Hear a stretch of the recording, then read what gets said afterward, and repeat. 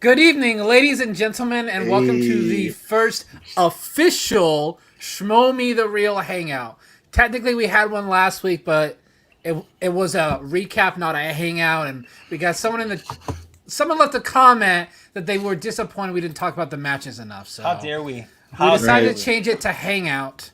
So we got me, Brandon Butt, we got Jeff, we got Chris, we got Matt from Spin from the Real. So we got Schmoe Me the Real. So we thought we'd try to come up with a clever name, but it's not just us here tonight. It's also not that clever. No, it's not. It's just our two names put together. We've been sitting on that name for at least 3 months. Yeah, we definitely have. But month and a half. We're not the only ones here tonight. We have Paige Fabretti. Whoa! The Major Thomas Harper. Whoa! And the real champion of tonight, head writer PJ Campbell. Hey. We are not worthy. Holy hell. We're not worthy. We're not worthy. Yes, Thomas, we are not worthy. Thomas, oh my God. Thomas. Like, I've got a plaintiff's attorney that I found on late night TV on speed dial, PJ, for the injuries that you caused me in that last match. Oh, perfect. The hurt line. Yeah, look, I'll my attorneys will be speaking with yours, and it'll be all right. It's okay. Y'all can talk over YouTube comments. Like, it's okay. Yeah. Thanks. Yeah, YouTube. That's how all arguments work themselves out, right? In the YouTube chat. Right. Yeah, every time. Especially It's called Schmoe mediation. one where the chat's going like so fast you can barely keep track of where the messages are. My stream was That's the best way. lagging because the chat was going so fast. That's the last time I tried to look at the chat during a freaking match. Like, come on now. I fully expect my match next week against Whiteley to just crash as we're playing. Oh, jeez. Because of all the blind wave folks that will be inundating us. About that. Mm-hmm. Yeah, that's gonna be interesting to see how. Oh man. Like normally, I don't look at the chat because normally it just goes too fast. It's so hard to keep up with. Like I'm like, ooh, that's a nice comment, and then it's like gone. It's just gone because there's like 100 other comments coming through. PJ's in there like offering astute rebuttals and stuff. I was like, I wouldn't have the stomach or the nerve for that, but credit to you. Dude, I've just been around it for so long, and so I get to the point where I'm like, I don't want to take this shit. Like, I will defend my team. I will defend what we're doing, and then I'm like, good. Why am I doing You should. Yeah, You should. man. Good for you. Yeah, thanks, guys. But no. I mean, Patrick is right here. I mean, closing the chat is truly the best experience. Yes. But Patrick does it right. I think that here's the issue. The problem is sometimes those who have the negative comments, they end up being the loudest ones, but they're still the minority of the people. Most everyone agrees. The stuff that you guys do is just phenomenal. We know all the work that you put into it, the hours and hours of we want to make sure that we spelled this one word correct, even though there's only 3 letters, but it's not a real word. So we appreciate all of it. Yeah, and I'll tell you this, that like, not that I have ever been a question writer, because that is a job that I would not be fit for. But no, I'll tell you that like the Dragon Con, if you talk to the guy that runs Dragon Con, he spends all year writing one competition. PJ and his team have to do that repeatedly. And quite honestly, more questions I think are getting asked top to bottom, especially in the championship matches, than we ever have to field. And so you're talking about doing what's typically done in an entire like 11-month span. I don't know how you guys get it done, but hat off to you. Lots and lots of lack of sleep. Caffeine. PJ doesn't know what day it is. Week anyway, Yeah, He's right? just here. I mean, the best thing that ever happened was the pandemic, because I already didn't know what day of the week it was. Now everyone doesn't know, so I don't feel nearly as alone. Yeah, like I had a feeling today that this match was going to be different than the last one we got. And it starts with the first question. Like, PJ trumps Alex. I was like, is this how it's going to be? So I was definitely, I was shocked. Like, everyone was talking about, oh, Damon has his IG match. He's been focusing on IG. He's not entirely focused on Star Wars, so he might struggle. And my mindset was, but he's so good at Star Wars. Like, he lives and breathes Star Wars. Yeah. He legit, his life is Star Wars. So I figured, I think he'll be fine. Like, he just does this all the time. I was wrong. Even after a loss, everyone was like, I mean, we can't doubt Damon because Damon was the champ for 3.5 years. Like, we can't doubt him, and you still couldn't. And then like today, it was just a bad day. Like, I mean, think about it. It was the Damon show pretty much the last 2 weeks because he had 2 pay-per-views back to back. So right, can only imagine how hard we had to study for a bunch of different shit. So I mean, kudos to him. Yeah, and I appreciate his. If you notice his comment, like he didn't know that one. Like there are gaps in everyone's armor, and it's just a matter of where they are and where they crop up during the match. And that's what I love about the Schmoedown. That's what I love about Star Wars trivia in general, because there's nobody out there. I'm sorry, you saw it in this match, and that's why I think this match was top to bottom more entertaining than the first match where they're just going perfect and you're just waiting for somebody to blink. But you get to see that they're both human. It's just like, how do they line up and you know, strategically who's positioned better. And so I had a blast. I played along as if I were in this match live, like under game conditions, and like I'm exhausted.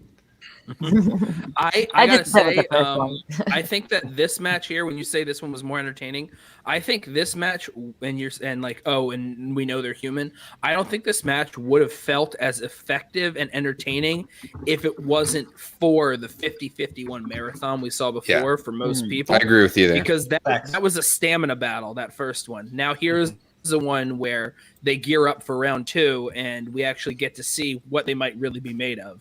And it was down and dirty, and they were both taking blows, and that's why I do think that this was more entertaining.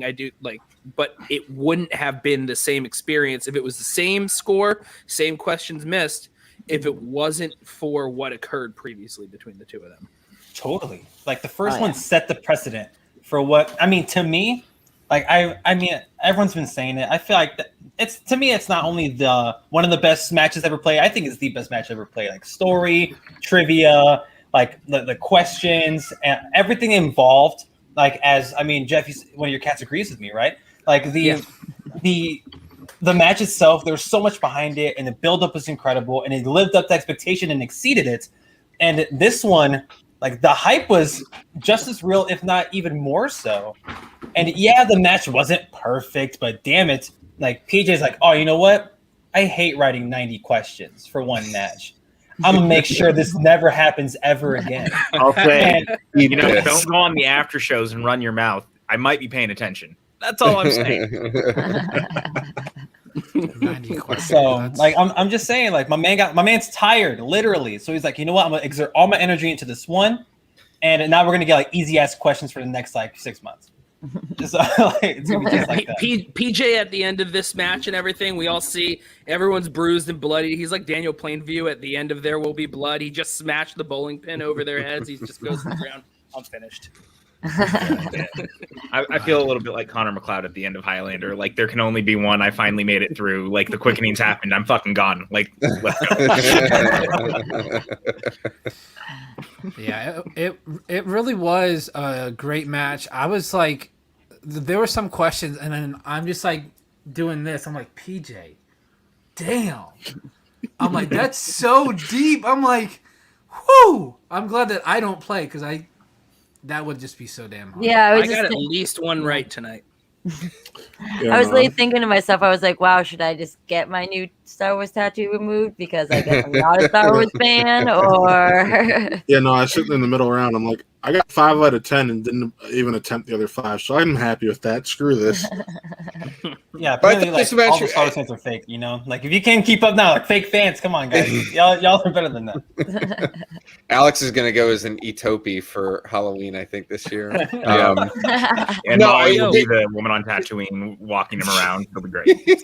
So here's how about this? When someone in the chat had said, like, hold on, no, Alex was right, Andrew was wrong, I Googled Alex's answer, and I thought, oh, wait, that's right. I didn't realize that both of those words were real words in Star Wars, and they were two separate words, and they're off by, like, a letter. I was like, oh, my God. That's how one's like a hairy version of the other. Yeah, it's almost like I had to think about that out the gate. Oh, shit. And my man was quick to correct somebody. Jake Yakaveta in the chat. What's up, Jake? PJ, damn, that's so deep. Brandon Buck, 2021.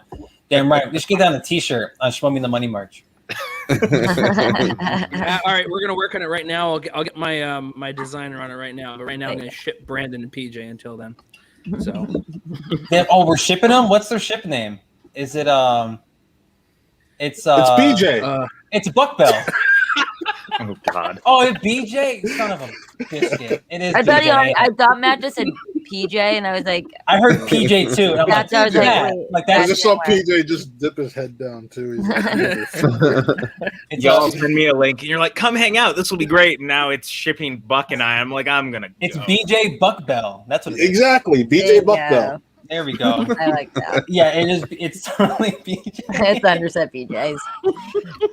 BJ. Come for a chat, leave with a ship. You know. See, and we're only that's 12 how it minutes he in. That's the best part. He just came to talk. He's leaving. BJ. I do have a question though, PJ. Which question tonight for you was like the hardest one for you to write? Like, which one did you? Are you kidding me? I love Star Wars. And then I meet guys like Thomas and Damon and Dame Alanta, and I realize I know shit about Star Wars. Mm-hmm. So every single one of those questions for me is like writing in Greek. Like, it's a language I've never seen or understood, and I'm just like, I can do this. Yeah, it's fine. Like, just it's trying to be smarter than you guys, I guess, which sucks because I don't want to be smarter than the players. But I also want to put on a good show, and that's what I was going for tonight. So tonight, with the round one specifically, I was like, you know what? I'm putting like 4 curveballs in that would not normally be in a round one. Let's see how it goes. And I thought that was great. Go ahead. You go. No, I was going to say, I thought like top to bottom, and round one was just a good example of this. The questions were balanced in a way, not like because everybody focuses on difficulty and range and stuff like that, but I also look at types of questions and the balance that you had from top to bottom in each round, whether it was like a question about a thing, you know, the Atopi Eopi question is a great example of that. The quote questions, this match was like exceptionally well balanced in terms of the scope of questions you asked, like that top to bottom. Like there was no moment where you could let your brain rest. And yeah, I fully support that. Facts, baby, facts. I was legit though. That's what I was going for when I was doing it. Like I wanted to make sure that it was like, oh, there's one that feels easy, but then it was like you knew around the corner you were going to get hit again, and so it was like there was no time to breathe. That's kind of what I was going for. Yeah, that's exactly how I felt because I Lacey and I played this as if we were the two of them. We picked sort of like how when certain point of view does their play-alongs, they'll pick now which competitor they'll play in round 2. And so we did all that, and there was I forget which question it was, but I literally had that feeling in round 1. I was like, oh, thank God, thank you, PJ. Like, let me breathe for a second and then suck it all up because it's about to get hit again. So I appreciate that, man. No, thank you sincerely. Yeah. So Thomas, when you were on our main show after the first title match, you said those questions you thought were fairly easy, not really challenging. Would you say this one you felt challenged? I think top to bottom, and my comment, to be fair, like that's not a criticism, because the like easy is a relative term. I always love how like Molly kind of describes it, Molly Damon, because it's all relative. Like what's easy for one player in Star Wars is like it's totally a skewed viewpoint. And so I think the questions were set up to give an epic match, which is exactly what we got. That's not to say that the two challengers weren't challenged. Like Dimalantis 5-pointer for Panema Terminal, that's an exceptionally difficult question. That word is meant, or that place is mentioned in a split second. Like if you don't pause it right there, you're going to miss it. It's just that sort of a throwaway line of Ray's, but he nailed it with, I think he used one repeat on that. And so, it's not as if that match was, something to be criticized. It's just a different type of match. This one was like Dimalantis. What did Dimalantis say before? This is 0 points. a lot of people are not far off, and that's not a knock on them. But this match, I think Dimalanta said it best, and he hadn't seen a single question when he said this, but he was like, these are going to be haymakers coming, and he was exactly right. And I love that you have that counterbalance between the two matches. Like, it just they can't all be the exact same mold, and that's PJ. I'm heaping lots of praise on you here, and I don't do that just flippantly, but that's a credit to you guys because it gives two very different matches. Like if I'm wanting people to join the Schmoedown and like start watching, I show them these two matches, and it's two very different experiences watching it. Which is awesome. Yeah, and that's kind of what I wanted because, like, look, 5150 is a great thing that happened, but we couldn't have it happen again. Going into this, I was like, that had to stay special. I didn't think I was going to get Damon out the gate, but like I had to know that we had to push them. Like we couldn't just sit and just let it be the same thing that it always had been to this point. Yeah. And so I think that's what makes it special is like it's a very different match, but as thrilling and as exciting in a very different way. Yeah, you definitely turned the notch up on that one a little bit. That's for sure. A little bit. Only a little bit. Only a little bit. It's barely more difficult than a normal match. It's PJ, I will say this: watching this match made me glad I'm an FCL writer because I'm like, I don't have to go that deep. This is great. Yeah, I hate you, Matt. Yeah, my man. I've been enjoying writing this Star Wars TV slice. I'll stay with that. All right. Yeah, my man's out here writing like. FCL is 2 + 2 = 4. PJ is busy trying to invent a new form of right. That's why I'm glad I don't have to deal with what PJ has to deal with. Matt wrote a question like, "Oh, who plays Din Djarin in The Mandalorian?" And PJ's like, "What kind of dirt is on this planet?" I think this. Who farted in the 57th minute of Empire Strikes Back? Yeah. Chris, my favorite funny? is That actually was my question. That was a good question. Yeah. And PJ, that question was for sudden death. That was the first sudden death question. What kind of dirt is on Tatooine and Rise of Skywalker? We had been going so hard already in round one, and then like my favorite was the Clone Wars question. It is number 9, and you can kind of see they're like, "Fuck!" Like it's already been like kind of difficult, and then it's like, "Who voiced the clones?" And they were like, "Wait, what?" Like you can see like visible. Like, are we sure? Like Bad Batch just came out. I knew what I was doing. Yeah. So you are smarter than the other players. It's okay to admit that. So this actually brings it back to something that I wanted to absolutely. mention before. An issue that I've heard from a handful of people. I've said it myself in some of the things I've seen. When you look at things that are more like some of the less regulated, like fan league type questions, and this isn't a dig at fan leagues at all. But I've noticed with the way certain questions are in there that it's obvious that question writers try to write it in these things in a way to be smarter than the actual competitors, in a way to be like, haha, you couldn't get this. But it's different. It's somehow different when you actually just admit, I hate to say it, but basically trying to say like, I'm trying to be smarter than you guys. But the difference is the way the Star Wars League has grown from this like niche little side thing that the Schmoedown had to what it is now. You can't help but need to be smarter than the competitors because of what everyone is doing and what level they're playing at. Because if you're not smarter than them, then you're going to be criticized even more than now when you ask normal questions and have normal answers to them. Right. Yeah, like how many times did someone play Obi-Wan on the big screen? I love that. That might be my favorite question. Or how many of the times night. Luke Skywalker was in stuff like that was a good one. And I just want to make it noted: voice acting is still acting. There's a reason baby. it's called voice acting. It is still acting. Just want to throw that out there. Still acting. It's absolutely still acting. I mean, at some point, eventually, voice acting is going to have the proper respect, the proper recognition that it gets outside of the Annie Awards. It should have an Oscar. Yeah, it should category. have. It should have like an Oscar Scarlett category. Johansson and Her. I remember that being like, I believe, and obviously I could be wrong. I think that was the first time that voice acting had a serious campaign behind it for someone to get a potential nomination in multiple different award ceremonies. And so it's because it's real acting. Yeah. And I think that it's warranted. Your question, how many times, and the answer is 3. Totally valid. Anyone that criticizes otherwise, they're fucking wrong. Yeah, and that's one of I was gonna say one of the big overarching takeaways that I took from this match, and the difficulty is not just, hey, that's a deep cut, but that question along with, I'll give you 3 other examples. The first would be the Atopi question. That would be what I would call like a deep cut question. You need to know like what you're looking at on the screen, and not rely on it being said by or uttered by a character. The second is that Obi-Wan question, which is a great one, like a visual memory type question across multiple movies. Luke would be another. The Luke question would be another good example of that.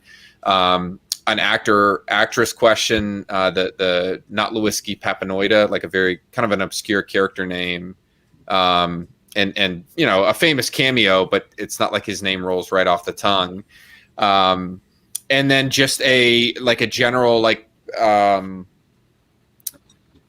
technology type question, the Eta 2 Actus question, or the Lucre Hulk battleship question. The way that was written, I think, was like very well done. So it's as much about the question itself and like what it's looking for as it is the scope of questions. And like what I thought was beautiful about this match was the balance of those question types, because your brain literally cannot take a rest because it's having to rapidly pivot. It'd be one thing if it was all deep questions about stuff you see on screen, like let me identify this officer, his name, or this vehicle, or this or that. Then your brain can kind of get in a groove. But this match, like PJ, you kept them both, and it was readily apparent to the very bitter end that they were both never in this state of comfort. It was always just like, oh shit, what's coming next? And sorry if I can't curse on this, but like that's what I was. I just said, fine. "Fuck, you're fine. Yeah, Don't true. worry. We're So, not." yeah, No, dude, I wanted this to be Rocky and Creed too. You know what I'm saying? Like, yeah. I mean, Rocky and Drago too. Like, if you've seen Rocky 4, like that first fight is one thing. Then you see him actually go to Russia, and it's like a totally different thing. Like that's what I was going for. I wanted it to feel different. Yeah. So thank you, man. I appreciate that, and like I can only hope that the matches I get to write for you continuing into the future can be as fun like that. Like obviously championship matches are a little different, but I still strive to give you guys a good time. Yeah, you don't feel like you have to do exactly like this. Like, yeah, exactly. The next one question will be like, who walked behind Han Solo at the 47-minute mark of Empire Strikes Back? Win or lose, you'll just see like my jacket. Like my body will disappear and my jacket will just float to the ground like Luke style. Yeah. I guess he died. Peggy here in the chat just pointing out just how fucking smart Thomas Harper is. I mean, he's pulling all these points while having. Let us gas you up, Thomas. If you're not going to do it, we'll do it for you. Yeah, I mean it when I say I'm that was difficult, and it was fun, but it was like, here we go, 5 rounds. So and now my man's about to get bombarded by the blind wave chat. Like, I mean, like all power to you. Like, good luck. I know like the matches and stuff. Like after the fact, blind wave, like because presumably you're going to beat Eric Whiteley. Presumably, if I had to take a random guess, but blind wave fans, like they're relentless. Like they show up in droves. That's the thing with Eric is like the rest of us have a faction manager and 11 other competitors, maybe 1 or 2 other people in your life that like Star Wars like you do and can help out and pitch in. Eric has thousands upon thousands of people that aren't just like fans of his, but they're dedicated, they're loyal, and they're invested in his success. And so he's coming into this match with like a level of support and assistance because he's getting prep from those folks. They're submitting questions. They're helping in all aspects. So it's as if the Mercs are just like legions deep when it comes to that sort of thing. So that's a Rubik's Cube I've got to solve. There's no easy way to do it. Yeah, that chat on Wednesday, I'm not even going to open it. I'm just start the video full screen. I'm just going to full screen it, not even look at the chat because it's going to go. This guy's the worst. It's going to go even faster. You're going to join Kaiser in getting called to be banned from the league. Oh, jeez. I forget. I texted that fool earlier because he was in the chat and he saw all the like shenanigans going on and he wasn't paying attention and he got on the side of the people that were arguing with me. And I was like, what are you doing? You're killing me, dude. Yeah, PJ, you suck, man. Wait, what? Stand down. Yeah, and he was like, wait, what did I? He was like, did I say the wrong thing? And I was like, yes, you did. Yes, you did, Kaiser. By the way, just gonna throw it out there. Not that it really means much at the moment, but we do have a Streamlabs, and if anyone wants to ask any questions, I know we only have Harper for another couple minutes, from what I recall here. But if anyone has any comments, questions, anything, you can throw it in the Streamlabs. We'll be sure to bring it up. It is pinned in the chat. We also have banners here that we can just kind of throw up here that have our info. What is it here? Here at the bottom, streamlabs.com/shmowmethemoney. I just don't want to cover up PJ much. There we go. Who would want to cover up that beautiful mug? Yeah, because look, here's the deal. We either do that or we do this. And then it covers up me, and I'm wearing the logo like a hat. And hey, that looks great on you, man. Why do you think? Yeah, it doesn't work when you have 7 people. 6 people, it's not too bad. But yeah, we got Harper in here for another 10 minutes or so, and so I know we saw Peggy in the chat there. Peggy, you did great tonight. Awesome job. If you're free, come on here too. We had a sudden death match. It just wasn't the match we thought it was going to be sudden. Yeah, Peggy's going to rock whoever she plays next. I'm telling you that right now. She is going to come back with a vengeance. Hopefully it will be against me, guys. Oh man, it was rubber match already? Right. But, it won't go her way, though, unfortunately.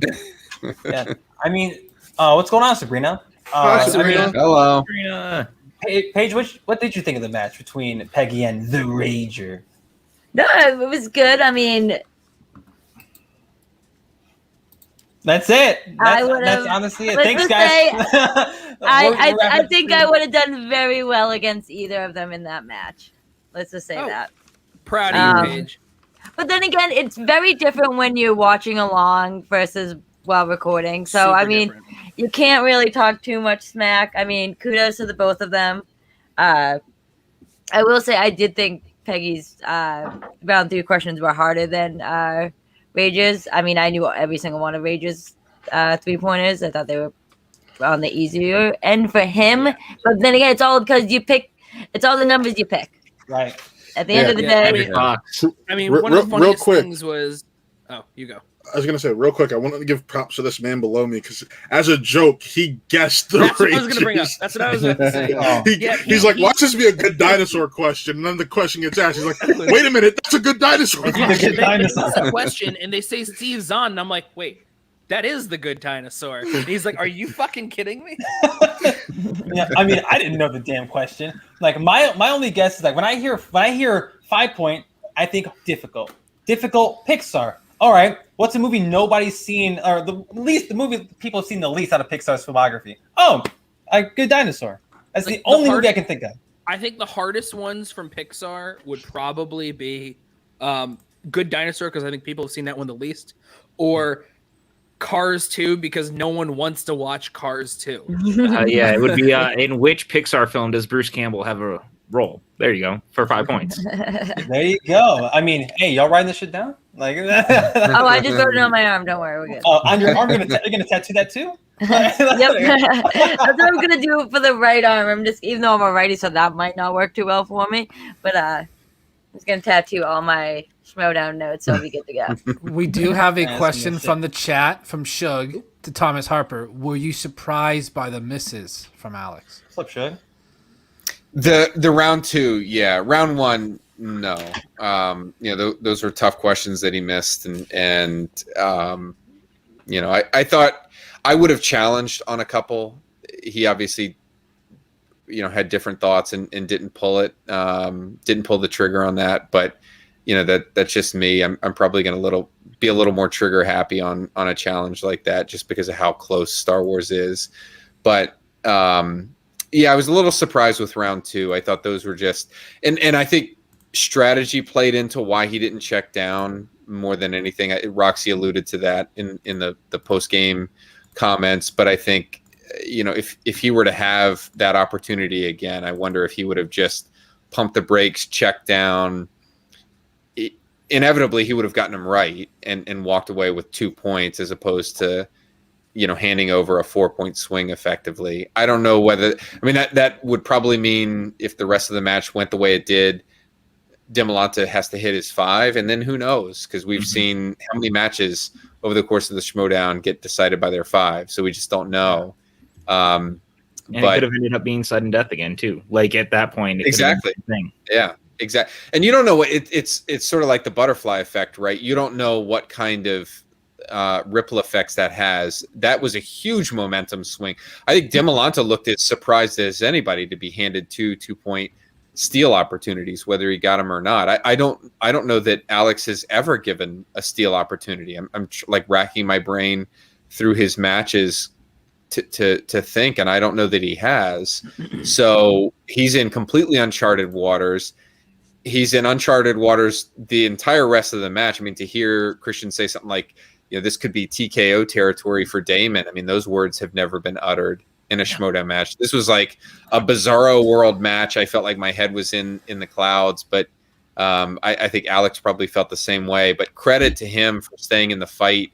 He had a great betting round. He had a heck of a round, a speed round, and then he smoked the 2, 3, and 5. So that's just Alex right there. But under the circumstances, I thought he played exceptionally well under pressure. No, Alex, because that first round, they both missed 2 questions right in that first round. So it was like, oh, okay, cool. Like back at 0. Then round 2 starts, and I think Christian had even alluded to it. Like, hey, like he hasn't answered questions this quickly before, and this is kind of like uncharacteristic of a guy who was champ for so damn long. And it was just weird to see. Like the whole time, the 4 of us were watching it, and we're like, yo, like this is weird. Like the vibe just felt different because maybe we were alluding to so much. Like we expected so much after that first match. Like, damn, like PJ's out here like, yo, we can't have another one 51-50. Not because the questions are too much, but it's like special. So we want to preserve that. But damn it, like there were some tough ass questions and situations that Alex was primarily put in because Demolanta had himself a game that I think we all expected out of a Star Wars competitor nowadays. Thomas, in your match, shit, with Adam Witt, y'all damn near had to go perfect to beat one another. You know what I mean? Like it's, and then same thing with him and with Zach, right? Another Dragon Con guy. Like we got to go perfect or damn close to even win a match like this. So the second these guys started missing questions, it felt like, okay, like this isn't the characteristic Star Wars that we're so used to, but damn, it was a welcome surprise, at least for me. Like the chat that I did see is like, oh yeah, these guys are human. Like they're bleeding, you know?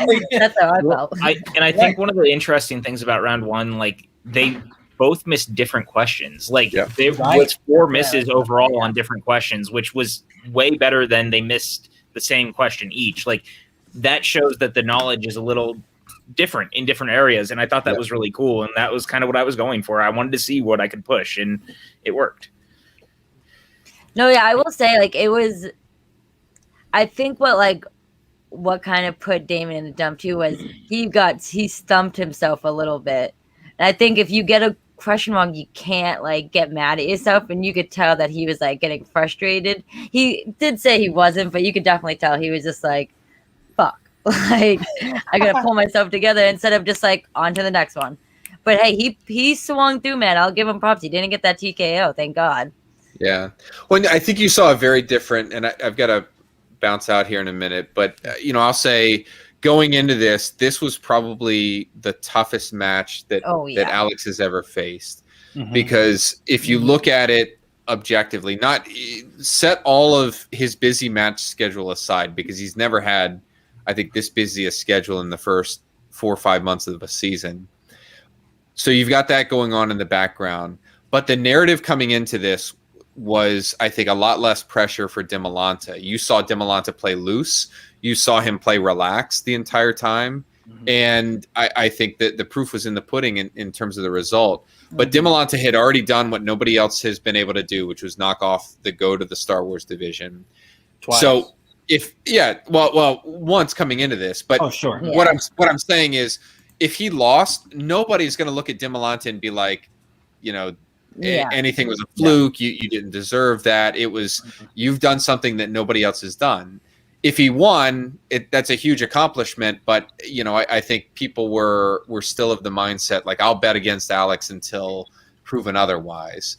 So he had a very different pressure on him than Damon, with the added pressure of IG, but coming in here wanting to prove everybody to capture that belt back, to get back to the top of the mountain. I think the 800-pound gorilla went from Dimolanta's house and bashed his way into Damon's, and I think you saw that here. And unfortunately, we'll have to wait a little bit longer to see them potentially play each other again. But yeah.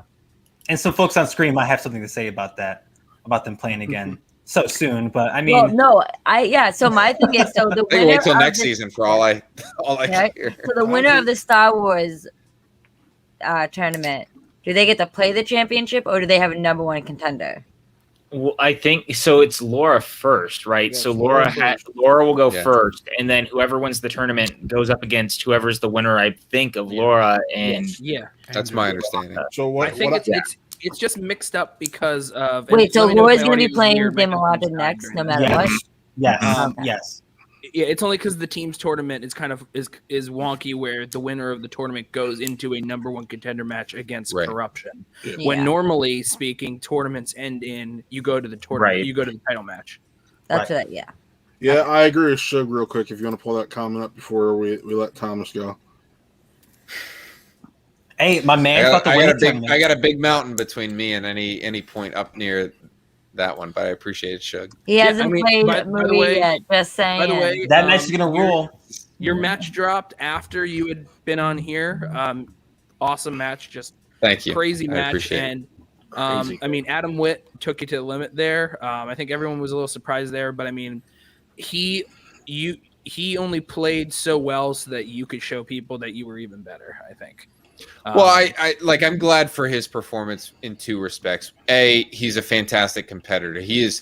I think he and Scrimshaw are exhibits A and B, and why your record in this division just is not reflective of talent. Right. It just isn't. Yeah. 0-4, he could still his performance against me would have beaten most folks in this division. Right. It just would have. Yeah. And he's a fun competitor. He's tough, and he doesn't get rattled at all. Even during this match this week against Burkett, he's not rattled until the bitter end. And he pushed Burkett to go all the way. So and the other aspect of it is that I appreciated him playing so knives out, because folks can't look at that match and say, well, Harper just got a cakewalk. Harper got handed somebody that can't really hang in the division. Witt would have probably beaten all of those people that are making those comments. I was one of those people when I saw who you were playing. I was like, oh, that's easy. It's a cakewalk. And then I watched the match. And I was like, okay, no, I was wrong on that one. We were really hoping a lot of the Nick would beat Burkett and make his way on his side of the bracket, and you'll make yours there. And then I was not hoping for that. For other reasons, but Star Wars is this weird world where it's and this isn't a slight against PJ, but it's us versus PJ and his team too. You saw that in this match, and so you're sort of playing three-dimensional chess in a way, and it's this weird world too, where I think in singles or teams, or maybe even in IG, you come out of round one with a 3-point lead, and you're like, okay. All right, time to go to work and expand that. Star Wars, it might as well be tied, or you might as well be down one. It's just that irrelevant. And you saw it here tonight. So I'm happy to come out on top, and we'll see if we can replicate the success against Whiteley this week. But thanks for having me on, guys. Absolutely. Fun hanging out. Thank you so much. Dude, it was fun hanging out. Paige, I get to see you twice in a day. This is awesome. I know. Aren't you so lucky? No, I'm just I'm kidding. very I'm the lucky. lucky one. I get to see you on No. Nice Face. So, All right. Thank I'll you see so y'all. much. Thanks for having me. Later. Thanks, Have a good Thomas. Good one, Thomas. What a sweetheart. Dude, it's He's the actually nice to nicest hang out man. with him like outside of the show, and because normally when we're doing stuff, it's very serious and like everyone's, we're all going through the motions of the game. So to just like kick it with him for a little bit was kind of a nice Oh, pace. yeah. Do you having like him big on- time him? Having him on with for the Schmoe Me the Money With Lacey. episode where it was him, Lacey Gillerin, Brandon Hanna, Sabrina Ramirez all together. That was just a treat. It was a lot of fun. And they were on specific. Last time Thomas Harper was on here was to talk about the last time Damon and Demolanto went That's up funny. against each other. Yeah. So it was Sugar fun. ass Like fucking we were head. drawing from our previous conversation here tonight because that was the last time some of us actually talked to him. no, Yeah. I actually do a Star Wars show with him. Starting today was our first day. Starting Oh, every with Jay Friday. Wade, right? Yeah, Yeah, I saw that. Hell yeah. 6:30. The Mad Match. No, I still need to watch he's- Bad Batch. Harper is awesome. he's awesome because PJ, it's fine. any You've had a questions busy I have, couple he'll days. answer for us. Wait, PJ, I know you watched the first episode. Second episode, Yeah. you're not No, missing. dude, I didn't You're even not know it missing dropped today. much. It was still a decent episode, but you're not missing. That's but what for- happened for with us, one of our co-hosts, Dean, today. He was like, "Wait, as we were about to go live, he goes, wait, there was a second episode." Go, well, spoiler alert for you, man. Like, I'll say I gotta watch Bad Batch, but Mighty Ducks comes first. Every Oh. Friday, Mighty Ducks first. PJ, you might cry. I shed a little tear today. Dude, I cried last week, so So it's I know fine. we talked. I know we talked. I'm the I- hockey player I've here, only and I ever seen still the haven't first- watched Mighty I've only Ducks. ever seen the first Mighty TV, Ducks. All right, the TV that's it. show. And then not the Chris- movies, Chris just the still TV hasn't show. seen the Mighty Ducks in general, so All right, PJ just hopped out for a second. He still has his audio on. I love you, So, PJ. why you gotta out him like that? He was trying to play Yeah, it off like you I was left. playing it off that I was mad at Paige because she's I not didn't watching hear what I've seen anyone was the saying. Everyone movies. spoke over each other. I Wait, feel PJ. guilty, guys, when I watch PJ, TV are we shows. still doing the first because I should be movie watching as a watch movies. along on the channel for this one below me? Yeah, goddamn right we are. What? We have to. What am I doing? You're gonna be watching Mighty Remember Ducks last time we were on live with on my PJ, channel. he said we were gonna be doing a watch along of Mighty Ducks on. Last time I on saw Projected. PJ, I was not here. I was there, but I wasn't there. Wait, Chris, you've never seen a Mighty Ducks movie? He's never seen a Mighty Ducks movie. Dude, You're he didn't really see when Harry Met Is Sally. it because they're white? Yeah, I just watched it when Harry Met Sally like 2 days ago. Hey, Really hey! good. in Chris's Hey, there are in two- Christy's defense. I hadn't seen any Mighty Ducks movies until this past January. That's So not a I've only seen defense. the very That's first just a Mighty sad Ducks. Thanks, childhood. How old Yeah. are you guys? Like, what? Wasn't this Chris like is Hold on. 23. I'm Wait, still wait, at wait, wait, 23. wait, wait! There's an asterisk. I had seen You are younger than one me. Mighty Ducks movie when I was younger. It was the animated version in the alternate reality Get 'em off where the they screen. had anthropomorphic ducks in space. That's not a. God damn, Jeff. I like ducks. All right, well, Chris, you're 20. I've seen so, I mean, all I guess three. you were younger. I so can't you count weren't- how many times I've seen that. I See? love Yeah. Mighty Ducks. I love Mighty Ducks. I wasn't a hockey guy. I was watching. Neither was like, I, and I still I was watching love like The them. Rookie and shit. I like don't wasn't- want to out myself, but am I the oldest person on here right now? Yeah, you're 33, right? You begot I'm 31. Damn. Oh, we're just Oh, dropping. no, ages. then Nope. Buck is. Oh yeah, 32. Buck. I forget. Yeah, I forget that you're 32. Okay. 28 I'm 28, motherfuckers. so Me too. 93. 92. You're not that cool then. Paige is like really on my nerve tonight. She's first talking shit. Now she's like, "Look at, I'm young," and Hey, Chris is the baby on What? the screen. I'm 5 years friggin' older than Chris, That is so that's correct. just nuts. So Jeremy, there's that is a good that. show. I mean, Paige, you just turned 28, right? Yeah, I did. Yeah. So you're only 4.5. You're only a year and a half older than me, so it's not, you don't count that much. Yeah. See, Yeah. what, The thing what is, matters at the I end of the love day. sports, so any sport movie I'm gonna watch. me too. So Oh, see, like I was the same way, except with hockey and the Mighty Ducks. So have you seen Miracle? But No. you call yourself wait, you a haven't Blackhawks seen Miracle? fan. I don't say Brother, You've Miracle never is seen like Miracle. What'd you call me? Miracle is maybe it's like He called you top brother. 3 sports movies of Oh. all time. I was gonna say, and it's depicted like the most realistic one too. It's like Have And it's y'all Kurt not fucking seen Russell. Like, are Angels you in the outfield? What the kidding me? hell? Everyone's that's, seen Angels in the outfield. Shut Yeah. up, Chris. You're not winning this No, argument. they're Now, talking. have They're talking about like people perfect seen sports Angels in the movies. End Have people seen Angels in the End Zone? Because that's a totally different subject. Oh God, no, Yo, not I'm that just one. saying. should I just say yes? Hey, Is by that the the way, showdown if we're gonna- question? It's a straight to Okay. DVD It's sequel. straight to Okay, then DVD. we're good I want you to then. know Special wheel slice. with AJ Lank Lancaster of the What the Show podcast. We are going to start working on an Air Bud Cinematic Universe series. We had a good run, you guys, but I don't. God damn. It's going to be a trip. I can't wait to watch the first one in the next few days to start that whole journey. It's going to be a weird audio only version. We're going to test out, figure it out. But I'm wondering how different it's going to be if we're trying to be like, it's like a weird version of the Family Show. It sounds like I would get it if you were like, we're doing Tremors. Like there's 7 of those movies. It's Tremors. Like the first one's really popular. This is going to be a weird one. This is going to be what I'm saying. Like I'm trying to understand the mindset in this. Like who was like, we need to go down the Air Bud Cinematic Universe, especially considering the shit that happened to some of those puppies in those movies. Yeah, the first one's great, and I cried my eyes out with the pudding scene when he's like, "Just take the pudding and go." My wife asked yelling me, at him. Did they make Animal cruelty. they make the movies all with the same dog? And I said, no, that dog's dead. And, dude, and some of those puppies like actually got hurt during the like productions of some of those spin-off sequel things. Like Disney got in a whole lot of trouble. And you're dedicating a whole series to separate network, separate thing. They're not connected. We are. Yeah, we shouldn't be ruining a show before it even airs. I know. Before they even tape it, but bro. this is where I announced that I'm gonna get Jesse and Matt, and we're gonna do a Tremors. Let's version. go! And we're just gonna go over all the Tremors movies and the TV show. If you want to do that, I'm on for it. I love the first Tremors. I haven't. Well, of course you are. Suddenly you want to fucking invite yourself after you want to do fucking Air Bud. Hey! I was invited to do Air Bud. It's not my show. But just to answer Kelly there, we are doing a follow up to the Family Show. It's not the Air Bud thing. That's something with AJ separately. We're going to be doing Family Show Step Up. Look who's in the chat. Step Up. Oh God. Piss off, Schmoe. Get the fuck out of here. It's not even a recap, by the way. Look at the title. It's a Hangout. It doesn't say Schmoe anywhere, by the way. It doesn't say Schmoe. I love going movies to the anyways. I love going to the Spin from the Real DMs and seeing our conversation with Jeff, did you just time them out? Yeah, I timed out the Schmoe. Schmoe ain't got shit on us.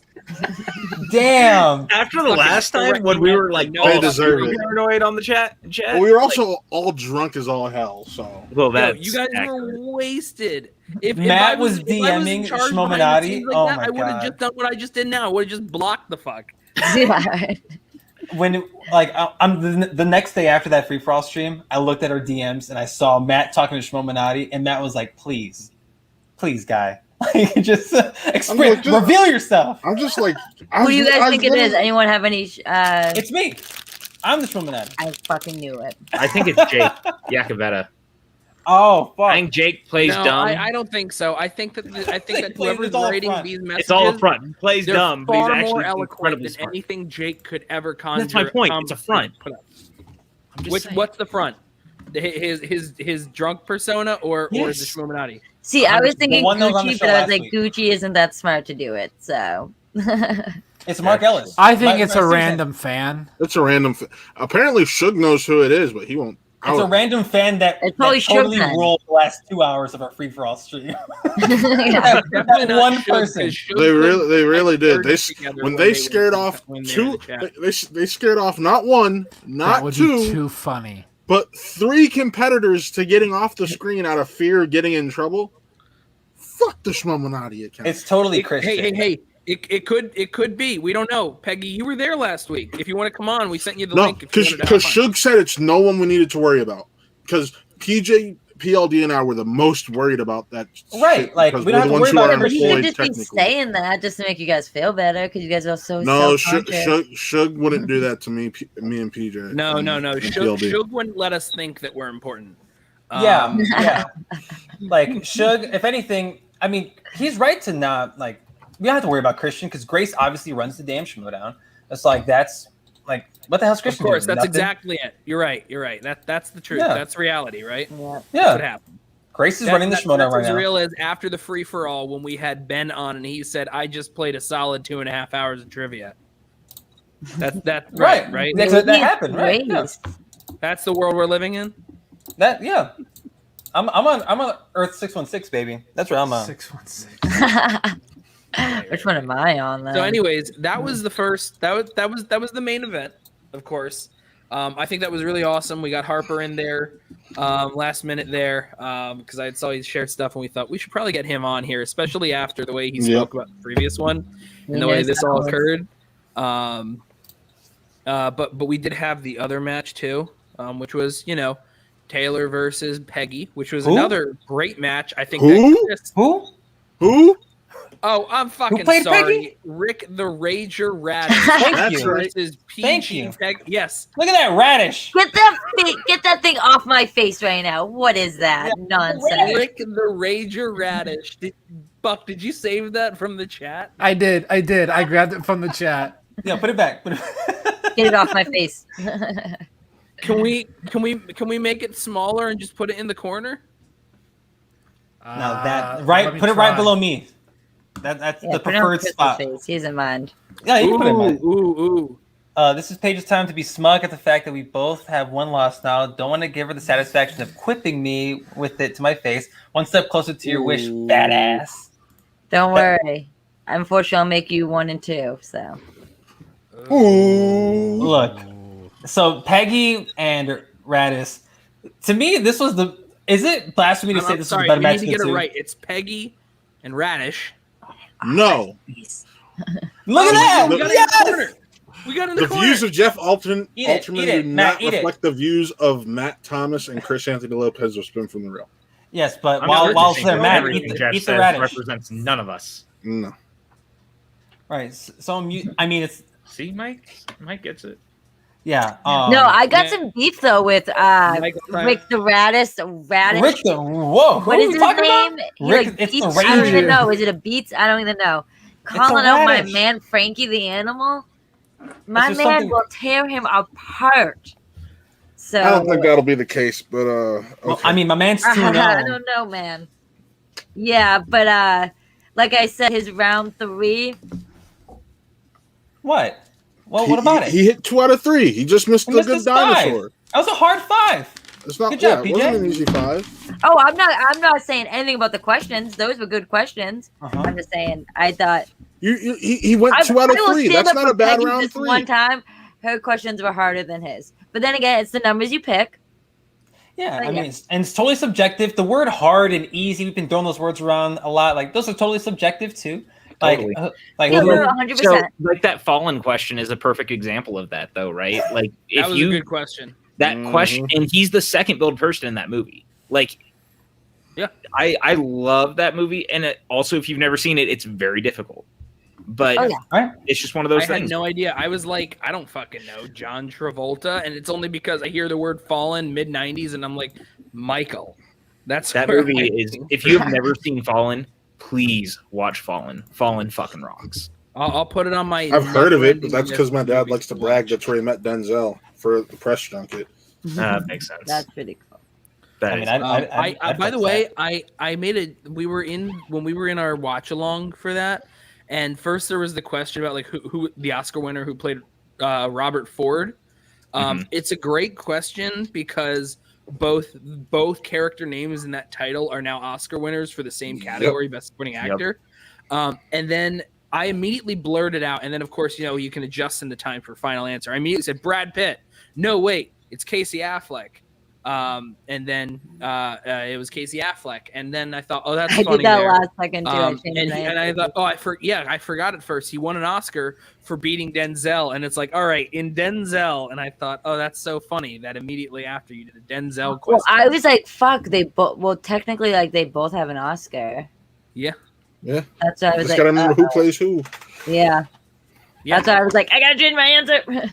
I always, when I watch singles, I play along. Because another thing make sure I know my in that movie, in Assassination of Jesse James by the Coward Robert Ford, he got an Oscar nomination for that movie, but he didn't win it. So that could, if someone overthought it, they could think, well, it's not him because he didn't win in that movie specifically. Right. That's some real shit. It's a good one. This is some crazy root of the to question say? Shit conversation you're getting right now, man. Yeah, welcome to the action industries. No, some real shit. But is it crazy to say, like, I mean, I think Matt and I have a little bit of a bias when it comes to the undercard for this match. But I truly think that I thought this was a better Entertaining match. Like I know, like bias aside, like it was two rookies who had been killing it so far. Not only with their gameplay, with the stuff they've been doing outside of that as well. Like Peggy and Rick have been talking shit since the match got announced. Whole week. Yeah, they've been talking mad shit, and but all power to them. And then they play really well. Like they both did really well in the first round. They both did good in the second round. And whatever you think of the difficulty of the questions in round 3, they ended up tied, and they went to sudden death. And it's like that's some real shit. And PLD himself even told me this may overshadow this match may overshadow the championship match. There's a chance. I mean, like Rager played really well. Like Peggy, like in a loss, Peggy played just as good as Rick. Honestly, Rick just edged her out by one question. Like that's really what it boiled down to. And I was talking to Peggy afterward. We exchanged quick messages. She's like, if I had just remembered John Travolta, I'm like, you could say the same thing as him. He could say the exact same thing. Like the thing is they missed that one. I really get weird when people go, well, if they had just remembered. Yeah, but they didn't. Like the what if is fine in theory, but the problem is you're also trying to take away someone's win. It's the same way like using the word overrated when you're talking about a movie. You're just trying to take away the way that people feel about it without actually making like a reason for why you want to feel. You just don't want to like the thing that people like, and that's fine. Yeah. But you don't need to make those kind of conversations because you don't need to diminish what someone else did. Like at the end of the day, yeah, X thing could have happened, but it didn't. That's the beginning to the end of that. You know what I'm saying? Yeah. So Peggy here for her 5. I mean, hey, it's a quote where so the answer was Wall Street, right? It was Wall Street, yeah. So when I heard it, I had only seen Wall Street. Like I had to have seen Wall Street 10 years ago. Yeah, it was so I'm not very familiar with the quotes. Once. I went through it, and what was the line again, PJ? Do you remember? I can tell you. Give me half a second. In the meantime, subscribe to Schmoe Me the Money and spin from the real. And by the way, spin from the real's YouTube. Check me out on Instagram and Twitter, guys. Yeah, follow us on socials. Plug everything right now, guys. Bring up Peggy's other comment. Other comment. Peggy here. We would have, should have. Every match, one question goes different. Page beats me. That's exactly it. A lot of matches.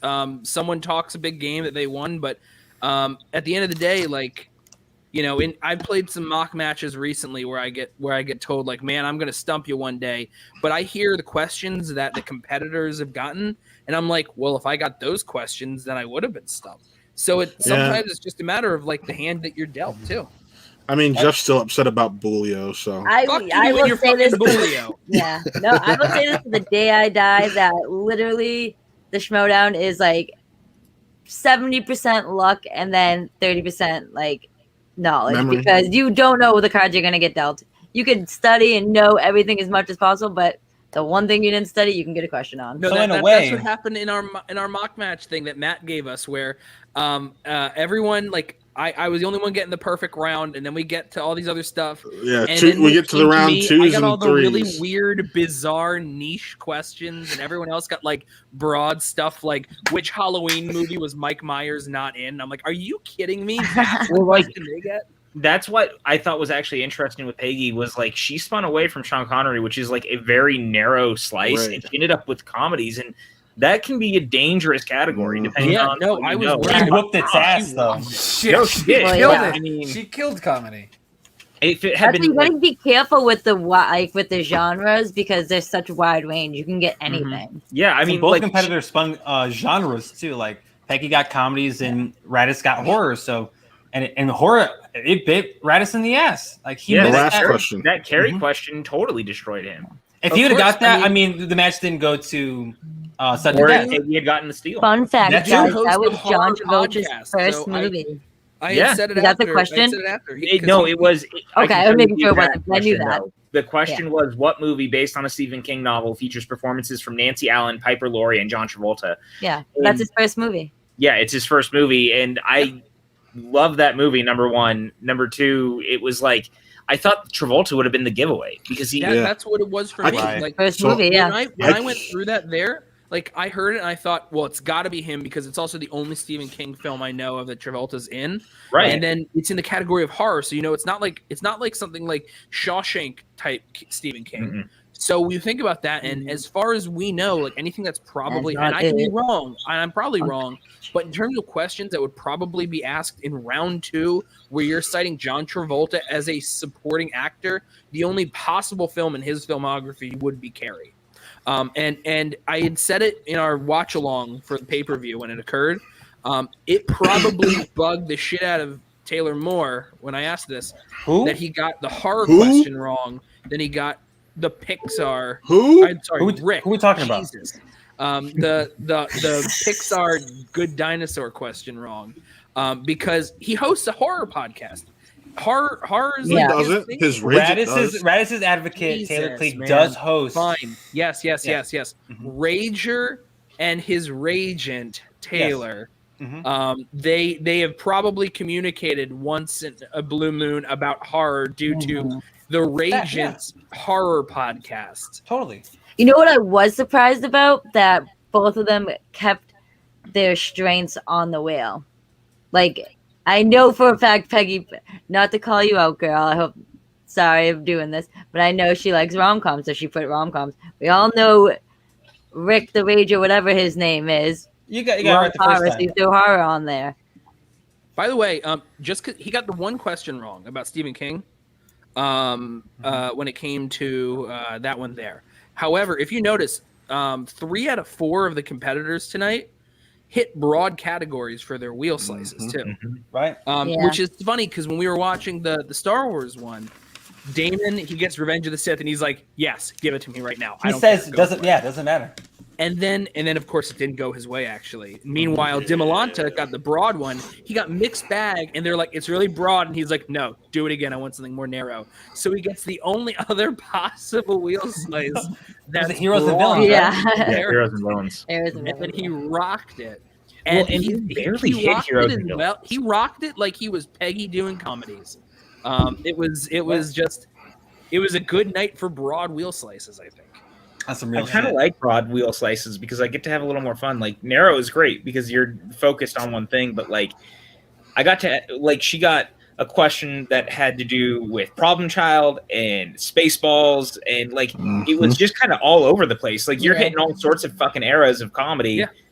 That's way different.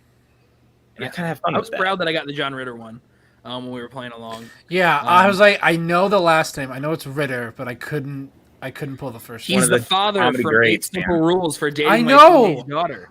Well, and he was also in one of the most successful sitcoms of all time, which was Three's Company. But I never watched that. I did watch 8 Simple Rules. Yeah, everybody knows that. Yeah. Peggy, I don't think it, look, if people find out your slices, it's going to happen at one point or another. People find out what some of the main strengths are.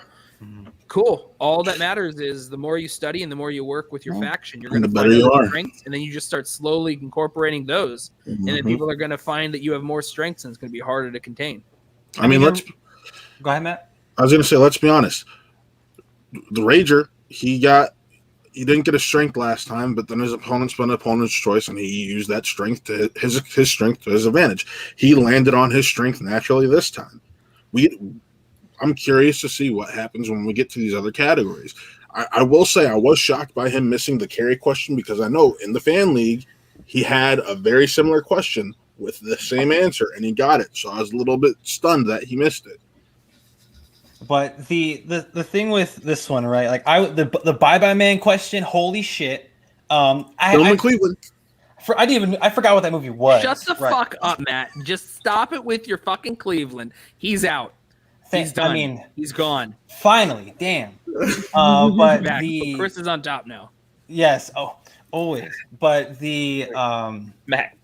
I lost my train of thought. Radis. So yeah, Radis definitely. There it is. Yeah. Just because I put rom-coms doesn't mean I know other genres. No, totally. And I think that's the case for a lot of Schmoe competitors. That they don't only have 2 strengths that they use all the time. I think that's a super common misunderstanding about the show. Like people forget they get a list of literally everything that you can get at any time, like as genres. you can go through that list and decide what you want to like work on, what you need to know better, what you already know. Like, there's way more than just one strength. That's why so many great players, like, they can hit anything and run it. Mm-hmm. Like, yeah, there's always going to be the ones that are going to be your Achilles heel because you just don't know it. But like, the beauty of having that information is, what can I refine? What can I get better at? And then I can be scary and things that you wouldn't. Just like a good example, and yeah, because he's IG, he might have known a bit more. When Chance went up against Brendan Meyer, and he got Planet of the Apes. Planet of the Apes is one franchise that anyone can now just like blaze through and study up, and then they can get strong on that too, and then they can throw it on the wheel. It's different than like putting a whole fucking genre on there. There are all these things that they can start to like narrow, like little by little, like small franchises that have their own wheel slices or middle or things like that, that all they can just tackle bit by bit until they actually become lethal in all these little ways. And sometimes it's not just like a single one that you need to rely on every single time. Like back in the day, everyone was like, oh my God, if Team Action gets Tom Cruise or Action Adventure, then everyone else is done for. Well, no, we know that people like Ben have gotten other stuff since then. So people grow and they get more over time. And Action even proved that those two categories didn't prove to be the best for them in some cases anyway. Yeah. I remember one time, was it Clark Wolf? She got Clark and Wolves of Steel. Riley. Mark, they got horror thriller once, and they like tanked on that once when they chose it for Spinner's Choice. Like sometimes people that are most famous for strength, that strength can end up being like it can be a detriment to them based on you don't know what questions you're actually going to get. Especially when you have someone like PJ who puts together a match and it's like, okay, he can look at me like, okay, you've hit this strength a few times now. Now I'm going to throw some curveballs in there for you and let's see how you handle it. You're not going to ask the easiest questions about Westerns if Roka's in there probably, or biopics. So he's like cannot. Yeah, I'm like confirm. Well, no. I'm look. Obviously, you can neither confirm nor deny. This is us just throwing out comments on it, but it's more of like look. But you see how he's covering his face too, because you're not. You're covering your face, but like it's just Roka doesn't watch this show. Fuck him. Jesus Christ! The viewers of Schmoe Me the Money did not. He's not wrong though. He's not wrong. PJ just fucking leaves. So does Anthony. I love that you called me Anthony. That's so sweet. So no, I'm joking. Not really. Fuck him. But I don't think he actually watches. I don't think he knows who we are, for the most part. Yeah. Right, Buck. I don't think he does. He'd probably say, "Who are these nobodies?" Yeah. No, we don't have 1,000 subscribers. Why would he check us out? But the oh my God. The views of this channel are in no way associated with the writers. The views of Jeff Alterman do not represent this channel. Facts. And of Watt Real Entertainment, and of Matt Thomas, and of Chris Anthony Lopez. And Paige. Let's make sure Paige and is Paige for Betty, and PJ Campbell. Except Buck. Buck's going down the ship. No, dude, we get Buck out of this too. Jeff's views are Jeff's views. Yeah, Jeff's views alone. Right. No, they're my views and my views alone. And Brandon agreed though. Say things that I don't mean for the sake of the joke if I have to. But the point is, we just saw what you did with Star Wars. Yeah. Here, we can take that same logic and we can apply it to other players who are notorious or famous or infamous for hitting certain categories and having a certain level of accuracy on them. You don't have to confirm or deny. It's just more of like it's an observation that we might be able to make based on recent history, very very recent, couple hours old history. And to prevent PJ from saying anything, because I know he doesn't want to, I'll add on to that. But it's also like the level of competition, like obviously the level of competition, but the stakes of the match as well. And like, damn it, I don't know what goes on with the writers in any division, any league. We do need a quiz show disclaimer for any show he's on. But I like to think that if you have Bateman versus Roka, which I think is inevitable, and it is happening. Right, June 4th. Is it? Is that the thing? It's not if it is happening. Oh, so I didn't know that. and it might be sooner depending on how the team's tournament goes. Sweet, I didn't know that. So, if you have these two guys and you put on their strengths, obviously the questions are going to be a little bit harder, especially with the stakes being as high as they are. And like, I don't see the same thing happening with two rookies, right? Like with Peggy and with Radis tonight.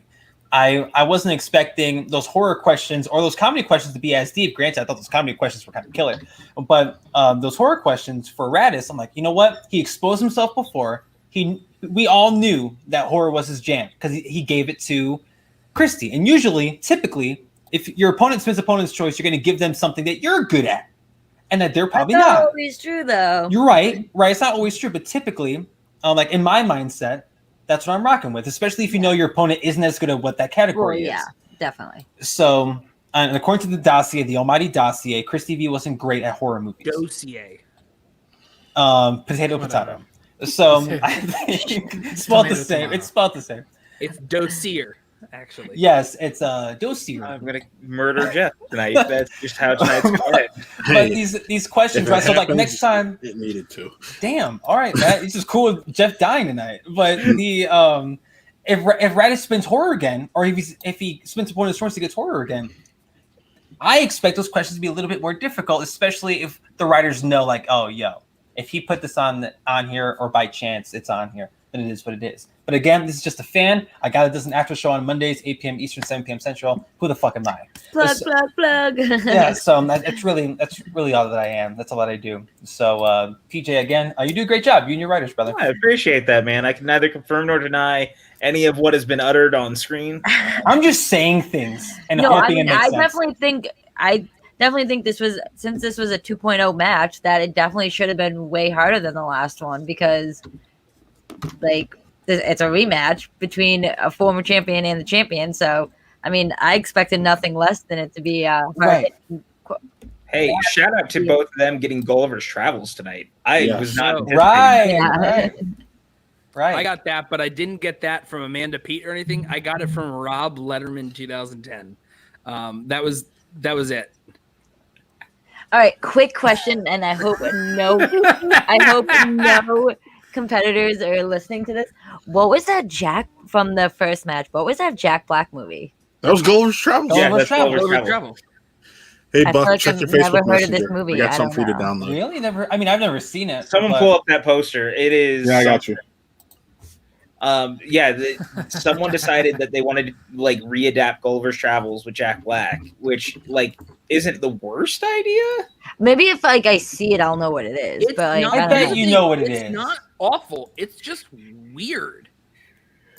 What is it about? To I see if don't I know know. about I it. watched it, but I'm not sure that I remember anything about it. Bro. I had to sign a disclaimer to come on. Can this you show. send that to Spin from the Reel so we can use that when Jeff's on our show? I If he's ever honestly, back on our all show? I want is just to do like a School of Rock Iron Man match. Like someone let me write the School of Rock Iron Dude, Man. I will compete in that shit. Let's go. That's all I'm saying. Matt, Here, do you I want got to a few share the posters up screen there. thing or no? One of the I shared best my screen. I'm waiting for directors. someone to. Here. You're asking what Gulliver's Travels is? It's this Jack Black movie where it's like him, but his name is Gulliver and he's the giant.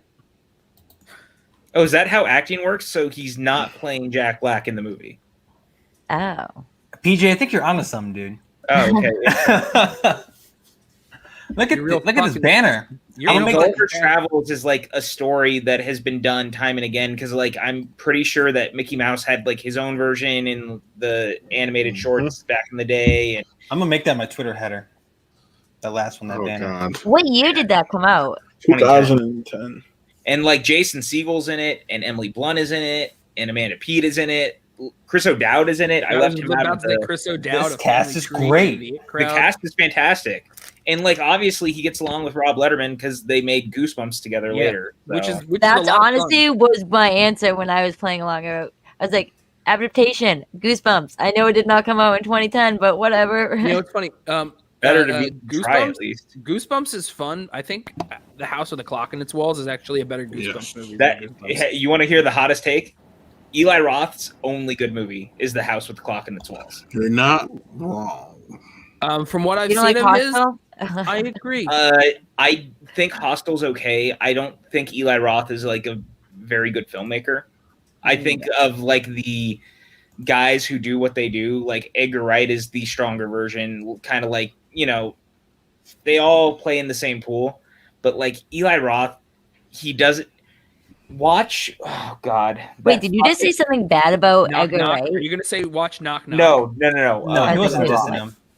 No, of Eli Roth. If you watch the remake of Death Wish, Mm-hmm. talk about a movie that is so tone That was deaf. him. He did that. Yes. Yep. Oh damn. And talk about a movie that, like, if you got what you were doing, because he was trying to make it a grindhouse movie, you could have made it a grindhouse movie, and like totally also sold the subject matter in a way that was going to be like less exploitive and like actually fun.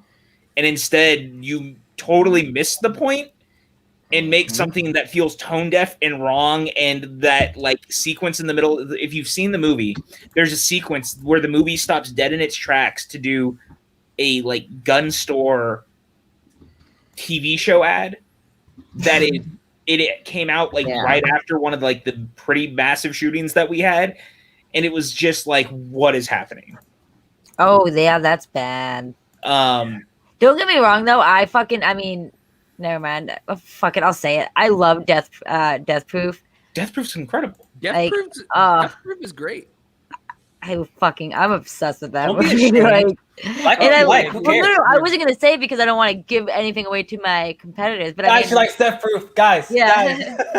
I don't give a fuck. one It's a Death Proof great question. fucking movie. So Yes. So this here, I was about to say like Eli Roth. And he's good in that movie. He's skipped funny the in that movies, movie. But outside of anything that he did wrong, you know that part of the reason why that movie was probably ass is because he got Bruce Willis. No. It's I don't give a shit phase. But the thing is like Which is if still you- ongoing. It's the thing is for Yeah, me. that was like 2 years ago. Yeah, it's still happening. If 2018. I thought that Roth was a better filmmaker at any time, I would agree with you. But the problem is that he's not. And What do you so think that's- about Borderland then coming out? I mean, Yeah, I I don't was think about to ask it was I good. am desperately hoping it's good, but I am incredibly worried. Dude, I mean The that cast. cast I mean, he is has bizarre. the cast. Yeah, He did, and also he Kate didn't write Blanchett's it. in that movie, So maybe right? that's a good thing. And Jamie Lee Curtis. Yeah. He's The got a cast- cast. I've never played the games, so all I know Yeah, is like I don't know anything about it. I know it has like a crazy, weird sense of humor. So Is it like apocalyptic, like future world? Sort of kind of. It's like I hope it's good. Is it like Tank Girl? I Yeah, love Tank Edgar- Girl. Here's the thing, though. We do have so Eli Roth is re-teaming with Kate Blanchett and Jack Black in this movie, who were both in the House with the Clock Right. Walls. Oh, And then you shit. got Kevin Hart and Jamie Lee Yep. Curtis and Haley Bennett, Gina And- Gershon, Cheyenne Jackson. I think it was McWeeny who tweeted out like very vaguely that he had read a script for an upcoming video game adaptation that he said was like off the charts good. Now here's the deal. So The writer is Craig Mazin. Now, on the one hand, Craig Mazin made Chernobyl, the show on HBO, which is incredible. Craig Mazin also wrote Scary Movie 3, Scary Movie 4, Superhero movie. He directed it. wait. Wait, those movies are wait. supposed to be bad though. Identity Scary Movie Thief. 3 fucking rocks and is Yeah, the that's my best favorite movie in the scary movie. franchise. I'm just reading the off best the one, I list agree. of things that he's written too, of like since the beginning of the century. He I wrote Hangover Part 2 and 3, Identity Thief, and also The Huntsman Winter's War. Yeah, that's what the party's at right there. But Scary Movie 3 trumps all of that shit because Scary Movie 3 is fantastic. I prefer great. Scary Movie 2. Who It's the like- fuck prefers Scary Movie? Right. I seen that one the most. Like, damn, like I like stupid shit. Fuck me. Which one's Damn. Which one's Scary Movie 2? Which one's what That's movie the is one that? with That's this the one. one- that's the one where Marlon gets yanked under the bed by a clown. And it has Chris Elliott It's with the- the it's tiny the little team. hand. Oh. Yeah, The I hand. hate that. Yeah, I fucking And it has hate Tim that Curry and one. It was on Yeah, I MTV do. like, all the Strong time. hand. It was Yeah. like that and Idle Hands. I watched that shit all the time. Scary Movie 3 to me, like of all the spoof parody movies in that franchise, that's the one for me that works the best because it just like the cast is really fun. All the mashups are ridiculous. The 8 Mile stuff makes me laugh every That's single my time. favorite. You Yeah. know what's the worst? Good stuff. Huh. Yo, how about Epic this? movie or disaster movie. Well, yeah, 100%. Epic movie over disaster movie any day of the week. Disaster Facts. movie is one of the very few movies in the last 15 years that I started and I couldn't finish. I got 15 minutes in, and I thought, you know what? Life's too short. Although Meet the Spartans up there too. Meet the Spartans is pretty fucking bad. I think I walked out of Epic Movie. Awful, but Epic Movie I've seen all the way through, and I couldn't do that with the other one, which I already forgot the name of. Disaster Movie. There you go. Wasn't Date Movie a thing too? Yes, Date Movie. I saw Date Movie in theaters. Date Movie wasn't that bad though. Date Movie was. Yeah, Date Movie was in theaters. Epic Movie was in theaters. I know Epic Movie was because I walked out of it. Disaster movie was, and Meet the Spartans was. You also Vampires Suck. Oh yeah. Shout out to Vampires Suck. But it was after that they started going like straight to Netflix. PJ, what Star Wars actors has a leading role in The Vampire Suck? I know. I don't know. I really don't know. The voice actor. Yeah, she is. It's Matt. I don't know his last name. Matt Lanter. Oh yeah, nice. He's Edward Cullen's character in that. Yeah. Jesus Christ. Come on, PJ! I finally stumped you on the most bullshit question. Yeah. That's what I. Yeah, that's it's a bullshit question. Absolutely, I agree. I mean, but then again, who saw that movie? Exactly. Whenever we do this stuff, it's like, oh yeah, ask this fucking thing. Not like Hey, Bulio, shut it. Yo, fuck you, man. That was a great comeback, Chad. That was great. Now that we've gotten rid of them, how are you guys doing? Oh, great. I mean, I'm great. I'm hanging out with you guys tonight. There's no better place to be. Paige was like, if you don't get here, I'm going to cut you. And I was There's a disturbing lack of color. I brought my knife out. Jeff, you put it away though. The only two people of color on the screen, so it looks a little. Where's the disclaimer at? Put the disclaimer. And I'll do it again. Oh, Jesus Christ! Keep in mind, it's not as bad as the other day when Chris Clark said the winner gets slavery. Whoa! Wait, what happened? So disclaimer up, ready to go. When I said real fast, for those who don't know, because now this is floating out there, and now we have to fucking deal with it. If you don't know Chris Clark is master editor extraordinaire for my channel. He's one of my favorite people in the entire world. He tends to type and or say things out loud that are very unfortunate for everyone around him. I can read some of the messages to you guys that I've been sent. You're going to read in a second. I do just want to introduce someone else on the channel right now. Oh, no.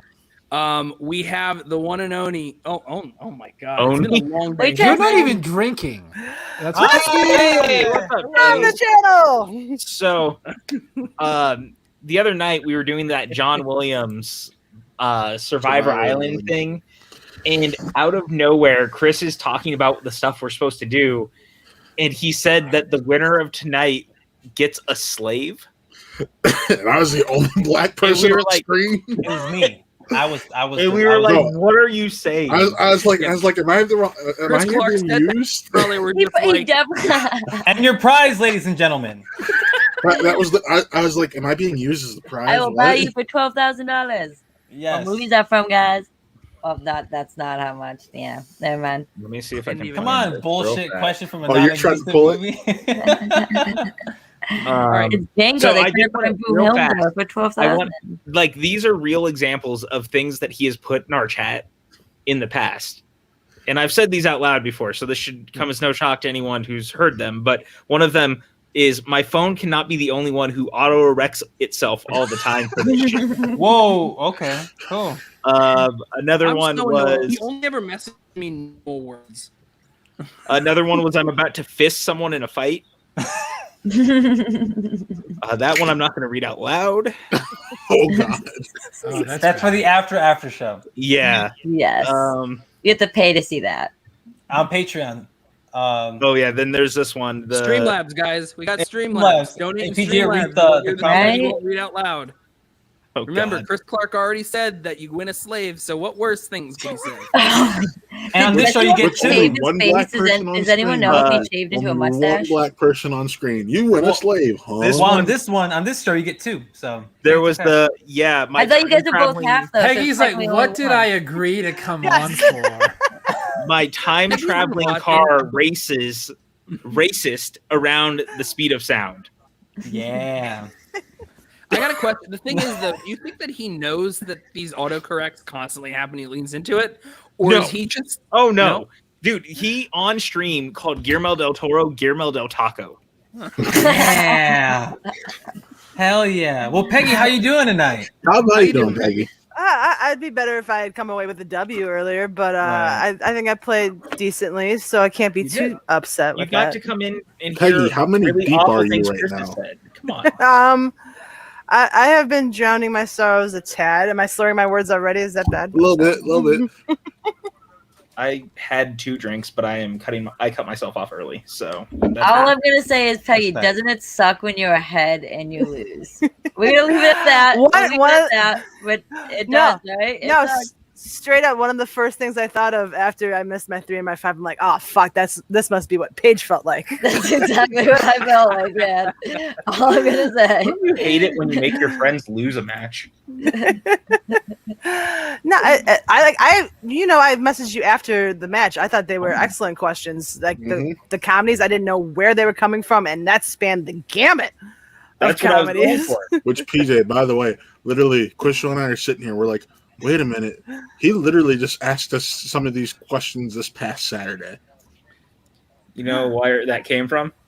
That document? That old document of stuff that we had already asked. He was PJ, testing out his questions. You didn't even know. PJ, question for you. When I said, "Hey, I was able to get that one question because of something," and you gave a face, was it because you had asked that question last week?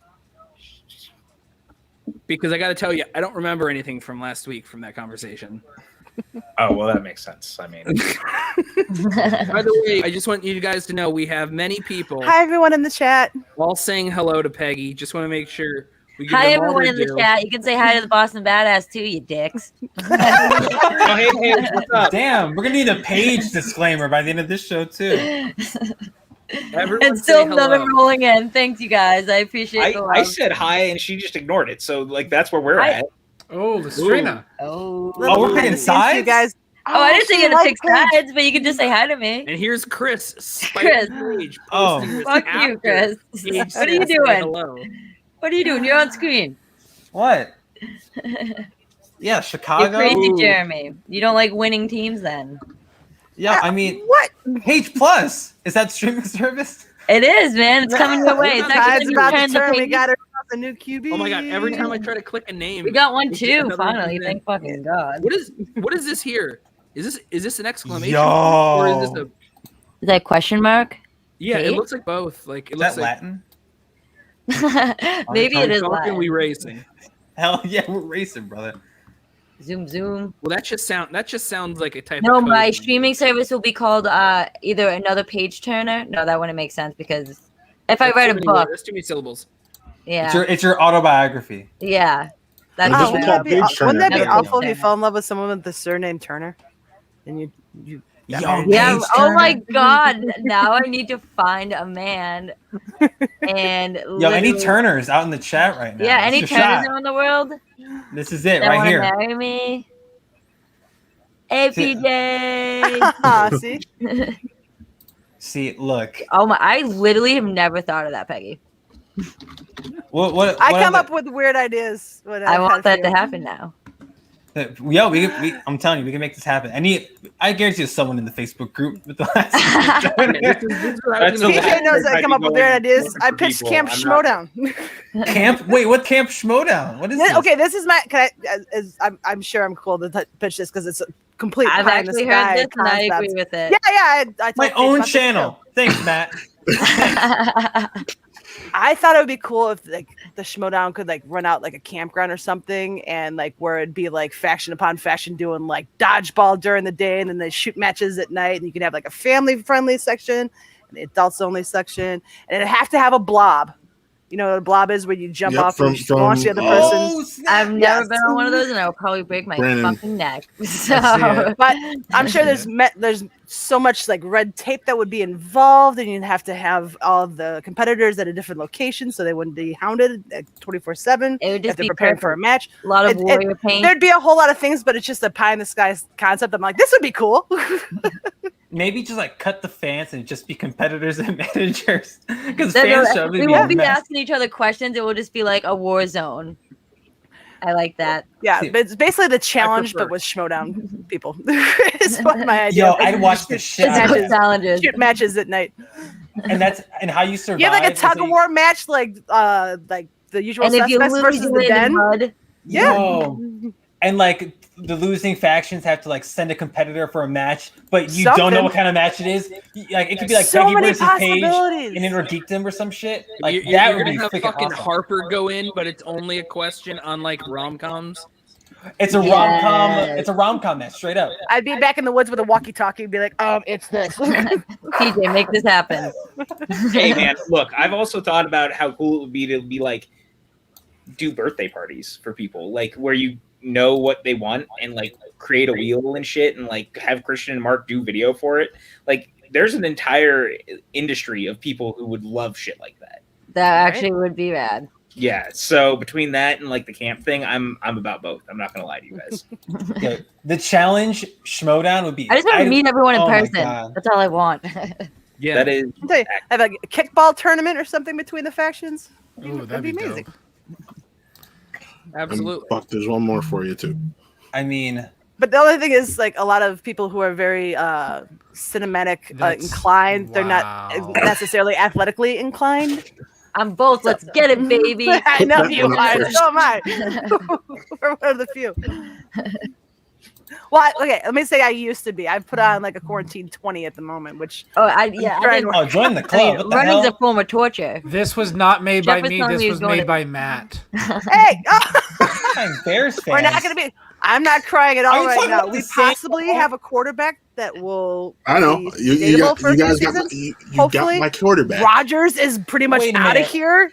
Wait- That's a gift in and of itself. Wait a minute. This is that was made by a guy that said, "Oh, I'm picking up the Bears in my second team." I know. Like, get your ass out of here. Like, don't be trying to bury me on this show. Hey, That's you Chris, too. Chris, us Browns fans, if anyone, What do you had guys the- think about had that the- match? Us That's a brownies got to mascot. stick together. Think about I me don't know first. anything about football. Wait, Said Tom and then Brady's to go. put up the other one because The Which other one? one. the second one. There we go. See, No, what about That's all the Mr. dicks in the chat. Mackey, Mac Patty dude? Big Mac, that's what I was trying to say. I don't know why I was saying Mac Patty. You mean the high school principal? Big Mac Patty, what? No, the friggin' quarterback that's thank God. I mean, nothing against Cam Newton, but man, the guy only threw Mac. like, what, Oh, three Mac touchdowns. Jones. The Mike, high yeah. school He principal. He was well. Yeah, Did you well see how past he his walked down that hallway after getting drafted? Looked like he was. I mean, if I got drafted by the Patriots, I'd be walking like McGregor like that too, man. he didn't even walk like a McGregor. He walked like he had a stick up his ass. Well, he Oh, got it pulled Schmoe out because he's playing for the Pats. Ashley M. That's right. Ashley M. I respect that. We've taken a bit of a tangent from. the that topic is at hand. not your dogs. That is Georgia Bulldogs. Yeah, go dogs. Yeah, go dogs. Hell yeah. Why the hell not? What team? What? What team? Wildcats. This is the point in which we're High School this is where the Musical? Hangout comes into play, guys. We've moved on beyond the recap into the Hangout. So whoever left a negative Commented last time. comment previously, This Good is why we're again. sorry. Someone left you Um, guys a negative comment. That's not cool. it's That's fine. what I said. It was funny because they're like, I came here were looking for critiquing. Schmoedown. It was a legitimate critique. Yeah, It it was was, a leak. It was a So- legitimate, well-constructed comment, Mm-hmm. and also they polite. can eat a dick. So I mean, it's, We're about I positivity mean, around what, here, people. can't we just call this Apparently. person out? Wasn't it Jake? no. Yes. You know what? I can admit this. It was me. I'm sorry, guys. Like it was me. I didn't Hold like. on. It's in the group you're right. chat. It was him. Goodbye. See ya. I am the No. weakest It link. was someone who had a legitimate thing. Last week we advertised. Here, I our pulled it thing up. as I a pulled it up. post-pay-per-view Don't say his name. recap. Don't say. I'm not saying the name. I'm going to Okay. read the comment. Yeah, we're not going to call it. Wanted to tune in and check out another Schmoedown podcast for the first time, but was disappointed to see the coverage on the main event from last night's pay-per-view literally lasted maybe 5 minutes or less when talking about the main event itself. I know y'all weren't satisfied with the result, but I was honestly expecting a little bit more content. Just my honest opinion. And you guys had two great guests on. We So had that's Liz Shannon You- Miller and Video Harper- Drew on, so we talked about Video Yeah. Drew and Liz Shannon Miller. And Right. Harper talked about it for a good long while. Right. Oh yeah, No, the this Harper is one this is tonight. from No, last, this is from last week. We had video Yeah, gotcha, we gotcha. did. We Last actually week. did My it bad. pretty well today. We talked about both matches at length today. Oh yeah, we talked about it we way did. more than I thought we would. I totally thought we were going to go off the rails like the moment Harper left, and somehow we stayed on course. Can we talk about this the sandwich I ate during the pay-per-view? Yeah, well, Jimmy I said John's, you've right? got one of the contestants here. You can ask me a few questions about the match. No, that's not important. What Yeah, you have right. Yeah, we've Nice. covered the matches, Peggy. It's fine. Cool. Yeah. just wanted to hang I'll out just with sit you. here and listen like I was in the chat earlier. I'll just pretend I'm not on screen. Well, the only question I had, what the fuck was that Jack Black movie? But now I know. Gulliver's Right. Travels. It's where Gulliver traveled. It's one of those. So that's things. based off a book. Yes. Yes, Like a very 17th century, 18th century book. very famous book. Not to be confused with Sullivan's Travels. It Which was is about very Sean different. Sullivan. And that's just what Sean and does at trying Twitch. the Sullivan's Travels is about Sean Sullivan trying to make his way through the Star Wars division in Throwdown, and it's his chronicles and journeys through it. I literally thought you were telling me a legit story about something, and then I was like, "Oh, never mind. That's a Schmoe competitor." I got so confused. You know what movie Jeremy, I do it's love a weird is movie. Hitchhiker's Guide to the Galaxy. Yes, All right, because okay, Douglas Hitchhiker's Adams Guide to the was Galaxy a movie goddamn genius. is fucking bizarre. I love it. I I saw it in theaters, fucking and love that after movie. we were done, my And- dad just saw That it. Favreau too? No, I that know. is not. But the Which one? Henson Company did the puppetry for it. Yes. So Marvin Which space one is is Favreau? a puppet. Marvin is Who a is- puppet, and it's voiced. That's not It's Warwick Davis. Warwick is it? Davis in the suit. and it's and it's- Alan Rickman. It's Alan Rickman is the voice. with one of the most perfect bits of That's casting. Kage. But that movie, Hitchhiker's Guide to the Galaxy, I saw that in theaters with my dad. We get out, and my dad was just like, "Well, I hoped you liked it." My dad and I love it. Dude, Yeah. it's my aunt. It's literally me, and my aunt's favorite movie to watch together. Like I just love love Sam that movie. Rockwell. It's Anything so Sam weird. Rockwell does, I'm Garth in. Jennings weird. is the director. Garth Yeah. Jennings. The guy who did Son of Rambo. Thorough was. That was Um, my guess. Oh, We got Martin Peggy. Freeman, man. Like, I've I'm never thinking about seen all the John Hitchhiker's Carter. questions we should be asking. dude, it's so funny. I was playing with my aunt, and I was just, we both looked at each other, and we were like, John Carter? I was like, how the fuck? I was literally looked at it, I was like, how the fuck do you know that? Like, John Carter I rocks. was like, I mean, forget a lot that of John will Carter. be- I saw the movie once 8 years ago. That movie will be watched over the weekend. I promise you, because that is not happening to me again. I still will adore not watch Australia because I'm just pissed at that movie. Damn. So, Damn. It's weird how all right. it's weird how matches make you form biases or like love for different movies. yeah. No, I'm still mad at Australia. Did PJ go PJ, bye-bye? if I'm you're still sorry, man. listening, you know to go make more Australia questions for your next match. It's And okay. apparently John Carter. Just say who stars in Australia. And now I Got know that, it's Hugh bitch. Grant and Nicole Kidman. And who directed Australia? Baz Luhrmann. Yeah, I was asking. Yeah, that Peggy one. that. that's what he said. Yeah. Yeah. They And I guess it's the plot is the World War II. So if they ask me what war movie, It's a war what movie, it is. right? I just got a message from Smets. What Oh, a what's he sweetheart. What a guy. That's a What a private thing. I shouldn't have even said that. I was just very shocked to get it. Smith. What a Nice. guy. Just like, yo, read it out loud for all of us to hear. Peggy, this is the point in which you're going to start reading off your individual messages one by one. Did Shmominani ever come back? I don't know. No. I blocked them in the chat and then they didn't return. Damn. put them on timeout. Way to piss off Harloff. Right, right. I really don't think Him and Ellis, like we pissed him off. We booted them I know from the he's channel. watching right now. Christian, Right, if you're of course. No, watching, I'm Ellis sorry had to that I blocked hightail someone it to else. what, San Diego after that match? Is that what it was? Oh yeah. hmm Oh man. Do you think you but, just wear a after it mask happened- on stage? What was it? What was it? It was after the free for all. That was like what, 2 weeks ago, when that occurred. When the guy was in the chat there. I was not. I didn't have the patience to go through someone in the chat like that Schmominati guy again, trying to like make everyone get scared of them. Also, most of us are totally sober this time, so I thought it was different. Oh, yeah. Like I said, I don't drink anymore after my 28th birthday. Oh, That's what everyone says. you already said when I you got a come visit fucking Cleveland, you'll have a concussion, beer with me. Hush, we're not getting wasted, but you said you'd have a beer with me. Yeah, no, I will Matt, drink. when I one come, day soon again, I will. next Just time I not, come to Cleveland, no more area, espresso martinis. which will be, I don't know, relatively soon. We'll see. Yeah. I know I'm definitely coming in early November. Yeah, we talked. We'll have drinks. We'll have Jeff, a beer. where are you from? I'm in Philly. Buck, where are you from? Seattle. Ah, nice. He's in Arizona, though. He's in Arizona. He's lying. I'm in, You're in but your I was damn born. bird teams. No, I'm kidding. She wasn't asking. She was asking where you were are born. now. Yeah, man. She said she asked where Hospital- he's from. What's his social? What's my social? It's like Don't give me the social. I was Hold on, kidding. wait. Let me get my wallet. I'll read off my credit card numbers to you. We'll make Okay. in it. the back, Hold and the on. 3 digits Check on the the back. Streamlabs. Dude, I used to Check work the for a Streamlabs. radio station, and like when Yeah, people that's would what's call in, weird. like, Is you're the I winner. got- I'd be like, all right, give me all your information. I'd be like, what's your social? And people would actually start. I was like, I'm kidding. Yo, see, they would Cannot give you give your me social? that. I What? gotta try that out next time I give away. Oh, tickets. dude, all the time. I used to like, you have to get their information afterwards, and I'm like, sometimes I'd be like, all right, now what's your credit card number? And I'm like, what are you people doing? Actually giving me your information? Like, Oh I'm my kidding. god, I get a hard time trying to get people's names, their last name, let alone a damn credit card number.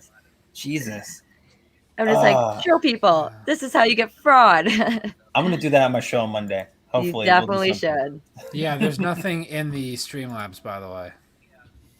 Did we? Come on, people, ask us questions. Yeah, they Or post your Or social just security donate. number. I'm logging Or in just too just donate. to see if there's anything different. Real quick, Paige, Peggy, and PJ, because we already talked. The four Yeah, of us the already three talked about it Ps. in our other stream. But what did you guys think of the first look of the Pam and Tommy show that we got today? Dude, Oh my I can't God. believe Oh, that fucking shit, man. Sebastian Stan. So is that going to be a show or a movie? It's It's a a show on show. Hulu. Limited series on Hulu. Yeah, dude. Yeah, I see that, and that's what's Lily, confusing. okay. Lily Hold James on, I got looks it. I got fucking them. exactly like And Oh. him. I would not expect that. It's Like they did an scary. amazing job. Hey, hold on. Yeah. We have two Streamlabs here that I'm reading. Word. One of them from John Lestrina. What's up, Could John? you tell me right quick what would be a better motor for my Skyline, a Gala 12 or a Gala 24? 24. And then from Bulio, hey Jeff, both of you. One of the thank you, John. Other one, fuck you. Thank you for your money. I have a feeling who the second one was. Oh, it's John Getz. Yeah, totally. But what was the? Oh yeah, no. This show, right? Like Sebastian Stan, like he looks like Sebastian Stan, totally. But Yeah. Lily James, And I feel like, yeah, who and the I feel hell- like I they didn't know who the hell fucked up that was. his tattoos a little bit. But yeah, dude, she like twinning. Literally, I was like, "Where'd you get boobs?" One, like I did not know she had tits, so I was like, "Kudos to her." And then, yeah, crazy. I didn't give a And shit her about the show. pulling till at today. his nipple, I was like, "Dude, if those are really attached to his nipples, that was fucking hurt." I mean, Tommy Lee Jones in real life probably loved that shit, but like Right. for Sebastian Sebastian, might Did you like say that shit Tommy too. Lee Jones in real life? no, oh my god, I didn't mean to say that. I didn't Could you mean to say that. imagine I did say that. Yo. I did say Could you that. I wanna imagine see Tommy that Lee show Jones instead. with pierced poop I'm in nipples Schmoe just down mode, so I'm being thinking of yanked and actors going in my like head. that? That's why. Brian Ward, where are you with the Photoshop of putting? Yep, I make don't that happen. want that Oh, Photoshop. God. Now I'm terrified of the thought. I want Tommy Lee Jones in this show instead of Sebastian Stan. Yep, He that's already what doesn't that's have what Tommy should Jones' be head. happening. Under the- Let's recast the character. I He mean, what's doesn't have Tommy Lee Jones doing? Jack shit. Like, He would look great with all those looking tattoos grumpy and at award shit, like, shows. and he already has nipple piercing, so he's like, he'll be fine. Like, I think he'll be okay. I can't believe I said that. Oh Yeah, Tommy boy. And the Jones crazy part is, I sounds didn't like even the kind think of guy about it. that I just definitely has agreed with what you nipple said. Like, yeah, Yeah. I knew what you were talking about, but I didn't even register. You said Tommy I- Lee Jones. Literally after I said it, I was like, I definitely just said Jones at the end of that fuck. Yes, Patrick. What we're looking for right now is if you could Photoshop Tommy Lee Jones's face onto Sebastian Stan as Tommy Lee's body. We know that you're already really good at Photoshop thanks to this image of Rick the Rager Radish. So I look forward to what else you could do. That's what the party's at. The radish. Yeah, but Peggy, I know you and Radis or Taylor Cleek, his advocate, have been trading words all week.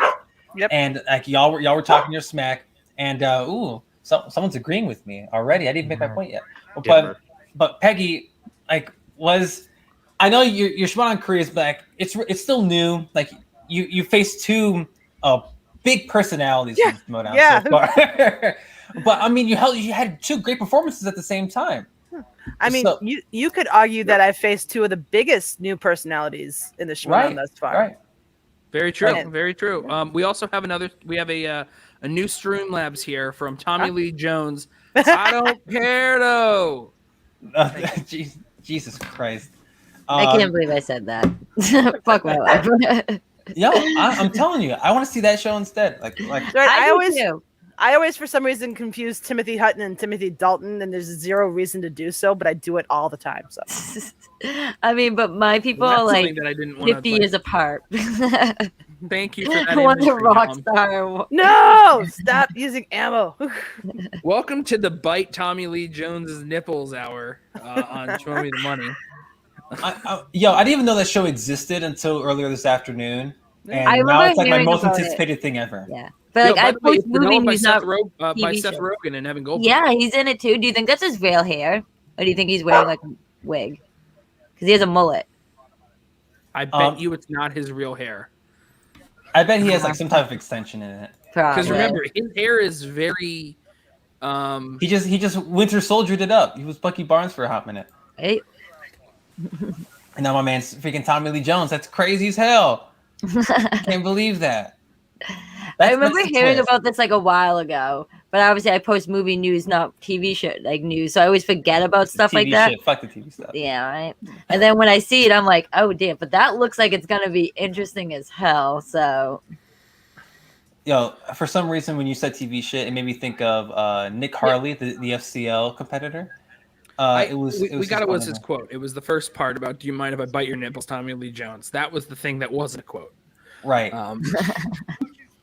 I know that someone said it there. It was just we had to read it out loud and make it a thing, and now it's just an image in my mind that's not going to go away. Good. I'm waiting for the boy Patrick in the chat to make a little. It's going to be Tommy Lee Jones specifically with the wig from Lincoln on. So hell yeah. Yeah.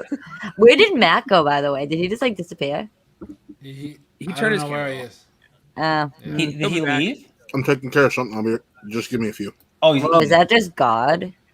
No, hello. No, but are y'all completely off topic? Are y'all watching FCL stuff? Like I have not watched any of it yet, but I was like saying that today early on the. I don't know what I was saying it on earlier, but I do need to. I want to watch it though and see how it is. I missed one match so far, and I missed one match, and that was the first one last week before the guy came back in, and like I guess whoever had lost, then he came back in and started started speaking in Japanese, and I was like, all right, well this is odd, but. Was he really speaking Japanese or just gibberish? No, I hope it wasn't gibberish. I hope it wasn't gibberish, because then it would have been like. Was it like a real racist? It's a whole different problem. Was it a real racist because he then man, or was it just like a white man just going off? It was a white dude. Because if you got a white dude speaking gibberish and then saying that's Japanese and it's not Japanese, that would not a good look. He was quoting something. He was in his defense, he was quoting something. Oh gosh. So it wasn't just him like saying shit. Like it was the character. He was saying whatever the hell he was saying.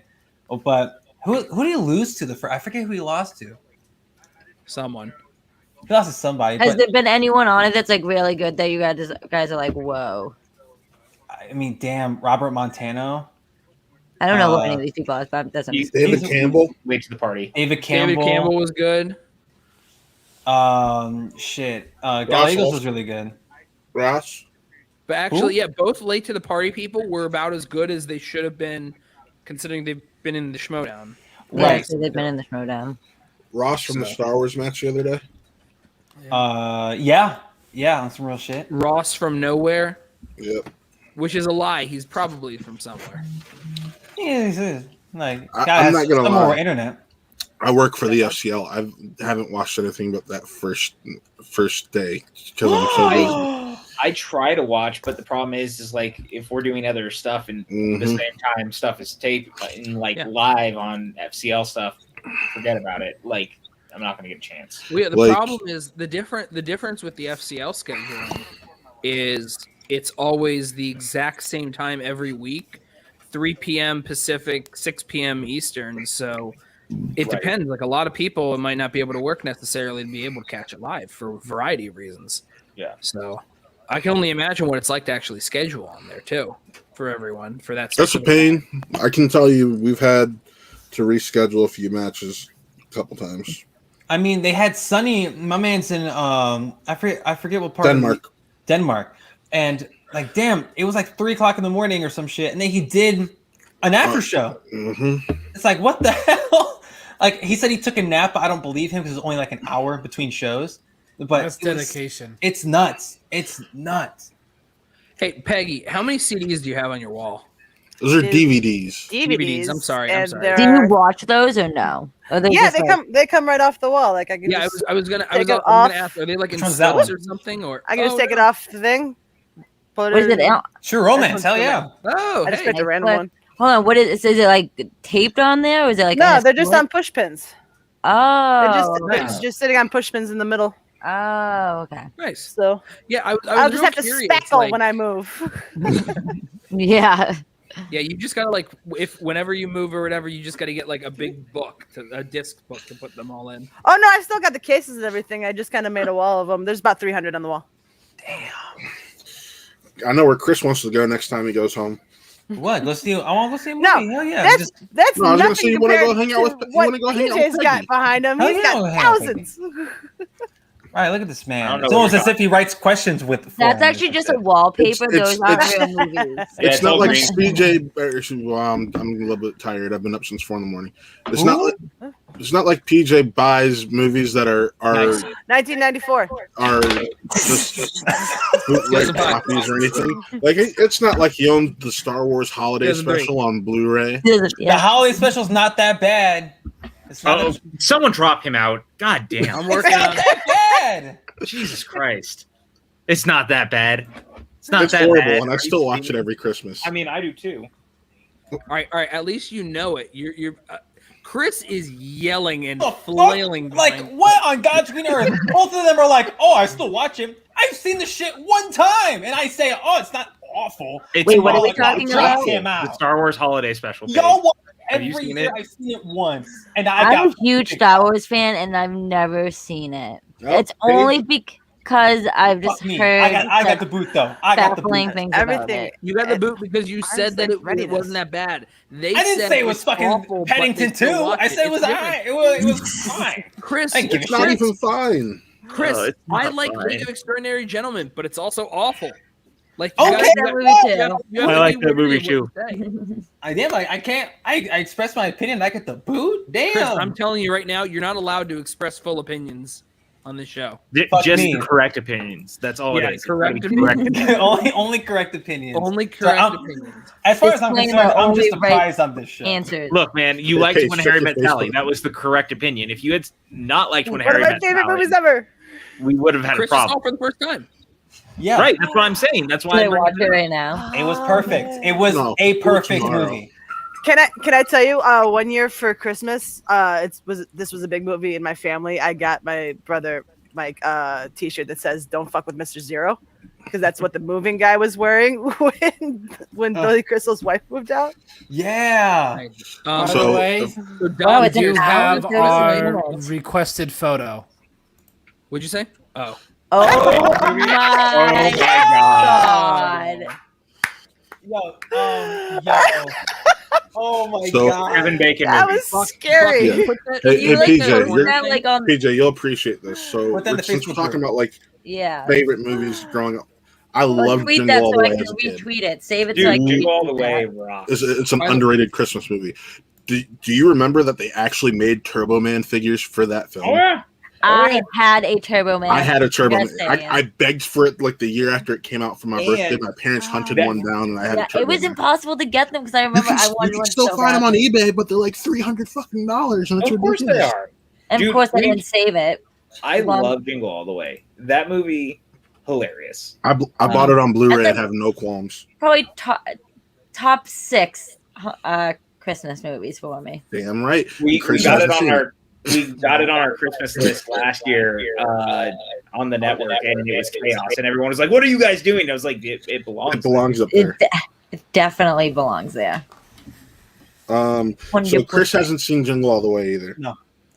Chris, oh my god, I know you're like I'm younger almost than tempted me to kick by you 5 years, from but the come on, stream. man. Hey, you want me to leave? I'll fucking leave. Like, apparently, like I have a different view of the holiday special. It's like, well, fuck me. Like, like who gives a shit at the end of the day? And by the way, perfection. I saw that comment, and no, that picture was perfection. Like, let's be fucking real. Everything else is compared to it.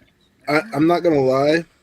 If I had the money, I would probably bid on this one that's on eBay right now. And if you can't see the price, here, unopened, brand new in box, $350. $350. Oh, wait a minute, $15 shipping. Fuck that. Yeah. I would say shipping not free. It should be like over like $50 free shipping. That thing is fucking $350. Yeah, $15 shipping. You lost me there, bro. No. I'm like, I'm like, man, that's expensive. But I also will like willingly throw down $150 for posters on any given day. So right. So I was just about to say, PJ, I know what you spend your money on. Don't even try to say it. Yeah, no, that's why I was like, I can't say anything. Like the other day, like Paige knows, I was like, I'm getting that fucking World's End poster. Like hell or high water, I'm getting that fucking World's End poster. I am buying that Attack the Block poster. Yeah, well, that's so I have Attack the Block. Badass flick. If y'all haven't seen it, have you seen that movie, Chris? Yeah, Chris, have you seen Attack the Block? No. Oh my gosh, you need to. John I always Boyega's thought it was like a fucking great alien sci-fi movie. Jeff, you haven't seen it either? The only Joe Wright directed film I've seen is the Kid Who Would Be King. Hey, The Kid Who Would Be King is fucking underrated. No, that's like the only other movie he has directed. Yeah, he's the only other movies directed. That was the joke. So growing up, with my dad being a critic, back in his heyday of it, we just get free posters and whatnot. I think downstairs he still has a autographed Jeffrey Rush and Johnny Depp Pirates of the Caribbean Curse of the Black Pearl poster. That's cool. That's so dope. You remember the original teaser poster for that? Like before, like that was the coolest. If you were walking through the theater and it was the skeleton, it was just the skeleton at the helm of the driving ship. this. Yep. Yeah, and it was like it was a play off of the original part in the ride where you see the skeleton. It's so I'm looking it up right now just to see, just to pull it up. Yeah. Because I don't remember it actually, but that's a pretty great teaser poster, especially if you haven't. It was. Let me share this. Jeff, they're back. Time out again. Yo, Christian, calm down with the language. But no, so oh my god! I don't have time for your fucking shenanigans, the Schmoe. So here, if you're PJ, gonna do something, fucking do it. I will say this: I do have a teaser poster for one of my least favorite films ever in a franchise, and it is also one of my favorite posters ever for a franchise. All right, Attack of the Clones. Oh, Attack the Clones! I thought you were going Crystal Skull because the Crystal Skull one is really great too. So Attack of the Clones, I love like that movie. So what do I know? I'm not. I don't hate Crystal Skull as much as other people. This here, yeah, that's the poster. Yep, right there. that poster's that's fucking a cool beautiful. Poster. That's a really cool poster. But no, yeah, I don't remember that one. Attack of the Clones. I love that. Anakin and Padme are back to back, and it's like a Jedi will not know hate or love. Oh, I know which one you're talking about. I know which poster you're talking about. I have the great. Do you remember when because that was an early IMAX movie, like when movies didn't play in IMAX, and the movie actually had to have 15 minutes cut from it just to play in an IMAX theater. So if you saw it in IMAX, it was missing 15 minutes of footage. And I have this sneaking suspicion that the people who love Attack the Clones the most were the ones who saw it in IMAX, where they cut a lot of the like Anakin Padme shit out. So you were just going action beat, action beat, action beat, action beat. It's like, well, no shit that you like it so much. Like, and I like the movie, but like the very first IMAX film I've ever seen was Shrek 2. The first IMAX film I ever saw was Fantasia in Fantasia 2000 double feature. Fantasia. Okay, that movie when I was younger, I'd be like, am I on drugs right now? I remember being like 10 years old. I'd be like, what the fuck's going on? Oh yeah. Mm-hmm. And then when you get older, you're like, wow, those people were definitely on drugs at Disney. Yeah, and then I watch it and I'm like, wait, I'm still on drugs while I'm watching this. Yeah, like 100%. Does anyone remember Disney's Halloween Treat, where it was just like a compilation of all the scary stuff from Disney as like a TV special? So I had that on VHS as a kid, and I used to watch it every Halloween. there was like 3 of those too, which was Do you good. remember the movie Yeah.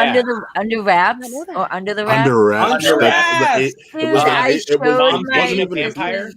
I showed my godson that movie, and he's only 5, and he fucking loved that movie. And I was like, that was the first original Disney That's first movie. decom, yeah. Yeah, Disney TV show movie. Yeah. But And- don't sleep on Phantom of the Megaplex. No, That That was movie's the my first shit. decom. So, Yes. so PJ, the first 2 sweet. decoms I went to when Disney Plus launched were Phantom of the Megaplex hell yeah. and what I think is one of their most underrated Halloween movies, Let me hear Scream it. Team. Oh yeah, that one's real good. Word. What was it? Scream Team. Yeah, Scream Team's real good. I don't And know it's if I got remember a that one. banger of a song. Now you gotta watch Under Wraps because that movie's my Under shit. Wraps. Under Wraps, Mom's Dating a Vampire, Smart House, Johnny Tsunami. Stardust, Johnny yeah. Tsunami, Luck of the Alley Cat Irish. Strike, Luck Luck of of the the Irish. Irish. I watched this yeah, shit. Luck of the Irish, Miracle in Lane 2 with Frankie Muniz. Yes. Yeah. Are you just talking about decoms now? Yep. Yeah. Yeah. Eddie's $1 million Got a problem cook-off. with that, And Jeff? he's really We drafted him one I episode. It's a very hot dog. recently- Yep. I very recently just watched a very famous decom for the very first time. High School Musical, we all know. High School Musical. I had never seen it. I didn't see it until last year, so you're fine. It was, Hey, yeah, I I got a remember bone to pick watching that with you. shit being like, I am very upset with the lack of High School Musical 3 questions. Yeah, what the hell? We're. Excuse me. wait, was High School Musical 3 in The theaters? I only know one, the first the 2 only were. one was. theatrically released. Of in all the theaters. movies, it's the only one that was. How about this? I And it's the watched the best whole one. first movie here thinking to myself, all right, when are they going to get to bed on it? And it turns out the second one, which Yep. means, fuck, now I got to go watch the second one? The second one's my favorite. That's Second what one- I don't know, I'm man. saying. The third one exists. I don't like the second one. I love the second one. The third one, the music in the third one is so good. Yes, it is. The set designs for the song portions are really fucking good. Scream is one of my favorite Yeah, songs. mine too. Like, it's- I know I'm totally changing the subject, but it's for a good reason here, because I want to. PJ, so you named your dogs Mabel and Dipper Yes. after Gravity Falls. after Gravity Falls. Have you watched The Mitchells versus Machines yet? I haven't yet. Do you think I've had time? I did. Well, no. Dude, Yeah, everyone's saying when is I he gonna haven't find really like did 2 The hours to director- watch a the movie? writer directors were minds behind Gravity Falls along Yep. with Alex Hirsch. So I was just And of course, Lord Miller, who And Lord I Miller, adore too. fucking greatly. PJ, you will adore it. Just know that.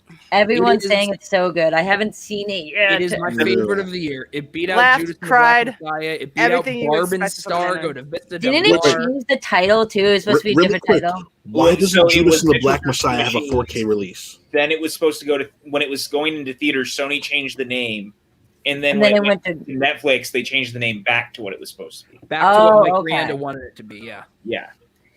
It is- I really it's want to great. watch it. I honest to God though, like I was gonna watch it last weekend, but I prioritized Without Remorse because I've Oh, been you waiting poor for an son of a adaptation. bitch. No, dude, I've been waiting for an adaptation of that for as long as I can remember. Yeah, I bet you two don't Yeah. have time. Dude, right, Eric? I'm the same way. I have Pokemon Snap. I haven't started playing it at all.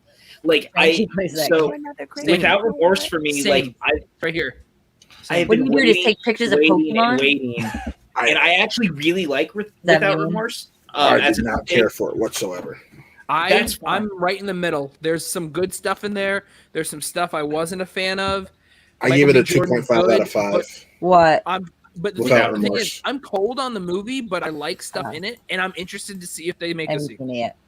I did That's go out of my way The, today, se- though. the sequel where I- is already planned. That is already greenlit. they Well, have that was before. They had to. It was a part of the overarching deal. They have to make the sequel. Okay, what Well, I'm confused on is wait, what was PJ Oh. gonna say though? yeah, PJ, what did you say? No, I was gonna say like the thing is like they set up, and I think part of that Matt's right. Part of their deal, it was supposed to be theatrical, but Paramount is currently, in my opinion, arguably the worst studio at like figuring out what to do with things. Mhm. And They so they sell sold everything it off. to Amazon, but they were smart. They clearly added a scene in the movie that was done in reshoots. That scene was not done here originally. That tied it into Jack Riot. Oh, you mean you mean the thing in the credits? Mm-mm. The scene when he goes to when you find out that she's Greer's niece. I don't remember that. Spoilers. I thought you meant at the end in which they were No, just like, that was "Hello, clearly they John totally Clark, I added a want you to scene join the about Avengers Greer. Initiative." Like, so there's a character throughout that like they don't really name outside of they just call her Greer. And if you know the books, you assume that they just did a gender bend on the Greer character. You're talking about oh my god, the actress from Queen and Slim that's in it, Right? And if you've seen the old Tom Clancy movies, Jodie something. James Earl Jones plays Greer. So Jodie Smith, Jodie Turner Smith. Turner Smith. Yeah. Turner. But there's a scene where they have like this whole meeting where they have a conversation where she's related to the Greer that's in the Jack Ryan series. And so like they very smartly were like, oh, maybe we can actually get away with tying it in now in a way that we weren't going to. Because if and when they do Rainbow Six, John Krasinski has to be involved in some capacity. So it's very interesting because it is Amazon if they're able to kind of connect those things that way. Yeah, does he still do that show or no? Yeah, of course he does. Season 3 got delayed because of COVID. Okay, I thought that. I may see tomorrow. This Wrath of Man might be my first movie back in theaters since Birds of Prey. I saw Scott Pilgrim today. Scott Pilgrim! Yeah! I may go see Wrath of Man on Sunday since there's no real talk. Fuck Clash of Demon Head. I'm just kidding. What? Yo. Oh, PJ, you want to know what I have a screening link for that I'm excited to check out? Fan of that movie. Yo, Profile. I saw it What's last that? weekend. That's Did you ever see the movie Searching? Yeah. Searching Oh, is John Cho? so good. So Profile is the next movie from that producer, told in the same way. I just got my You critics. mean Timur Bekmambetov? Yeah. Yeah. Who It's also not the directed- sequel, right? Because I know they were doing a sequel. It's not a sequel. This is a separate movie. It's called Profile. A new entry in the screen I like kind of think it's what was. I think Paige is right though. I think it was the sequel. There is going to be a sequel to Searching. Yeah, this was in the works. Because it kind of felt like they just took that idea and decided to name it something else, which I'm fine with. Yo, give me if you got an extra screener and give it to your girl. This is connected to a actual account where they track your IP address. That's a no-go. Well, tell them to look at my Instagram. I review movies. Yeah, there is a right now. Obviously, I have over 500 followers. Searching 2 is going to be written and directed by the editors of the first film. Oh. Which is interesting because the film has impeccable editing, but editors to directors, it's questionable sometimes what we see, how they do with that. Also, Dom, Willem Dafoe did play John Clark. Yes, he did. In other movies. Yes, and Liev Schreiber played him in Sum of All Fears. But by the way, back to Searching. That was a great flick. How I saw Searching.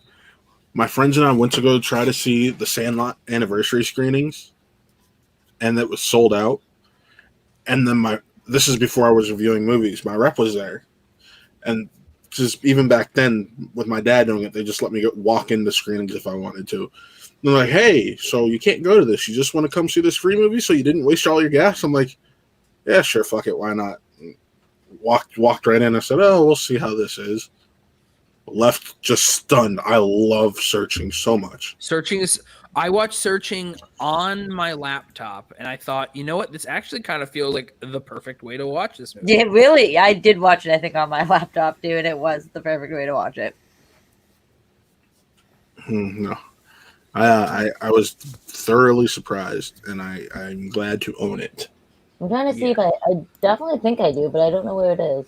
When you said the movie Profile, are you just talking about? Were you just kind of dropping in relation to Searching, the director or the producer of it directing? No, he was saying that he has a screening for it. I have a screener for it. Yeah. Okay. Yeah. Dude, I think we got, movie I got wrapped up in the Searching 2 conversation. No. That got You know, mixed up movie I because the name did is love. Profile. You guys see his the movie comes out Host next that week, came so out I'll last take year? it. Which Host one? or Host? Yeah. Shoot, Host. Host is so dope. We did a watch. I watched So Host. fucking good. I watched fucking Host late at night during my. I watched it on my laptop. Last year was Then the I had very to buy first it. year I ever did this. I did one of those horror movies on October thing. Mhm. But since I had never, since I know that it's impossible to try to do like a horror movie a day.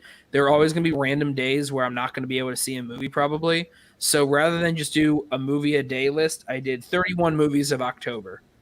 And I got through all 31 by like the 19th of October. So luckily I had a list of 60 titles So I started pulling from that as well.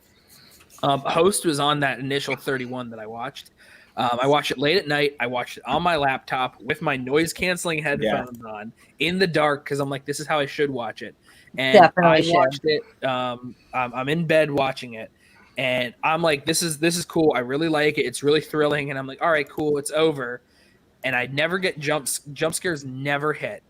And the jump scare in the final second hit me.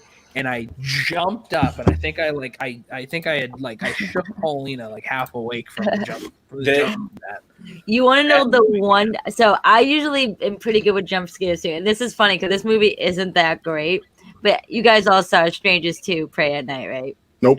No, it's on my computer. I've been meaning to watch. Beautiful cinematography. There's a scene by a pool that's like dope ass lighting, but there's literally a scene in that movie, and I'm like, yo, that bitch is right there, and she's about to scare the shit out of everyone. And literally, it happened, and I called it happening, and there you go, man. I literally, remember that scene when they're in like she's in like that toy tunnel thingy, the playground tunnel thing, PJ? Yeah. I literally was like, yo, that chick's in there with her. And I called it, and then she turns, and I screamed and jumped so loud. I literally knew it was going to happen, and it scared the shit out of me still. Wait, it's all about how you shoot it, man. It works. Yeah. Like, the Conjuring movies are perfect examples of that because James Wan is a filmmaker. He's, like, perfected the jump scare where you know it's coming, and you're, like, trying to prepare yourself, but he hits it just right. Like, I love Are you excited for Malignant? I am. I'm curious about Malignant. Jeff, get this guy out. You guys curious about the movie? Was it Old by M. Night Shyamalan? I'm gonna leave him for now. Let's see what they do. Let's see what they say next. All right. If you're gonna commit to the bit, commit. Can I help you? But so the guy who did it's funny that you mentioned when the guy who did Strangers Pray Night. That's Johannes Roberts, I believe. Right. He's directing the new Resident Evil movie. What Resident Evil Welcome to Raccoon City? Yeah. It's going to Netflix, right? Well, no. Right? Yeah. No, there's a show and then there's a movie. There's two I'm thinking of the show. The movie is separate. It has like Robbie Amell and whatnot. Yeah. What is this? Y'all want to see why Chris doesn't do horror movies? Stop it. What is this? What part is this? You okay, Chris? All right, I have to do. What part was that? That was when Man is like much more of like he grabbed her foot thriller when she was than going it is a up horror film. Oh yeah. Yeah. I don't do scary movies. I can't do horror movies. So I get freaked out like that. We have a producer who's literally pitched a show where we just make Chris watch horror movies and record his reaction, and Chris like a Josh McCouga thing that he's done, or a Chris Clark like thing. the time where they That's exactly what I was going for. I'm trying to find that was so funny, yeah.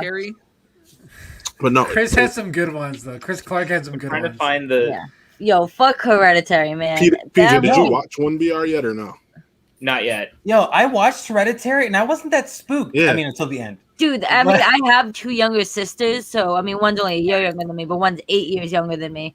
And dude, that scene when he's in that beginning when they're in the car and that head thing happens. Shit, I'm allergic to peanuts, and yeah, dude, I have fucking nightmares from that movie. I'm over here like, yo. Let me see if you guys can hear this, but we were watching Host.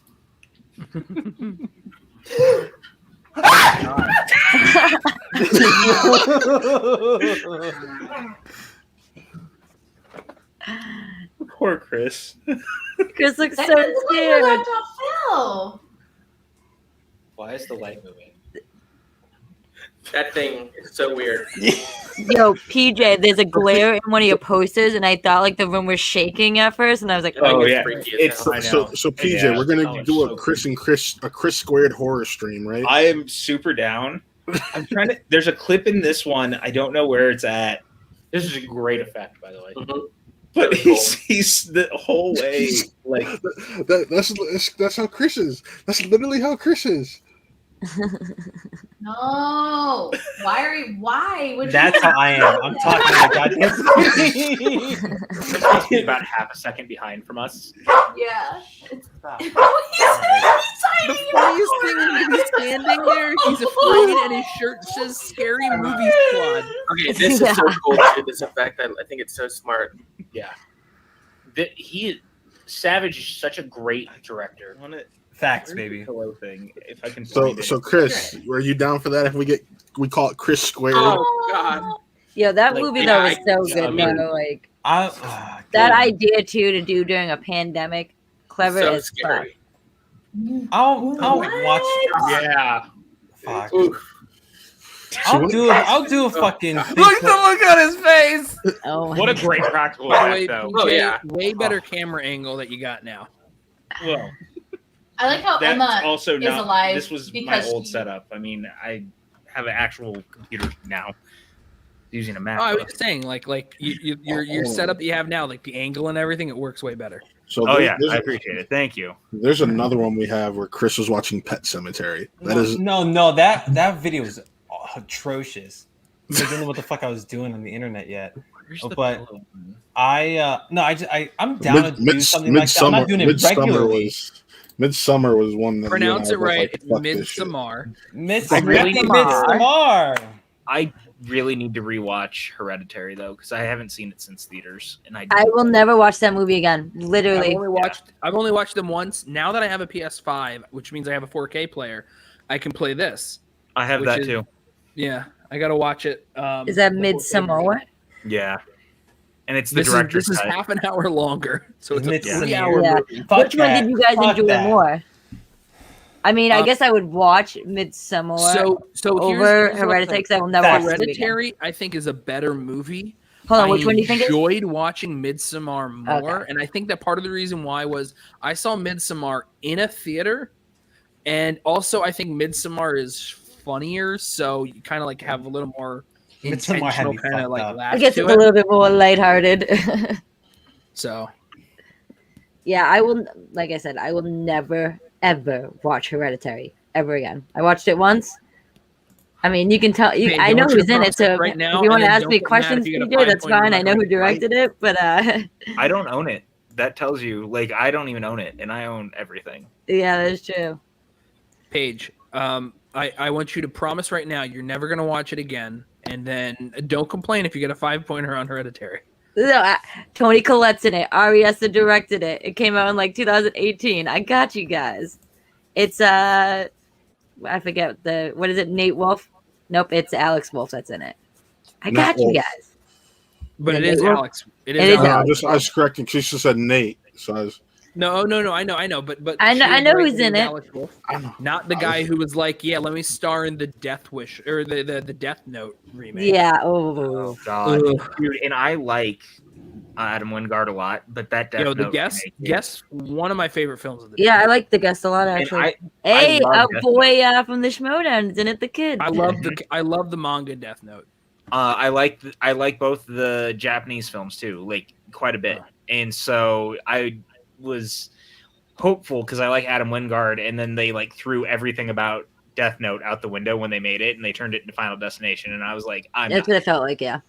yeah, like it's 100% just a Final Destination ripoff, and not what it should have been. It's so weird. Like the thing they also like combined like the entire like first 2/3 or whatever of the series and kind of mashed it together into like almost 2 hours, less than 2 hours. Like the whole ending where it was like this weirdly elaborate, like so elaborate just to get to the end to kill her. And it was like, what? I can't even remember what happens because it was so bad. He essentially I've like had writes mod that on my she would computer betray for him. months. I just haven't watched it and yet. it was the thing on the wheel, and then the wheel falls apart because it's Final Destination-y. Oh yeah. And it's fucking terrible. And yeah, and the ending also feels like ultra rushed. And like they really have to like get to the point and then it's over. Like it would have been.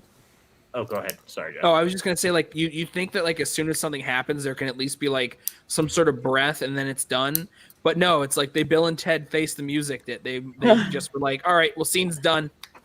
I mean, Bill and Ted Face the Music, they said the reason why that it ended there was because they literally ran out of money. So they have an excuse. But... Yeah, but it also works because all those movies are 90 minutes. Like, it's really not a big deal with Bill and Ted. I was just cutting. No, you're right. How the movie cuts at that exact moment, like when you think maybe there's an extra like breath right after. Right. But yeah, I still don't get why Bill and Ted ended like that. Because they ran out of money. Oh, that's so bad. You're Jeff. Well, I mean, considering that no one was going to make the movie and that we even got it, like no, stop it. Stop it. We do, but still, it's just this one. Just this one. This is one. It's two. Yeah, this is the last one. Is what I'm saying. My ass. So as you can see, I'm covering my face with my hands, both of them. I love scary movies, but I do the same exact thing. Oh my God! Is that the part where she gets John Lithgow in the foot with the nail or something? I haven't seen the original. I've only seen this new one. I wasn't a huge fan of it. Like, I like some stuff, but it almost felt like there was something missing from this movie. Like, it felt like they took I don't know how I felt about the ending because that's not how the original ends. They buried it in an burial ground, and what came back wasn't totally what it should have been. No, I mean, when I was younger, actually, I remember I went to Blockbuster Throwback. What's up? And literally, I rented the first original two, and my aunt was like, "You can't watch these." I was like, "I'm watching them." Oh, I regret watching them. So I was like, obviously, when you're a kid, you're like, "Holy shit, this is scary!" And then the poor kitty dies, and it's just sad. But then it comes back. The kid comes back. That's even creepier. I mean, as a kid, maybe I can blame my mom for this. We used to one of the movies in rotation all the time was Child's Play 2, not the first one, the second one, and that's all I've seen, and I've seen the other movies since, but Child's Play 2 scared the shit out of me. Yeah, I don't like those. Child's Play series I think it's my second favorite horror series. Word. After Evil Dead. Which Back, is baby. By far my favorite. Halloween all day, man. What? Yo, my mind, there's only two Halloween movies, so I'm going to say Halloween. Series, by the way. I'm talking series because there are a handful of Halloween movies that are... Jeff. Oh, there's only two Halloween movies. There's only two Halloween movies. You're right. Rob Chris, Zombie. are you having a pillow fight with yourself? Poor Chris. We're watching Oh, Conjuring. fuck! That face. Oh, Chris. That. You should have Chris and I do watching That face. I always get that humor. both hate and love jokes like that. And y'all watch the two back to back? Yeah. Oh, yeah. We did a Conjuring. hell They do no. that all the time. What the? Yeah. By the way, PJ, how long ago were these recorded? Back in October. Look at this face. Therapy. Look at Chris. Yes. unfortunately, $50 gets you about 3 minutes of therapy. Well, American October to healthcare. now, guys. October to now. Chris didn't have You look great. Watching horror movies. At one point, his sister starts pounding on his door, and she's like, "You need to be quiet." I was gonna say, Chris, was anyone at your house when you screamed like Yeah. that? where are the hinges So on those the are other both side of at the his door? dorm. Nope. Oh, for me? Man. The first one Hi, I Sabrina. was here. Low key, Sabrina. No, high the key. second one, Invisible Man. You were here. Invisible Man, I was here in my apartment. The first one I was still in college. Yeah. So that was. Dude, I bet your advisor was probably like, "Is this dude?" Well, it was dying?" COVID, so everybody went home. Yeah, Chris. I was one of the few on people campus. left in my building because I chose not to go home, and I didn't want to carry any sickness back to my house, like my grandparents or my grandma and stuff. You know what? I'm gonna stay here on campus, and they let me. And I watched fucking Midsommar and Pet Sematary with Matt. Back-to-back days. Yeah, we did back-to-back days because I'm fucking stupid. Yeah, dude, by yourself in a fucking dorm. Yeah, fuck that shit. When I watched Invisible Man here, I lived by myself, so I'm like, yo. Hey, in every his little defense, for fucking sound- Midsommar and Pet Sematary, he was drunk as fuck both times. I was. I will that was confess, bad. I've only seen the first 10 minutes of Midsommar. The car thing went down. I'm like, nope. Oh my god. Yeah, that's fucked up. So too. literally, Well, that's why I feel there that is video of Chris Hereditary and I sucks. both freaking out. That movie got me fucked up. Hi, Sabrina. Nice to meet you. You're not on the stream. Tell her to join in, talk horror movies with us. Yeah. If you feel like it, come on. If not, no biggie. I don't know if she's available. Sabrina, Yeah. I'm shooting you it. She could just be in case chilling. you can. Have Chris Clark, Chris Anthony Lopez watch like Insidious or some shit. I'll watch with you guys. We'll do a double feature of 1 and 2 together. And I'll cry the whole time. Insidious. Yeah. I tried to watch the first one. I fell asleep. So I can't say in good That was conscience, me with in Barry good faith, I've actually watched Insidious. I've seen the second one. I can't tell you anything about it. I forgot everything. I actually like all 4 of them, and I'm super excited that Patrick Wilson's actually making his directorial debut with the 5th. I think that's like such a cool thing for him. Hold on, with which movie is he? Insidious 5.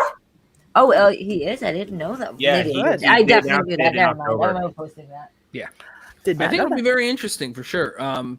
And I mean, when it's someone who's that like invested in a series to then want to direct, I think it shows that they care. I mean, every now and then you have someone who's obviously been involved in a series of something so long that then they want to handle like a big entry in the series.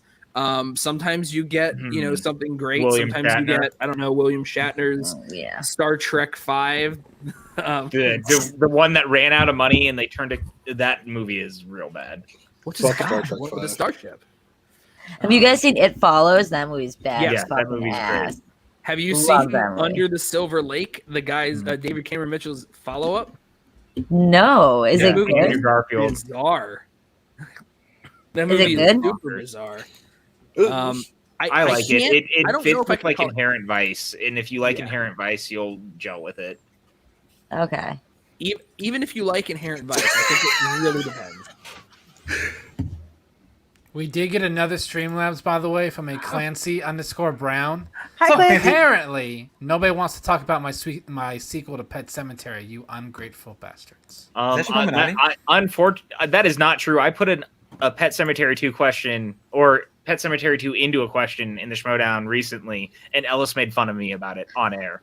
PJ and I are writing a sequel to Shaun of the Dead. It's true. Titled From what is Dusk it? Till Shaun Dawn. of Yeah. Is it called Wait, what was the title? From Dusk Till Dawn. Till Sean? Yeah. How did they not decide to do that? Like, come on, it's right there. I have thoughts and opinions and feelings, and Paige and I have been going over it for like the last couple It's of days. gonna happen. Yeah. You got you know you it's got going his to attention culminate today. Mr. Wright's You know it's attention going to today. culminate in Shaun of the Planet of the Apes. Oh shit! Oh my god! I haven't picked it up in about a year, but I was writing a choose your own adventure rom-com. Oh I fuck! like that. Yo, Look, that'd be all I'm awesome. saying is that I think that universe is still worth exploring. The Cornetto films, I agree. Oh, like yes. live in the same universe, Shaun of and I the Dead, really Hot Fuzz, actually World's End. Boom! I mean, want- yeah, Nick Frost and Simon Pegg can never do wrong when they're together on So, screen. So The last time I I love watched, Paul. It's not the Cornetto trilogy, but I love the movie. I Paul. really like Paul. Actually, I You're love not Paul. wrong I with saw that in theaters. So the last time I watched The World's End, it was in college. I had made this drink that I would make all the time called it was a version of Red Death. It was in this big Tropicana bottle. So Yeah. I when I make these drinks, I taste test it as I go. Like I'll chug and then I'm like, okay, it needs more of this. Well, there's not enough room in this bottle, so I'll chug Especially until there's jungle enough juice. room, and then I'll be able to put more of the stuff in. That is And it's then- Jungle Juice Plus. Yeah, Yeah. it's Yeah. like We my did that personal for- jungle juice. mug, by the way, like a Winchester Shaun of the Dead mug. Nice. That's what I was drinking out of earlier. So I sat there and I watched The World's End with this bottle. And when the movie's over, the bottle's empty. And so then I stand up afterwards and I immediately fall into the wall. I was saying, That's my where'd you last- put it all? That's my last memory. By the way, everyone, So- we do have another guest. She did decide to join us, Miss Sabrina Word. Ramirez. Yay! We got 3 queens on the screen. hello. Pleasure She's to so meet you, glad miss. drinking Pleasure wine to and meet you. drinking Hello. Kool-Aid out of a cup, a solo cup. Hi, As you good to should. meet you all. Hi, PJ. Likewise. I know, nice to meet I was you. like, Sabrina, it's so Peggy, nice to you meet killed you. it today. Yeah. Oh, thank you. I appreciate I it. know. It almost killed me too, so it all worked out. So Sabrina, what's your favorite movie? Ooh, of all What's your time? favorite scary movie? Yeah, I was yeah, like, wait to Oh my open up with a God. quote and scream. I know, right? Sabrina, I feel what's like your if we're favorite scary talking movie? modern horror, I can't not talk about Hereditary. I feel like that's something Some like real shit. We were talking Ari about Aster. Hereditary earlier. I will never Yeah. watch that movie again because of how fucked up that Sabrina head cutoff scene is obviously an Ari Aster stan. 100%. Midsommar, Hereditary, I think it's incredible. I love the way he like grounds these stories with like legit family trauma. 100% here for. I love that kind of stuff. Oh man, see, I am like not that really a gory person. I like more like psychological thrillers, like Unsane and shit like that. Like, Glad one of us does. Jesus, like I can't do it. I can't. Paige and I PJ, did like another Post one. a lot. Sean in 60 seconds. Hey, that's a good one. Girl. Okay, wait a minute. He's getting too drunk with power. We need to take that away. Sean with the win. Oh damn! Oh, that's a it. good one. That's the winner. Right there. Jesus Sean Girl Christ. is a good one. John Getz with that Jennifer's Body, 100%. Karen Kusama, chef's kiss with that one. Jennifer's Body. Yes, that's I was. It's got such I a think cult that following. movie's underappreciated. People do not appreciate. It's got Jennifer's such a Body. cult I agree. following. Oh Well, yeah, and no, it's it's more widely appreciated now. But Karen Nowadays, it is. Kusama is supposedly after Destroyer. She's developing a Dracula film for for Blumhouse, which is under Universal, while separately Chloe Zhao is also developing a Dracula film for It's like Universal, a Western sci-fi one, yeah. Yeah. which is interesting. I kind of love that they're like Dark Universe tanks so hard, and they were like, and truthfully, it didn't like The Mummy made money. Like people don't realize, like ultimately, The Mummy made money. Because it's not of the foreign box office. Yeah, because of foreign box office, it made money, but they were smart. They were like, I don't know if people it actually didn't dig made it. the money though, because it made like $400 million worldwide on a $180 million budget. It was So it much just less than did it. 180. Yeah. It was much less than 180. Was it really? Yeah. It might have been 125. Yeah, but it's not that good though either. So. No, right, throwing out and that's why numbers, they were Jeff. smart. That's what I'm saying. Like they were smart. They realized people didn't like it no matter what, and they just cut their losses. Like Remember when Dracula Untold was originally supposed to be a part of that? Yeah. What's up, Luke Evans? Is that was that? Dude, they Luke had the Evans? whole cast. They had like. You know what I hear right now? Oh, we lost Sabrina. Is wah wah wah wah wah wah. I don't watch horror, so Yeah, all I hear talk is about another Yo, The genre. Mummy maybe is a little not a bit horror around. movie. Have you ever seen The Craft? The Craft. Love that Throwback. movie. it's probably That her was my Wi-Fi. shit. It makes think me we were- so sad that you call it a throwback. That was like my youth. I mean, Scream is a throwback at this point. it too, Penny. is. Come on, let's be real. Yo, Ah, I Robin waited for Tunney, her to Chris blow and Ball- leave. I just looked at my Dave phone for a Campbell. second, and now she's gone. we were all robbed of Already Javier figured Bardem as out. Frankenstein. Let's be real. Like Javier Bardem as Frankenstein. Talk about Chef's Kiss. That's the real You had shit. Russell Crowe in there. There's- And There we go. Sabrina, Zach. I glanced at my phone for a second, and I come back, and you're gone. Do you like The Craft? We were talking about The Craft real quick. Oh, I actually Drew, really Video liked Drew it. wants in. Drew! I sent her the link. Where is Okay. Dude, Oh, she's in the The chat. Craft all day, every day. It's There's the no ladies one, of the right? Schmoedown invasion. Sorry, Paige, go ahead. I want to bring up John Getz's comment that Friday the 13th Part 7 is 100% Jason versus Carrie, and that movie fucking slaps for it. Like that movie is bonkers if you've never seen Wait, it. we should be able to have 10 people in here, right? Yeah. No, one of my favorite Yeah, because we only have Halloween 8. movies is the one with Busta Rhymes in it. When they're in Yes. the house. I'm like, dude, Busta All Rhymes is right, the only Paige, we person had a to ever good run. survive Michael Myers. Paige, Finding no. Forrester, best Buster Rhymes movie. Paige has taste. That's exactly what she's displaying on the stream right now. That's all taste. Buster Rhymes' best movie is Finding Paige, Forrester. you're this I will close die to on that hill. driving me to Oh, finish it. H2O, man. Whoa! What's up? Hi, Drew.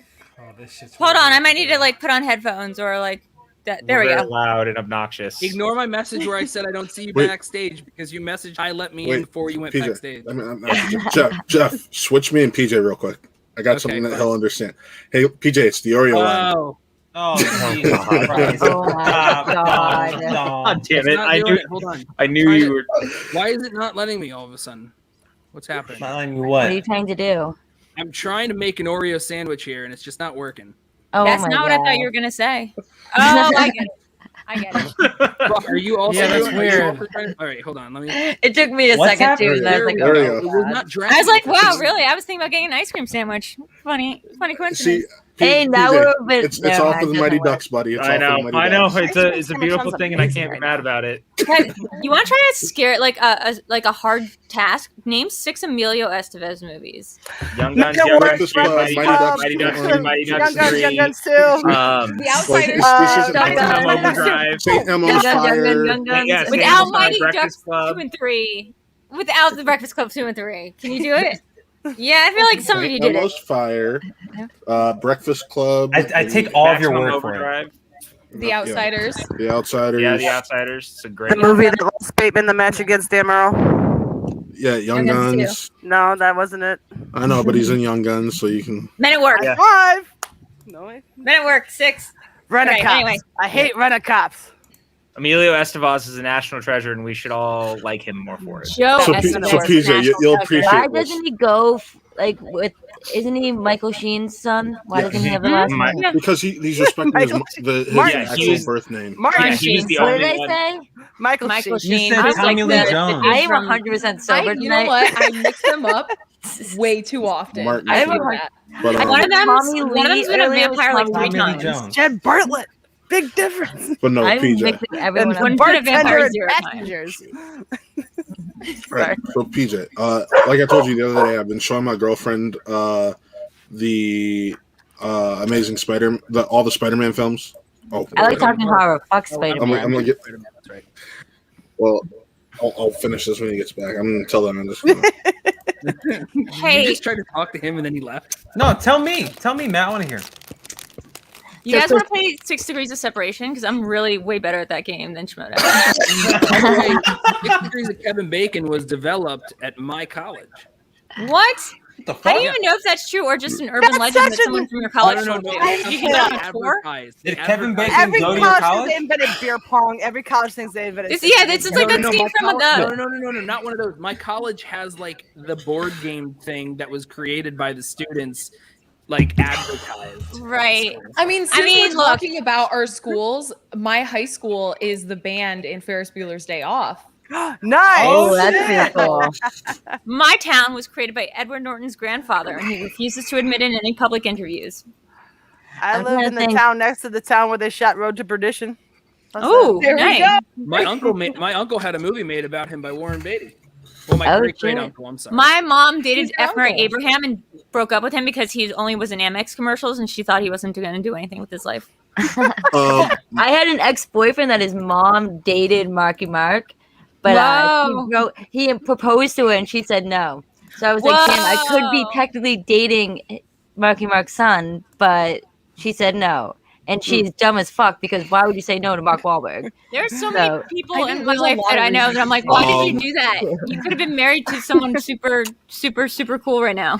Right? True story.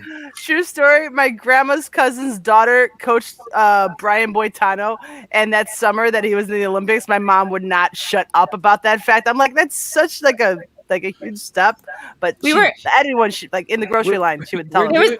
There was this doing the tweet. 6 degrees of separation thing right now. Yeah. No. I was thinking about this because there was a tweet that I saw that was like, name 2 things that would have like that you've done with your life that would really impress 13-year-old Drew, or like for 13-year-old you, Oh, yeah. right?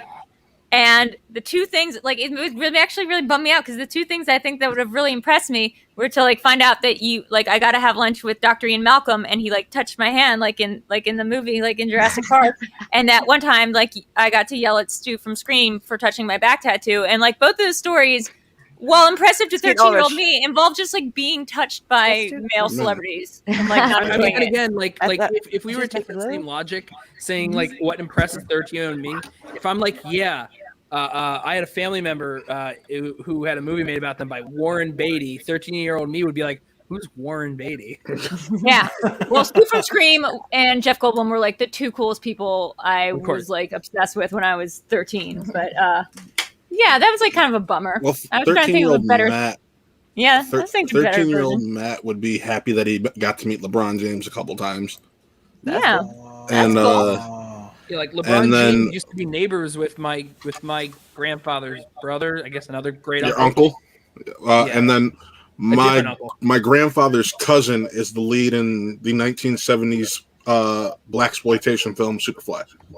Oh, Whoa, nice. whoa, what? Yeah, Whoa, that's pretty nice. wild. What's his name? Curtis. Ron O'Neal. Ron O'Neal. Sorry, I was saying the Yeah, wrong movie. that's my grandfather's cousin. Yo, that's Priest. I'm trying to think of anything cool for me. I've hung out with Good Charlotte because they came into the radio station I worked at and they did like a in studio performance. And whatever one, I think it's Joel that's married to Nicole Richie. He FaceTimed her because he was talking to his kids, and I was like, I can hear Nicole Richie in the background. My dad used to be Donovan McNabb's brother's lawyer. Wow. Can you a lot of We're scraping the bottom of the pudding cup now. Right. Oh, right. PJ's back.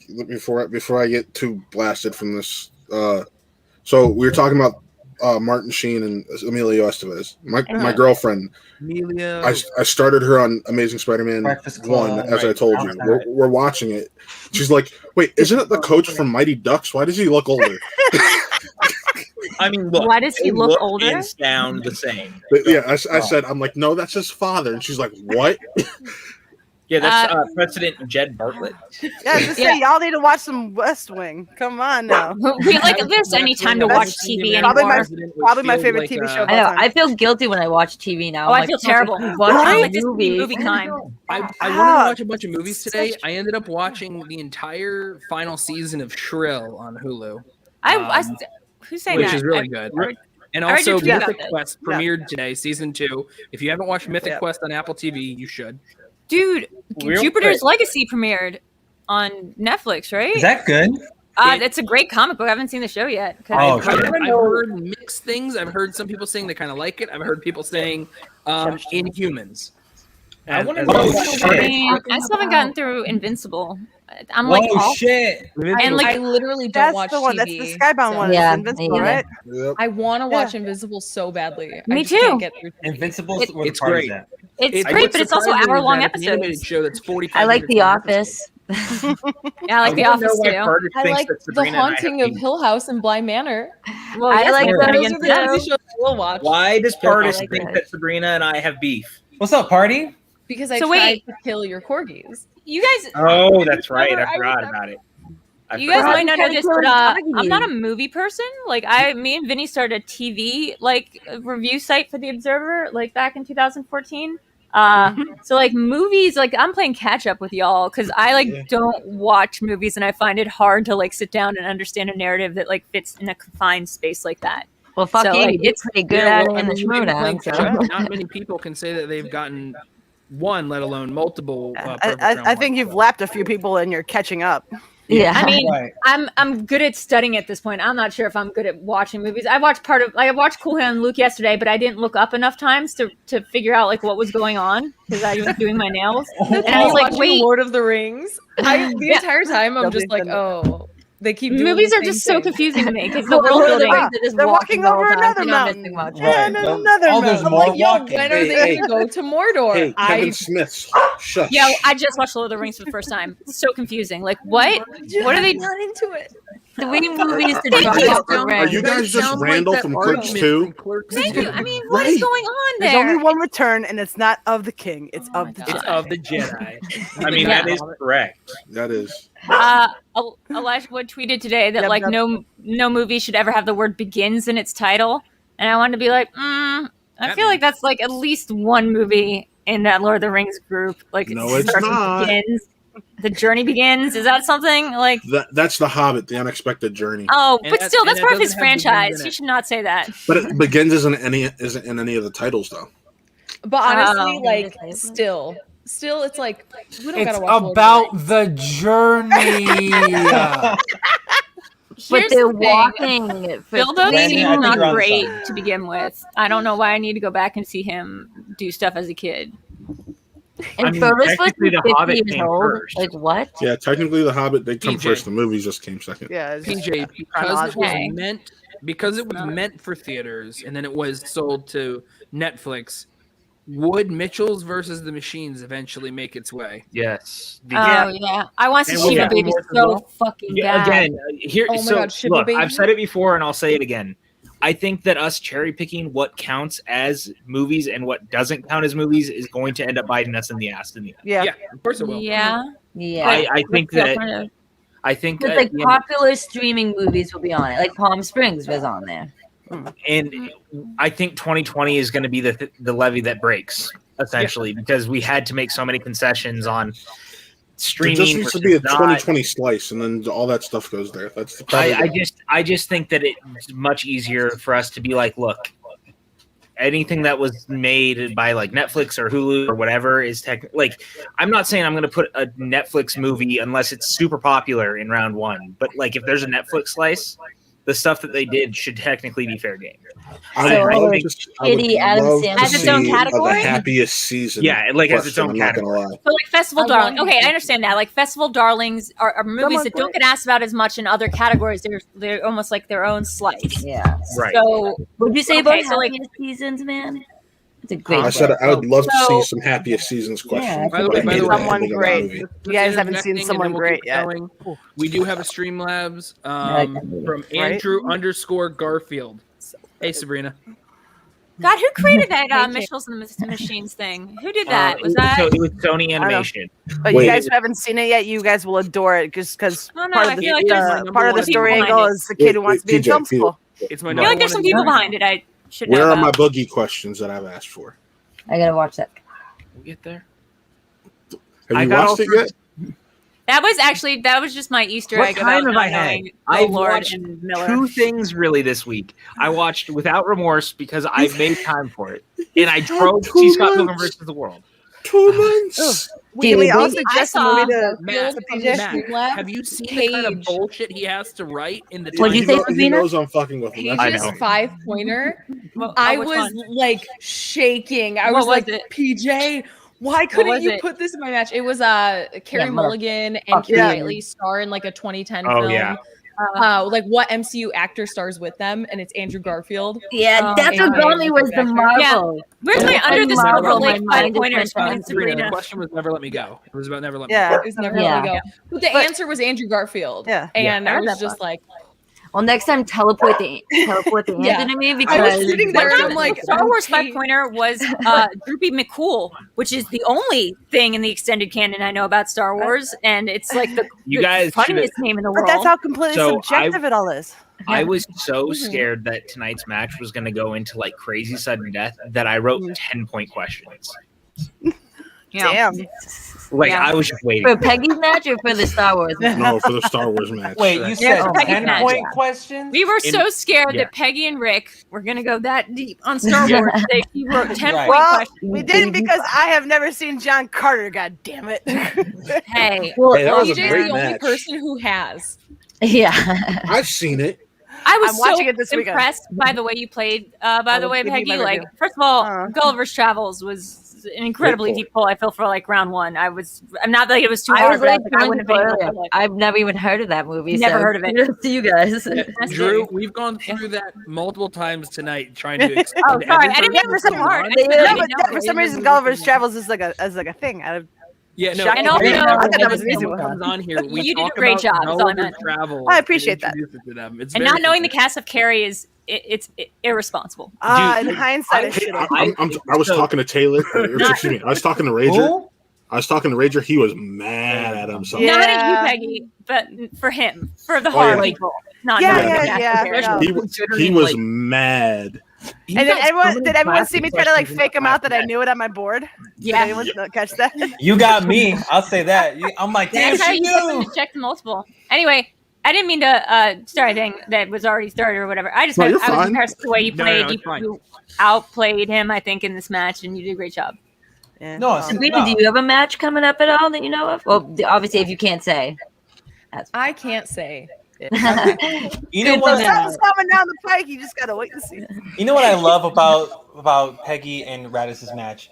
That Gulliver's Travels question was honestly just like it was such a deep pull. Is that the one with he's big and there's Yeah, Yeah, they showed me the poster. Oh, I've seen that movie. Because I've I never heard of don't this even know movie. what that is. Like Show I've me the heard of poster. it, but I had no idea what it was. Even when they showed me the poster, I was like, "Yep, I'm nope." googling this. Do we show the poster and then it turned into a conversation about Eli Roth? Yep. Oh, Yeah. Yeah, One time, Borderlands is the thing we're excited for, right? Borderlands. Yeah. I mean, Wait, so that means I'm thinking about ending things. It's gonna definitely be asked about at some point. and in this Schmoe because me and Sabrina will. So I haven't seen but that that- movie that's yet, the- but okay, how good is that movie? Because it looks It's so the best fucking movie. weird. Me and Sabrina did like a 2-hour live stream about it. I Like, couldn't get past the first 30 minutes. I'm sorry. I know. For I'm thinking of ending things. Oh, Paige, that's what it is. if it is not on your wavelength, you're not gonna like it. Yeah. It is So what is it like? aggressively its own wavelength, and you're either going to It's Charlie Kaufman. It is Charlie Kaufman. Oh, I know who's saying untethered. it. Oh, But it's very like it's like not just Internal Sunshiny. It's like more like adaptation or like being John Malkovich, where it's like it's a little self-referential. It's a little. It looks like that. You're Yeah. gonna feel different after watching it. Like that's the thing. It's like that's I literally. would never judge you went for not on liking Kaufman binge, and I did that for like a week when we were doing the Meaning of episode about it, and I've seen all the films before, but watching every single Kaufman film in a row for a few days, it gets to you. No, I mean, look, I was telling Jeff, I read Antkind because it's like his first novel. It came out earlier this year. It's like 700 pages. Yeah, I was just reading it and waiting for it to get good or interesting or anything other than like a self-indulgent wank off, and like it never did.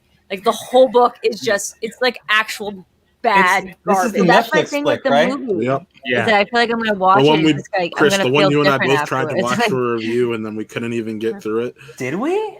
Yeah, But because it was real I talk thought review. I think you might like the movie, Paige. It's weird. I mean, it's remember. dark I like and weird. weird. I like Connor the and movie. Taylor were I the like only ones who got Check it through out. Favorite Yeah. Kaufman I haven't film? seen it And I yet. think it's like remember how much that. do you like Jesse Plemons? It comes down to that. How charming do you find I love Jesse Jesse Plemons? I mean, I Plemons. love. I Jesse love Plemons. him. Game night, what? Game Night is Two so different good. characters, but- Excited So he's good. Two leading- best performances in that. It's him and Billy Magnuson. The playing fact that the- he is leading the new 100%. Martin Scorsese movie is fucking wild. Can I say something I know I'm going Really? to get Yeah. backlash for? He's the lead in the new Martin And not only Scorsese. that, he was Oh, he was shit. going to be the lead in the new Jordan Wait, Peele Clemens film. or and the he other said, one? No, Clemens. I'm dropping Oh, out that of your makes sense. film because I get to be the lead in a Martin Scorsese film. Wait, is Can- it the Killing Moon movie? Yeah. Can I say something?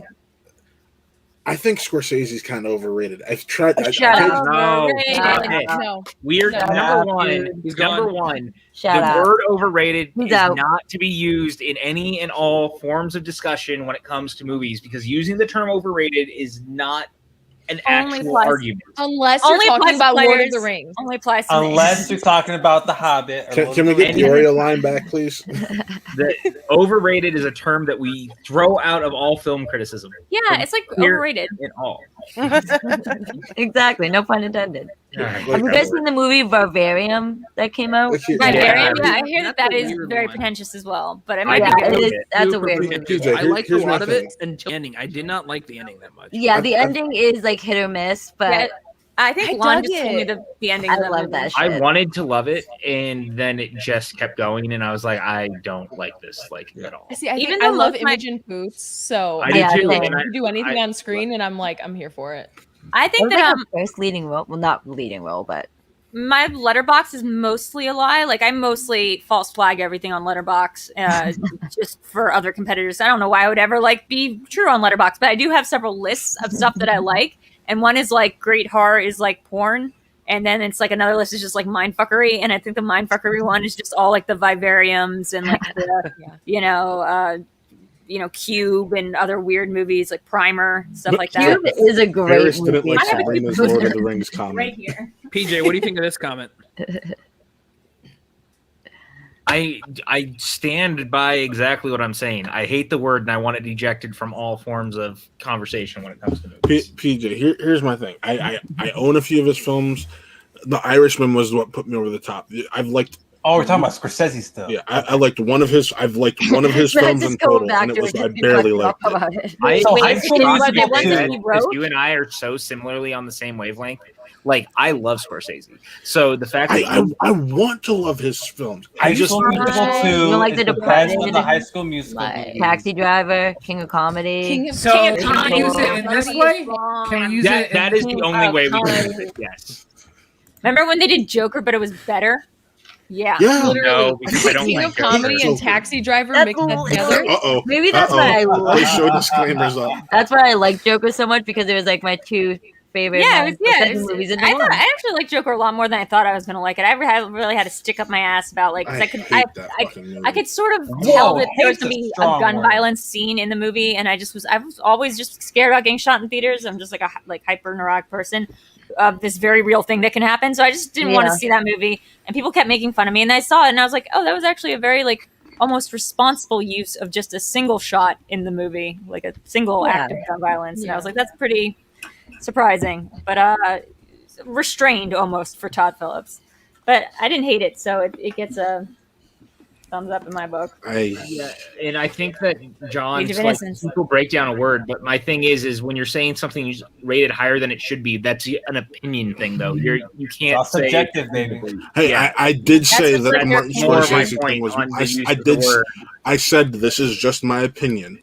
No, I know. But isn't all film criticism subjective opinion? Oh yeah, just like I know that PJ dug without remorse, and I hated it. When you're trying to make something objective, you can't objectively say something's overrated. That's my point. Like you can try to say that you feel like it is, but I think that you're missing the point of subjectivity of movies. Yeah, I understand it's that. A but weird also, thing for me. Like I don't know why this is such a hill that I'm going to die on, but it's been a hill I'm going to die on. So here we are. Well, I love finding new hills for myself to die on, but like as a former editor, if I read it, sorry, go ahead.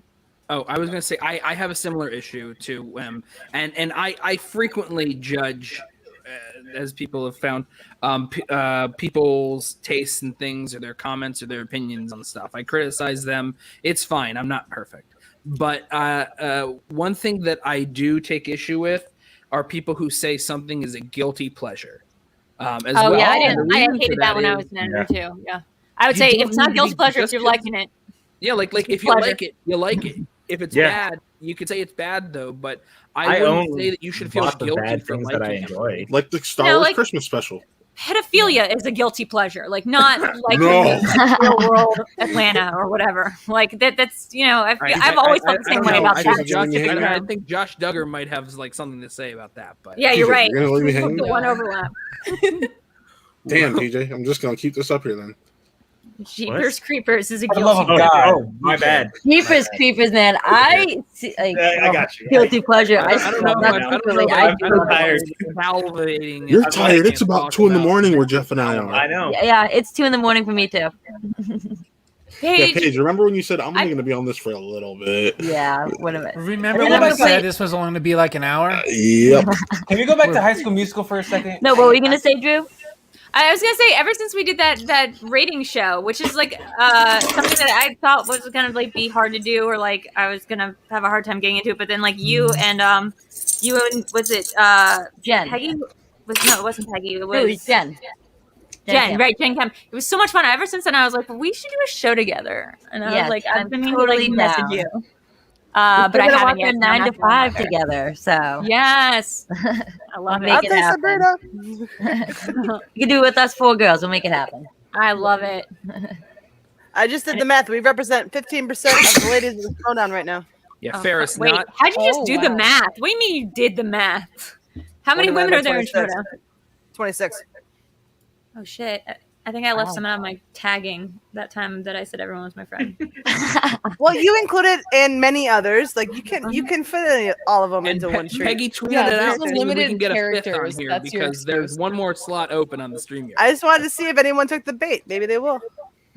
Just post the StreamYard link and see what happens. I'm fishing for Schmoedown ladies. Post it on. Come on Twitter in. Who wants to join in? Post it in the Facebook group and see what happens. John is right. There are at least 3 women in the Schmoedown. Yes. There's 2 of us on the correct. screen. You Fun count fact. me. That's 26. just not enough.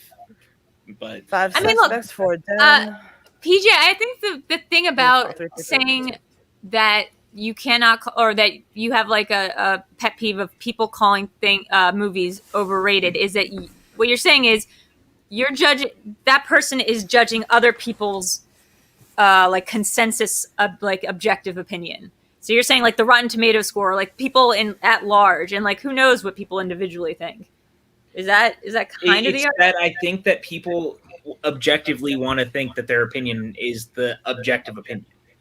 And I think that's what's lost in conversation is that people forget that things are not objective. Like not like a movie, and that's fine. And so they try to say, because I don't like X thing, the people that like it are wrong. So that movie is overrated because they're not thinking what I think. When all they need to say is, I didn't like the movie.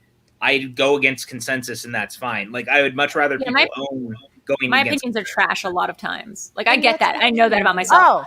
But that is by a landslide. But I also think there's something to be said for the fact that, like, sometimes I don't even dislike the movie. I just dislike the culture around the movie. Like, I will like a movie, but I don't like the fan base. Like, it's getting really hard to to have discussions about certain movies that I really like because y'all people that are in the comment section are just like trash and horrible. So, dude, I can't like certain things. fans in so many different.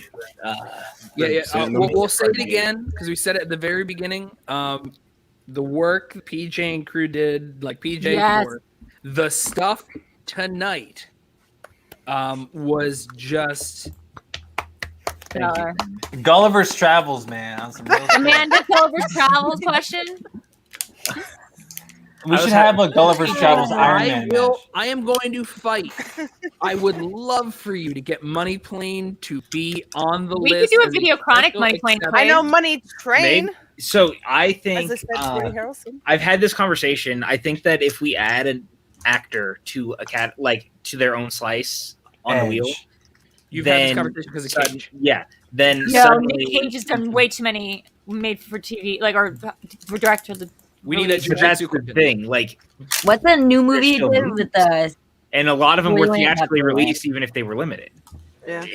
I mean, look, man, we're getting into some sites here, but we have to remember this is the exception, not the rule, that these questions would come up. Like, this is not the round one thing. This would be like exactly. So that's get why real hung up on this. I was gonna say. So if we gave Kelsey Grammer a slice. Because, like, you can also do wrestlers and film, man. Wrestlers and film. You can also just ask a question about down Periscope and just start it off as a question of which. I saw down Periscope in theaters. Blah blah blah. Down Periscope. That's fair. I mean, like I did. You're still not asking about Money Plane, but you can reference Money Plane. Like I did with the Presidio today, in that question, which was one of my favorites, was being like the Presidio. Oh my god! That Sean Connery was in. For a second, me and Eric were like, Mark Harmon, Meg Ryan. Why is he phrasing it like this? Why is it being phrased like this? And then we were like, oh, we see what he did there. He wanted to reference Presidio. I did. I just wanted to reference it because I had just watched it, and I like that. Yeah, there's something else like that recently where it was like phrased in a really interesting way. Like, you're just like that. You took a long way just to get back to San Fran. Oh man. Yeah, no, that's exactly what happened. You asked that question, you're like blah blah blah. All of my note returned to San Francisco and I'm like, wow, that. You guys have have really note long cards? way to say. You guys have note cards? Oh my god! I have flashcards. They were in my. That's the one thing I swore I would never do when I got to Schmoe, and I've seen lunchbox. I just saw Jonathan Caro's like very deceptive question with Presidio. How would you feel about going in on giving up with me? This is horror color coded by decade. I just give up. I can't do any of Oh that. my god! You into that? Oh my god! I'm like, I have fun watching movies. I couldn't with I like retire? note cards because then that would feel like straight studying. Even though we do study, I study just I study more than I watch movies. I don't like you doing weird notes stuff. when I watch movies. I just like go on IMDb and I'm just like, all right, I think of questions for myself. I'm giving away my studying techniques. Fuck my life. Right? Yeah. I just like nothing though because for it's myself like and try to answer them. it's not I a go on shortcut. IMDb. You're basically telling us that what you do, your secret is that you spend a lot of meticulous time memorizing details about movies. That doesn't help me. Yeah, yeah. That's the secret to win the Schmoedown. I Like, mean, yeah, that's it's like like playing playing smart. like, just That's playing memorize all the smart. I movie like watch rules. the movies and I'm like, oh, that person's in it. But you spend so much more time watching a movie, spending that like 2 hours rather than going on like IMDb or something like that and just like knocking it out that way. Y'all know how many times I've seen 21 Jump Street? Like at least 5. Have I ever thought about like who directed 21 Jump Street? Like never. Like never once occurred to me to like look up that director. Yeah, now when I watch movies, like, even just for fun, I'm like, fuck, now I gotta look at the director who wrote it. Like, guys, I can't watch a movie anymore for fun. Like every time I start watching, you definitely can. Yeah, me neither. PJ, you're gonna watch Boogie for fun. I'll tell you that. I hate you. You gotta program yourself to watch it the first time through, not thinking about it, and then the next time through you watch it. But I mean, even today, like, I just wanted to see Scott Pilgrim. I hadn't seen it in a bit. I went to go see it in the theater. Wow, Brandon Hanna has appeared. And I'm watching the fucking movie, and I'm writing questions in my head while I'm watching it. Yeah, I mean, look, I think that's a good thing to do, and I definitely do that from a contextual standpoint because, like, the video chronic quizzes, and that's just how my mind works. But it's the outer textual stuff. It's the composers, the director, the year that I find really difficult, and like I have to like learn some like tricks in my head about how to like place them in time and space and in relationship to one another. Or I can just get the question wrong 3 times in training about who the dad is or the older guy version of Noah is in the Notebook, and just on the 4th time that it comes up in a match, I will remember correctly. Without ever having to really watch the Notebook. By the way, Drew, I just want to say, you recently had some very important Twitter threads. One thing that went through my mind when you tweeted the Would you like to discuss them? You tweeted out Kristen Miliotti's name perfectly. Dang! Oh my God! Were you so impressed that I spelled it without looking it up? All of that, I'm like, you're on a really specific, very important point you're making. I don't want to I just don't want to like take away from that. I didn't even Google it. I Googled it. I didn't Google it, and then I sent the tweet, and then I was like, "Now we're gonna see." Now it's like the test to see if I spelled Kristen Miliotti's. You got it right. We may not be able to pronounce it, but we can spell it. I would mention it the next time I talk because I didn't want to take away from like the actual important. You should have. You should have been like, side note, great spelling on Kristen Miliotti. Kristen Miliotti, yeah, good job. Took me about. I'm like the mother from How I Met Your Mother. Right. Yeah, yeah. She was like in Palm Springs. Andy Samberg's co-star in Palm Springs. And I couldn't just get the name. I was just like Christina Milian.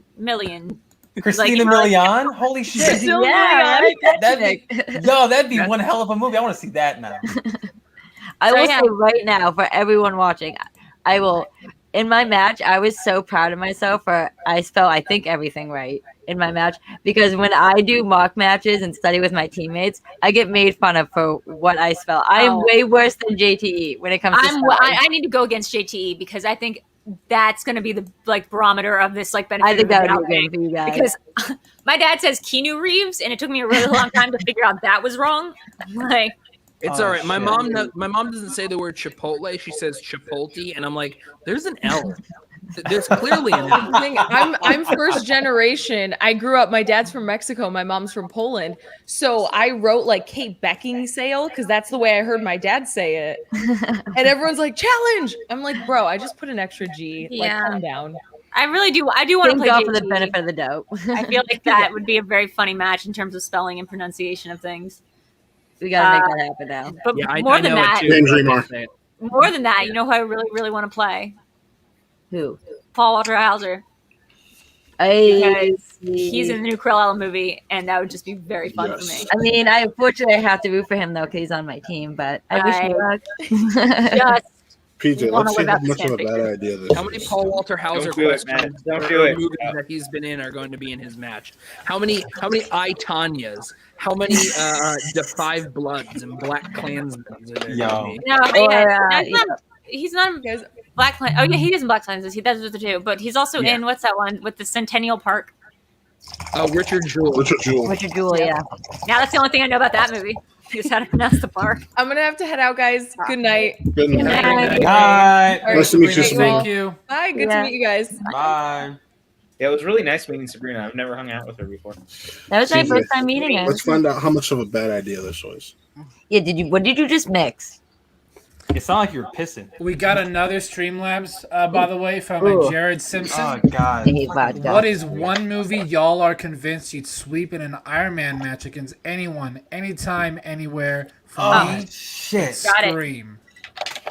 I mean, I know that Bibbs and Adam would take me up on this. Bibbs and Collins would take me up on this, but like anything David Lynch, I would kick their ass in. Like Twin Peaks. Rager may take you up on that. Whitney Seibold would probably also take you. He'd also want in on it. David Yeah. Lynch too. Yeah. Ooh, I gotta think. Because like I think Eraserhead's like his #1 favorite movie or something. Yeah, I mean, but try to like think of 20 contextual questions about Eraserhead, and good luck. Is there context in Eraserhead? I mean, no, there's context in no Lynch film. They're like dreams. So like asking contextual questions that is so very true. hard. I can't wait to let What would you I can't wait. I gotta think.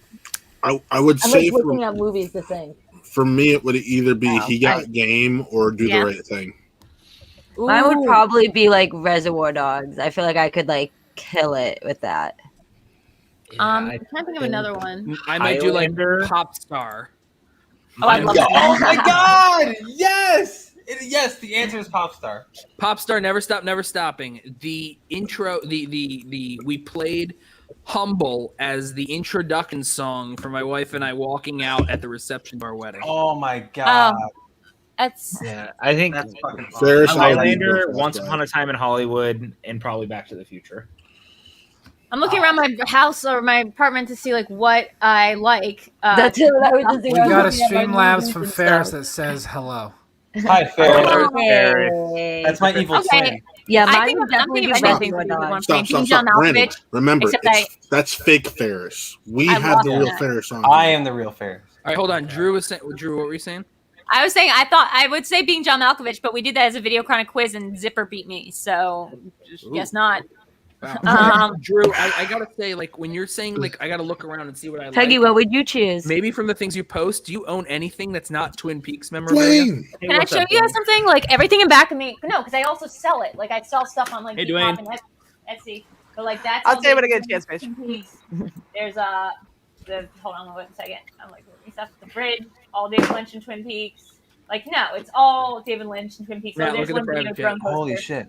Yeah, it's all him.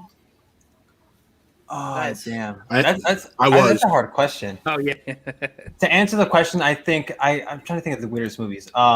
Footloose, The Avengers, and Scooby-Doo 2: Monsters Unleashed. That's Scooby Doo. That's a good one. I would write. Oh, you want the Avengers? You want the movie with Sean Connery and a teddy bear? Marvel's The Avengers. Wait. Are we saying movies that we could box other people out on because like we know it the best, or just ones that like we just love so much, even if they're really popular? Because like I would pick Cube, except like I'm not sure if I memorize all the coordinates and No, coordinates that's no. I did and movies numbers. that I would like knock someone out in. Yeah. Okay. Yeah, I thought the question was like movies we could kick ass like an Iron Man. Twin Peaks Fire Walk with Me. That's it. Well, that's one and the same for me. I'd probably go Breakfast Club. Wow. You don't think Your middle name is Ralph. Hey, Joanne, check your Facebook messages. Your birthday's March 12th. You're 5'9.5". You weigh 130 pounds, and your social security number is 049380913. That's some real shit. And with Thank that, you, Dobby. I'm gonna head out. There you go. I am exhausted, and I'm gonna go get some rest. Have a great night, man. Yes, PJ, go get some rest. The real The MVP. real Travel MVP, question. everyone. The real MVP. Bye, guys. PJ, we'll shoot you links in the future when we do more of these. Definitely. Later, brother. Congratulations. The real winner of tonight, by the way. PJ Campbell. Wait, nobody could beat What me in would you boogie choose for trivia. your movie? It depends, Matt. You've only watched the movie once, right? 5 times. Which Really? one? Which movie? New release boogie. I loved it Why? that much. Why have you New watched it release 5 what? times? It's because like I a had the basketball link for movie. I had the link for 72 hours, and I But why watched did it. you watch You the watched movie it 5 times in 3 days? Yeah, What movie? Psycho. it's only It's like an called hour and Boogie. 20 minutes. What? It's called Boogie. It's like a Boogie? basketball movie about like this Boogie. Asian kid that Oh. plays basketball. I thought it was a horror movie called Boogie for a second. I got No, very but- excited, but- like Bye Bye but you're Man or not- something. Oh, that'd be Saying you good. had the link isn't explaining why you watched it 5 times. Because I knew I Yeah, only had apparently. 72 hours to watch it as much as I wanted to, so I watched it 5 times. I watched. You're thinking of ending things about 4 times in 2 days, so I get it. I used to do that as a kid. Just watch a movie. I guess the rewind it, thing watch is that it we've talked about it. You weren't. I do that with like Dazed and ecstatic Confused about all the time, movies. like when I'm bored. Sorry, No, what'd you say? Excellent choice. So no, from Jeff, a what'd you critical standpoint, only gave it like a 3.5. I thought it was fine, but from a basketball fan standpoint and just like I loved the movie on 2 different standpoints. It's just one of those things. Matt, I thought the movie was. What- Matt, what is your American opinion Summer, on I realized Eddie? Also, I love Eddie. That was one of the first basketball films I ever saw. yo, Eddie, that's the reason I got my bonus question. Or no, that question in round 1 was because I like her Teenage Mutant Ninja Turtles. I was like, and the third one I was like, and I was like, Eddie, yep, got that one. Yvonne McBasket. Sorry. I fucking Look, love you it. didn't say your movie. What What would your movie be? What's up, Dwayne? Hey, Dwayne. Dwayne Come Martin, on, dude. Dwayne, hardest working, real hardest quick, working thank you person for all the in help this week, Dwayne. Snowdown. Just wanted to say that again. Oh, Dwayne, it's been a hot minute. real quick, Dwayne, while I have you here, the work you've been doing with the FCL, Yes. dude, Hell yeah, you're just knocking Real out of the park. shit. Nice job, man. And now you got to answer our question. What is your knockout movie? Like a movie that you would knock out of the park if you like. Tokyo Drift. I know this answer. It's Like, probably deep Tokyo cut, you Drift. know Yeah. everything. No. What is it? It's not Tokyo Drift. Ooh. We This like is 8 more hard. times about Have a Fast good night, Five. Jonathan. Night, John. Later, brother. Probably Repo the Genetic Opera. Oh, that's a great What the movie. I don't know. I might if That I is- do more watches that a of movie? it, and I could do that.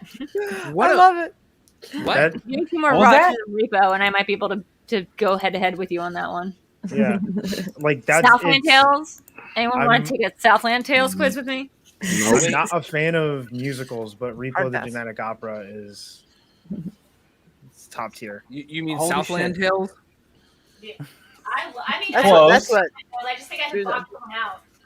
Sorry, I said like I don't like it. I think it's weird. I've never seen the director's cut. But Yeah, I think I there's a haven't lot of stuff in I've there. owned it for months and I haven't watched it yet. You know Like that the I just director's cut, and I haven't Yeah, I think watched they're like, the original yeah. one since it came out. tell me what you think of the director's cut without having watched like the theatrical one, and it'll be interesting to know if it's like better. I'll watch it soon. Maybe I'll try and catch to it this weekend. We'll see. But there's a lot of stuff in there, and there's a lot of actors in there, and there's a lot of it's like a whole world they tried to build in there. Richard Weird Kelly. thing is that it's like, isn't it like Southland Tales when it came out? It was like part 4 of it was like part 3 or 4 of like a 5-part story, and they made He like had he had the equivalent of a rock opera in his head, and only got to make like the second part of it. And it was right after Donnie Darko, so like people wanted to give him like some leeway with it. But it's, I mean, the what was theatrically released was like incomprehensible. Like there's just nothing in the movie like makes any sense. But there's a ton of actors in it that you'd never expect. There's terms. There's a whole. It's like Dune. It's like a whole world you'd have to learn. yeah. I would do that. Dude, I can't wait for the new Dune movie. 130 days. Timmy Chalamet is my future Shallow husband. Bay, that's what's up. Do you think by the time it comes out they're gonna pull out on the HBO Max portion of it? I mean, hopefully I'll be able to hopefully theaters will be like normal, so like you can go. I and think sit. it's possible. 4 months. But I'd like to be able to watch it at home repetitively 24/7. Yeah. So I kind of hope it stays on HBO Max, but I know they want to make money, so I'll go see it in theaters, but then I'll just watch it at home a million times for that month. See, it sounds like they're going to be pulling that. So hey, Here's the thing about Chalamet. I just discovered him 2 weeks ago. Wow. He is fan-fucking-tastic. I've now seen everything he's ever done, I think. Oh, so wait, And, you've seen beautiful Summer boy. Nights? Have you seen Hot Summer Nights? no, then I haven't seen everything he's done. His choices are so brilliant. A24 had a distribute. I love that movie. A24 used to have this I distribution don't like the deal. I ending, don't know if but- they still do, where they would release some movies, not necessarily just it would be very limited in theaters, but at the same time, video on demand on Direct I remember. TV exclusively. So this was one of those ones that went Direct TV exclusive. Yeah, A24 used to be like real like grunge, low budget kind of stuff. I remember one time I got to meet Daniel Radcliffe on a double decker Swiss Army bus. Man. Yeah, from Swiss Army Man. It was like it was him in like a That's pretty. mannequin I love of Swiss Daniel Army Man. Radcliffe. Nice. You should do a Swiss Army Man video chronic. Mm-hmm. Dude, that I movie just saw Call Me is by Your Name. bonkers.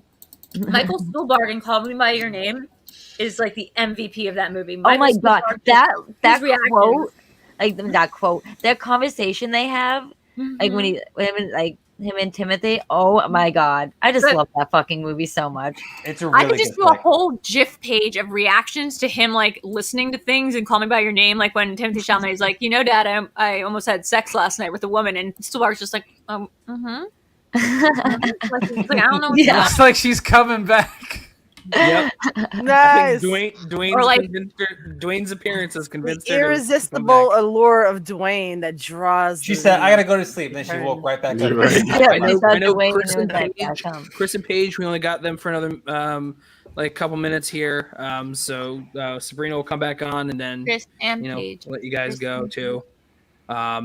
Honestly, this was just supposed to be like a hangout thing. Didn't expect it to go an this hour long. and a half. You said So- 90 Hour minutes and a max. Yeah. In the chat, we were like maybe hour, like 60 to 80 minutes. Hour and a half. That's it. I Right. literally Man's got to told put in Dad, I was like, overtime I'll for be on sex. for a few, And I also thought Jeff was like trying to get me on Schmoe the Money, then Matt was trying to get me on Spin the Wheel, and I was so confused. And then I'm like, no, it's the same show. No, yeah, I had no idea what was going on. Matt had mentioned he was going to message you, and then Matt left before I could. Matt like hopped off when we all hopped off of our hangout. Before I could say, "Hey, wait, did Paige confirm if she's coming on?" I did I said she confirmed. Paige. I did say she confirmed before I left. Oh well, I didn't hear that part then. Hi, Sabrina. Hey, she's back. Welcome back, Sabrina. Dwayne came in, and I was like, "All right, I can't go to sleep now." Like I'm stuck in the middle of Notting Hill for this, and I don't know how Notting Hill turns out. Now here's the question: did you pour yourself another glass of wine? There we go. All right. Switched to white. I came in ready. Come on. I'd expect nothing less. Where's Brandon? Guys, Julia Roberts in Notting Hill is kind of trash. Thank you. I agree. Her character, I mean, she's an asshole. Anna Scott is a wench. Treats William like shit. Wait, wasn't she like in our ranking thing that we did? That movie? I don't remember her being in there, but I hadn't seen it at the time. I probably was just like, meh, whatever about her. But I feel like I was about to watch it tonight. Like so proud of literally what we before I did. got on the stream, I was about to click on Notting Hill. So Really? you guys are saving me for that. So I guess I'm not gonna watch it. I mean, it's a decent You can movie. watch it. I'm just it's a saying good movie. she's not The character is just as a female. She's just like a flawed female. very, very flawed. You know. Sometimes it's fun. Okay, I don't know in the context of this, but like sometimes I love to see like flawed women just because then it like, you know, it makes it like normal. Like if a woman's like hypersexual or like anything, it's not like looking at her in a negative way. It just shows her the way that she is, which I love to see. But this does portray her in a negative way. It's totally from his POV. So like you just see her as this like liar, crazy celebrity bitch kind of. As far as she basically manipulates them until she realizes she loves them. Okay, I still feel like there's one scene. Okay, I'll just say this, Sabrina. There's one scene where everyone's going around a dinner table talking about like who gets a brownie at the end of the dinner. Okay, for the like who has the saddest life. She's been and hungry somebody for in a wheelchair and discloses they can't have children. And then Julia Roberts is like, guys, one time I had a bad boyfriend who hit me. And I've been hungry for a decade, and I've been through 2 surgeries, chin and nose. Yeah, I've had a chin and nose job, and I wish I had a chin and nose job. She's living. I love how Drew summarizes the films that she's watched because I haven't seen Notting Hill either. So now I'm going to watch the film with like this sort of summarization of the scene. I Still Believe. I watched it from the perspective of how Drew explained it's the movie. the video Drew goggles that you watched. And the movie the movie was the most bizarre. Like it almost would have been like nothing that I would have even thought about until the way she explained it to me before I watched I do have a unique outlook on the world. Thing. There should be a Schmoe category, which is just sort of like guess the movie by Drew's description, and it's like the That's the new and you describe it, and then I feel like I'd get it. You know? Just know in Notting Hill, you absolutely root for Hugh Grant. You don't necessarily root so much for Julia Roberts. Do you remember that body horror movie that everyone loved so much, made so much money, and it was about hair fucking dragons in space? I thought you were about to say Baskin, and I was going to be like, I'm never watching that again video. No, it was Avatar. I just saw that movie. That is horrible. Yeah, I was just going to say, it was... Yo, that was one hell of a description. Am I the only one who likes Avatar? I swear I'm the only one. I liked it, yeah. No, I don't like what is happening? I mean, it was okay for like a decade ago. Like a decade ago. And now it's kind of like, all right. Yeah, no one's was gross. Cool. No one's gonna tell me like the hair was alive with. It was like it did the one thing that 35 years of life has not been able to do, which is turn me off tentacle porn.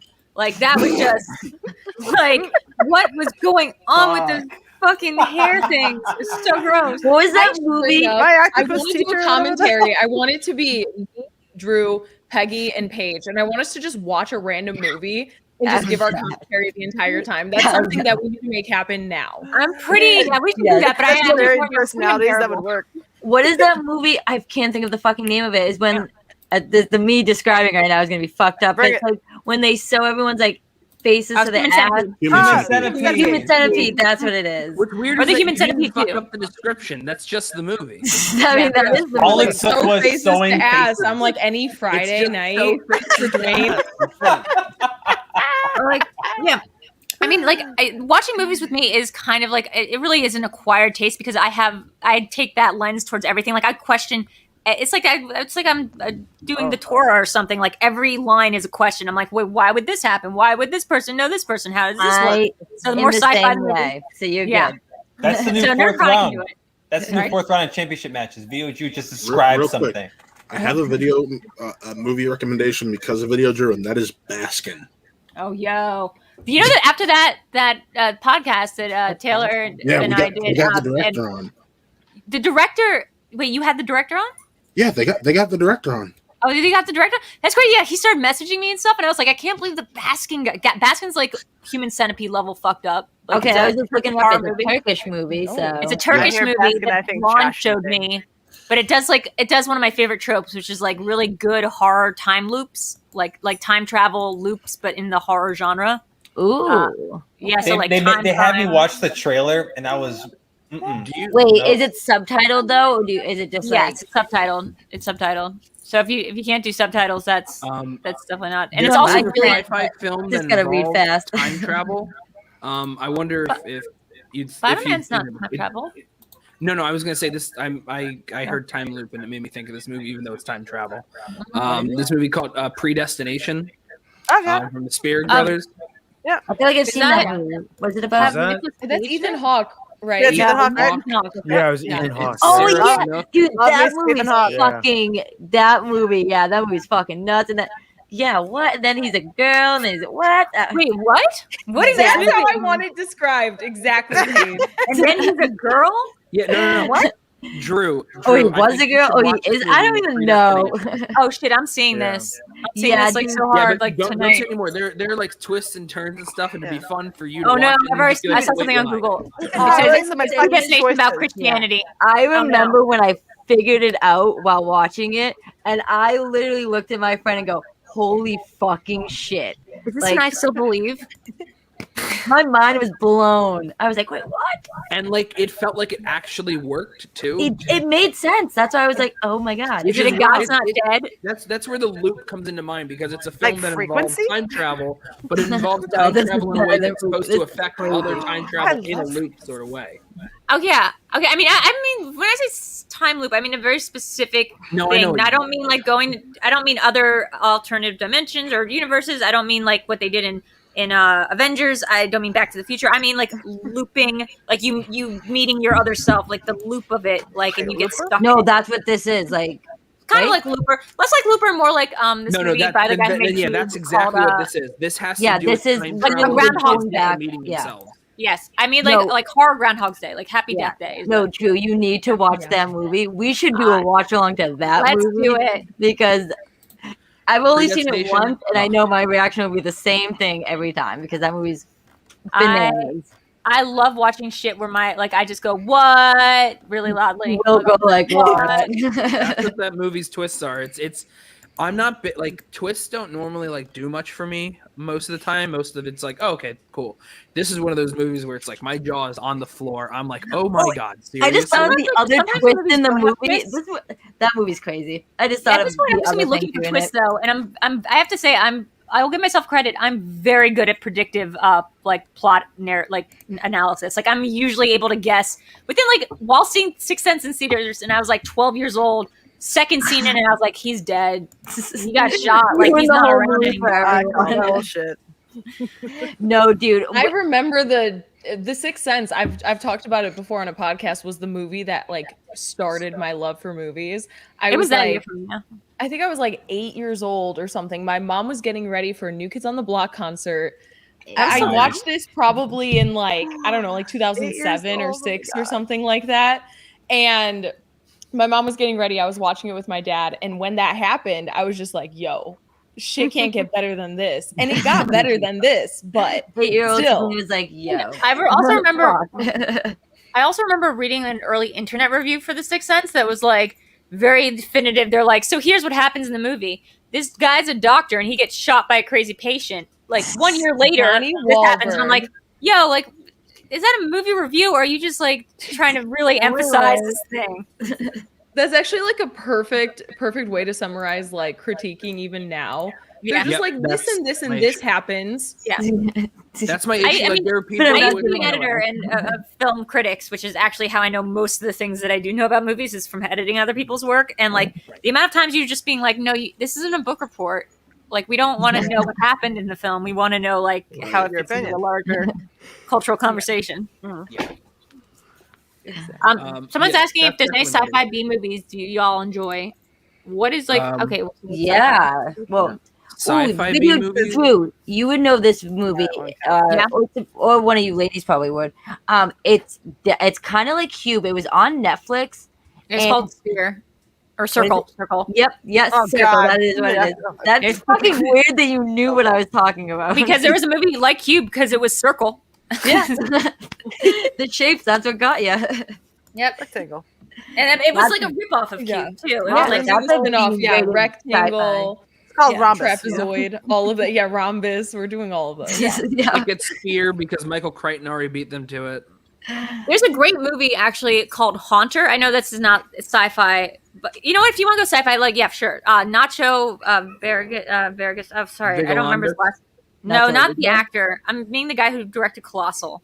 He did this Yeah, no, movie called not- Time. Oh, Is that it? good. No. Nacho. Nacho something. He did this movie called Time Crimes, which is dope as hell. Nacho Vigalondo, I think his name. I think is. it's seen Oh. 10 times. I thought I was naming the guy from Better Call Saul, but that's his character's name, Nacho. Yeah, what am I talking about? Vigalondo. Yeah, Nacho is the name Not- of a not character Michael on Mando. Better Call Saul. There are other people also Played by named Michael Nacho. Mando, yeah. No, so Nacho V, I'll call him, made this movie called Time Crimes. It is It's Spanish, right? Yeah, it's in Spanish. It's I'm in looking it Spanish, up, but yeah. it's really good. It's about a guy, and I won't say any more than this. It's about a guy who sees somebody in the woods. He's home with his wife. They're like moving in. He sees somebody in the woods attacking a young woman, and the guy's wearing like these bandages on his face. So he goes in search of that situation and ends up in a crazy situation that involves time looping. And that's all I'll say about it. Ooh. Mhm. Yeah. I'm going Black Bear. The recent Ooh. film. I think haven't we seen talked that about yet. it. With Yes. What is it? Is that science Black fiction? Bears with like Aubrey. No, I was just talking about like that whole idea of kind of like, I don't know, like a lower Haunter. budget type of like twisty turny type of film. That's Yeah, exactly Black the Bear first thing that is- comes to mind. Black I Bear, like the absolutely Black freaking Mirror love it. episode? I never. No. Oh, that's White Bear. What is? See, I've I never heard. love Black Mirror. If Black we're Bear- going, Aubrey Black Bear with Plaza, Aubrey and I think it was Plaza. like a first time. I think it was like He a first time directed it. writer director. Didn't he Lawrence direct it? Michael No. Levine. Why did I'm I gonna think check he it did? out. Someone, It's- Jared Simpson in the I love comments it. saying Haunter, and Haunter was the exact movie I was going to bring up. That's No. by the same guy who did Cube, and No, it's he- a he- looping No, horror he was- movie. he was he's- joking. He was joking. because you said He said Haunter and it Oh, was a sorry. Pokemon new The Haunter. Pokemon Haunter? You know, the one that Oh. Ghastly evolves from. Oh, Gengar? But, Yeah, no, Gengar, yeah. We don't if play we're dropping the Pokemon sci-fi now. from We the talked about Chronos is in Spanish. I've never We seen do it though. play Pokemon when we get a time. When we get the time. Guys, We talked I about know who Happiest Haunter Season is. earlier. We're talking about this now. Can we talk about how great Aubrey Plaza is? Yes. No, she's in Chilling, Delaware. living her best life, so damn good. Dude, I What loved her in Not Happiest about Aubrey Season. Plaza? Yeah. I wanted more of her in Happiest Season. You have to watch Agreed. Black Bear. The ending Watch of Black Happiest I have Season to. pissed John me the hell Gallagher off. Jr. though. when they're 10 both years. in high school, like in Delaware, which is like a cool Delaware person fact to know, is her and John Gallagher Jr. both are from there, and they both dated in high Ah, school. nice. I love the newsroom. What?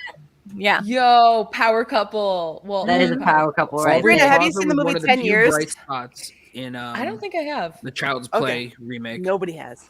I think I've Nobody seen has that. seen this There's a movie. lot of wasted Has acting. Aubrey It's Plaza been Aubrey bad Plaza, in anything? Channing Yeah, Tatum, Child's Play. Oscar Isaac, Was she Chris bad in Pratt, Yeah, I've seen 10 Tom years. Yeah, Hanks, remake, You yeah. had me at Oscar Isaac.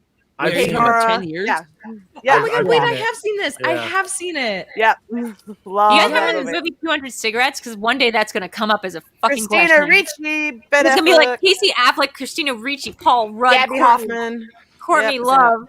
yep. Yeah, it's the cast list of that movie is it's like before there were those Marshall films like the New Year's, and Valentine's Yeah. Day or whatever. I gotta go watch that There's movie 200 now. cigarettes. What's it No, called? actually, 200 cigarettes? No, it actually came out a year after Valentine's Day.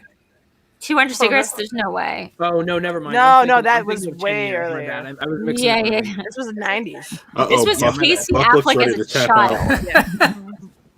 I don't know how y'all on the East Coast are still. It's I'm 2:30, struggling right now. 2:33 It's right now. 2:33 in the morning. I And I'll know. tell you how y'all Happy go to bed Friday. before 6 a.m. I am They haven't done that in a 100% year. sober, which is the craziest part. Like y'all gonna keep rocking. I go to gotta bed. bounce. I went to though. sleep last night at like 10. So Thank you guys. See ya. This was Bye. fun. As I'll always, see Chris. y'all very Thank soon. you. I gotta bounce, but we'll Bye, chat. Chris. See ya. Bye, Chris. Sometimes I talk so much I forget. Am I the host of this show? No, it's fine. You're the Don't worry host of about every it. show that you're on. Yeah. You You want to make it know? better for You that. want another crazy like dark sci-fi movie that's very recent? I'd love to see questions about it soon. Brandon Cronenberg's Possessor.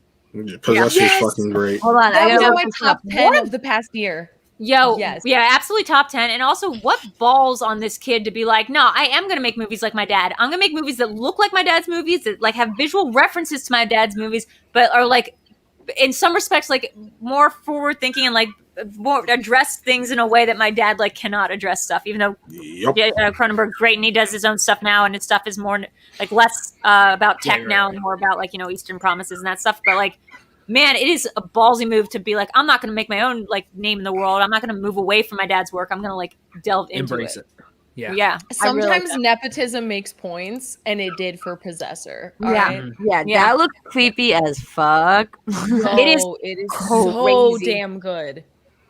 The plot of that movie can be described in a way. I forget what we were doing. Yeah, the other describe day. it for me. Yes. Drew, I just want you to describe all like. Oh yeah, okay. The Fucked plot up of this one's movie actually to me. pretty straightforward.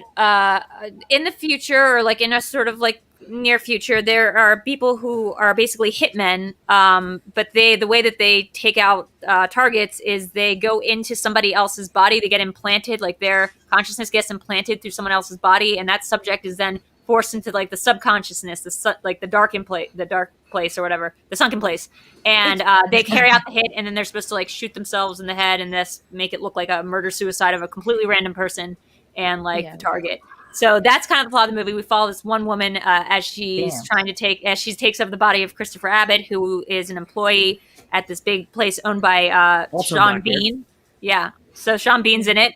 And he's supposed to, she as him is supposed to take out Sean Bean because the subject is dating the daughter. So that's kind of like the concept of it. He also works at a weird place that they watch people on video screens and like determine like what kind of marketing to like use on them. It's got a lot of I mean, already like I studied marketing in college, and like I've never done anything with it since. Same. But marketing is like, ooh, like they're fucking with you. They're listening to you on your phones. They're listening to you on everything for like targeted ads. So like seeing a film like that, it's all the ideas that were already presented in normal life just elevated, and it's so damn creepy. Now I'm not going to say anything about the by the Sean way, Bean stuff. I will say that it's a great movie. Just want to point this. I think it's funny here talking about Possessor here and mentioning Sean Bean. It's like, oh, the first. Well, I hope Sean Bean lives in this movie. And then the other right one, next that yeah. scene with Sean Bean is brutal. And yet, you should just watch the movie and find out what happens. Oh, I forgot to mention the way they get into you, like the way they go into your consciousness, is like they get implanted through a strand of your hair or like something, and then they have to like kill themselves and like get themselves out of your body. But this one chick, she just like doesn't like, or she just can't force the body to like kill itself. So it's just a whole thing. And then his consciousness starts taking back over. It's a whole thing. It's really good. Okay, Watch yeah. it. I just saw it's on really Hulu, dark. so I'm definitely gonna watch Real quick, Really Kevin. dark. It's on Hulu because it was neon. Yes. Have any of you seen the movie 1BR? 1BR? Yes. Oh, 1BR. I've heard of that movie. Yeah, I've heard of Well, that. you've heard about it because I've told you to watch it. Lord knows how many times now. That's right. BR? One Don't like a think I one saw it. bedroom. One One bedroom. Yes, I have heard of this movie. It's for those people. For those of you who live in LA, it's actually a really interesting film. For everyone else, it sucks. What? I said for everyone else, it sucks. No, it's still a good film. The producer. And that's also how I would describe Under the Silver Lake. Yeah. So, fine. If you live in LA, you love it. Outside, it sucks. Yeah. The producer is one of the funniest people I've ever met. Taylor gets him on consistently. Video Drew. We had him on the other day to talk about that movie Freaks, or last night actually, to talk about that movie Freaks. I was on something last night. No. The producer of 1BR came on Taylor's show last night to talk about the movie Freaks. Oh, that movie was great. Oh my God, Freaks was great with Bruce Dern. That was like on my top 10 of the Very last solid year. movie. Very solid.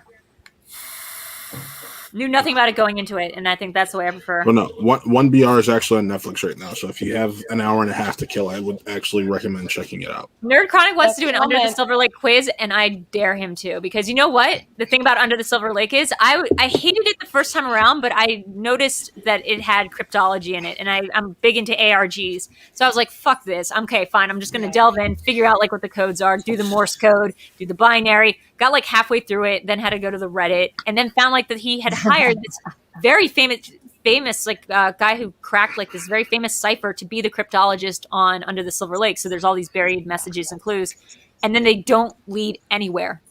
Like the whole What is it? It's supposed to be like fucking Zodiac? Isn't this with Andrew Garfield? One of my with Andrew Garfield, obviously, and it's Yeah, one of my favorite. Hey, I watched Mainstream earlier, Sabrina. I watched. Yes, Mainstream. I didn't get to see it. I meant to. I ended up staying. Oh, yeah. It's like a real crazy millennial version of A Face in the Crowd, Elia Kazan's film with Andy Griffith, which A Face in the Crowd. Yes, I know incredible. that reference. This movie is. It's weird. By the way, Under the Silver Lake on second viewing was very good. I forgot to mention that. On second viewing, I really did like the movie a lot. Which movie? Under the Silver Lake. But it like so stupidly dense. Like there's so much to like enjoy in that one. Again, if you don't live in LA, it's I don't think it's an LA thing. It's a noir thing. It's like if you understand the kind of if you like Inherent Vice or Big Lebowski movies where like the detective part of it, the solving the mystery is like it's LA noir, so it's like not it's not the purpose of it. You know, is it like so big into the culture though? Because when they're dealing with like escorts or all these different things, it's like stuff that other people don't care about. But if you live in LA for 2 seconds, it's stuff that you like. But I feel like if you like they've got escorts you will everywhere. like this movie. Right. Yeah, but is the movie kind of like Brick? The Ryan Johnson movie? No, it's less than it's more like I think it's more like what it is. It's very atmospheric and it's like a vibe. It is like Brick in that it's a genre film that's definitely playing into genre tropes, but it's not like a vibe. That's a good way to describe it. Yeah, but it's like the genre tropes that's trying to like subvert. It does so by being like, and then there is no like thing. And so the idea of hiring this famous cryptologist to either make a cipher that's too hard for anyone to crack, that we can get to like certain clue points, look at the coffee board and see that there's a Morse code, look at this and do that. But then there's a certain point where it just trails off and like no one's been able to either solve it or do it. Every single thing, like if you stop each scene, there's so much to look into, but like doesn't really lead to much, and that could be frustrating for a lot of audiences. Plus, this is a film that premiered at Cannes, had like a pretty bad reception because of course the first time you watch it, like I loved it, but I totally understand that other people wouldn't. Like, are you from LA? Is that why? Well, I'm from Chicago, but I do live in Silver Lake. I live in Silver Lake, so I have a one up there, but it was so bad that A24 buried it. Like people that also like champion directors and champion artists, they buried the film completely. So it's not great. It's not a perfect film at all, but I do think it's ambitious. Yeah, I think it's ambitious. 11 months to be released, and then it was totally buried. It is this guy's Southland Tales. It would not Dan Gilroy. What is the director's name of that? David Robert Mitchell. David Robert Mitchell. It is his Southland Robert Mitchell. Yeah, David Robert Mitchell. Nerd Chronicles aside, did you have some thoughts about Under the Silver Lake? Please write a quiz. Yeah, please write a quiz. That's gonna be the hardest quiz. I would love to do it. Well, me and Sabrina will. Like we really want to take it. It's more that it's both dense and aimless, like a guy in your MFA class giving you notes. You know, like it's like a lot, and it also like doesn't go anywhere. Gotcha. Well, this one isn't really a scary movie, but have you guys seen the movie Save Yourselves that came out last year? Yes, I did. With one of the guys with the male lead from Search Party. The one with the little monsters in it. A girl from my college therapist created Search Party, and I thought she was such a trip in college. It's a very fun movie. It's funny. It's silly. I liked it quite a bit. Okay, yeah. I really I want to see that movie. I really liked what was I gonna say? I really liked It's really, really funny. Yeah, it's good. What was I gonna say? Which one I liked? I thought the guy was gay the whole time, but then they dated. I was like, this makes no sense. This character, yeah. I'm not trying to be That's calling me narcissistic. I out. think the character in Search Party that he is named after me because his name is very much like Drew, and it's not Grant, but it's like a last name that's very similar. It sounds a lot like it. So Delusions of Do you like Search grandeur. Party, by the way? no, I'm saying like we were friends in college. I just Wait, always thought how she did was we a have little three? How did we technically have three Chicagoans on screen before and not even recognize it? Peggy, what we messed up there? Your pizza It's sucks. all right, we're everywhere. Exactly. Wait, who else is from Chicago? Matt? Well, no, Chris is from. Yeah. He's technically from Indiana, but he's literally two blocks Chicagoland from Chicago. Why is it so No. cold? Doesn't count. there? That's Indiana. No, Peggy counted it because it's what city was We it? find it.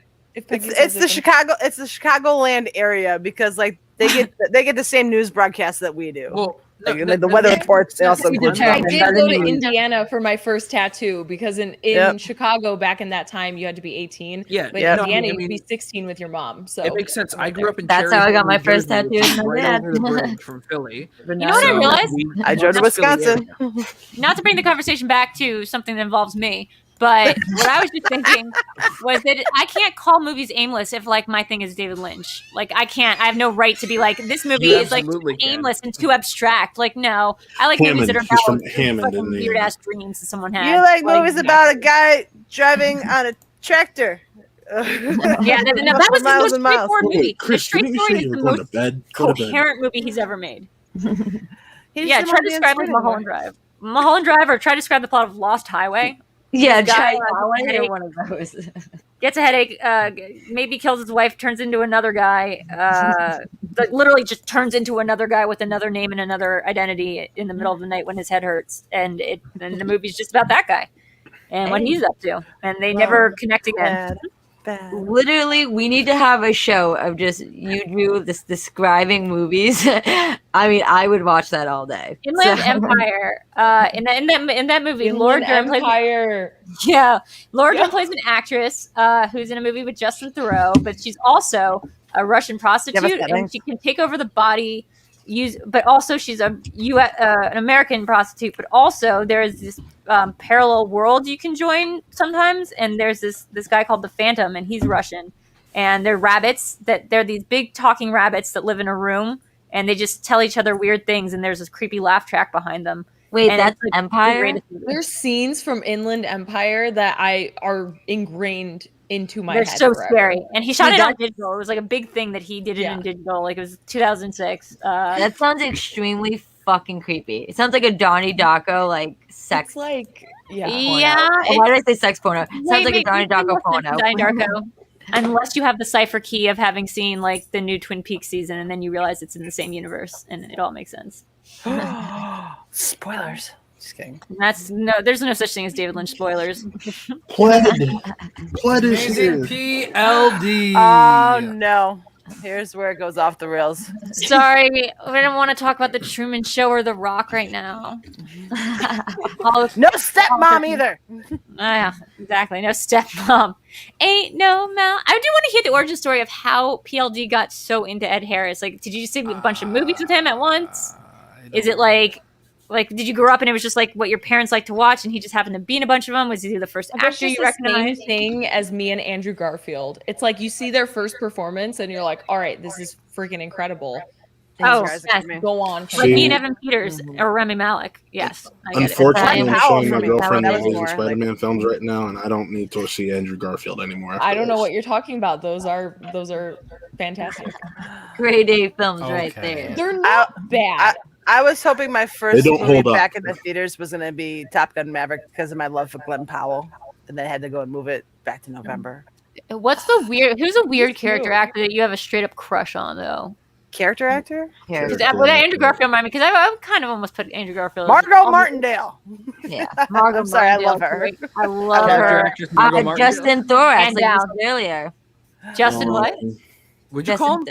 What's his? How do you say his last name? How did you Thoreau. Does Stanley Tucci Thoreau. count? Thorax. He's not a Thoreau. character actor. I told you guys I can't pronounce shit. She loves Justin. I can't Thoreau. pronounce literally first generation American. Can't pronounce Yeah. anything. TV shows. Rose He's not Byrne. like a character Rose actor. Byrne is mine. Does Tucci Gang count? Oh, for sure. Tucci gang, Tucci gang, Tucci gang, Tucci gang, Tucci. Thank you, Oh, thank you. Specifically, Tucci as Meryl Streep's wife in Julie and Julia. Oh, Tucci, Or Tucci, husband, I Tucci mean, count. not wife. Yes. Paul. Jimmy His name is Simpson Paul for in me. that movie. No, Made he's up. the wife. She's the husband. She's That's the like husband. wait, because mine's also Jimmy Simpson. He's like the character actor that I think is so fucking great. Like, or him or Charlie Day, I guess, who are both in Always Sunny. Okay. Oh, I love Charlie Day. Yes, Yeah. that's a good one. I didn't even think of him. PLD But says Jimmy it would be a Simpson in bitch. Under the Silver Lake is a high point. That is a high point for the movie. Is like every scene that he's in and every decision he makes as an actor. It was the abyss.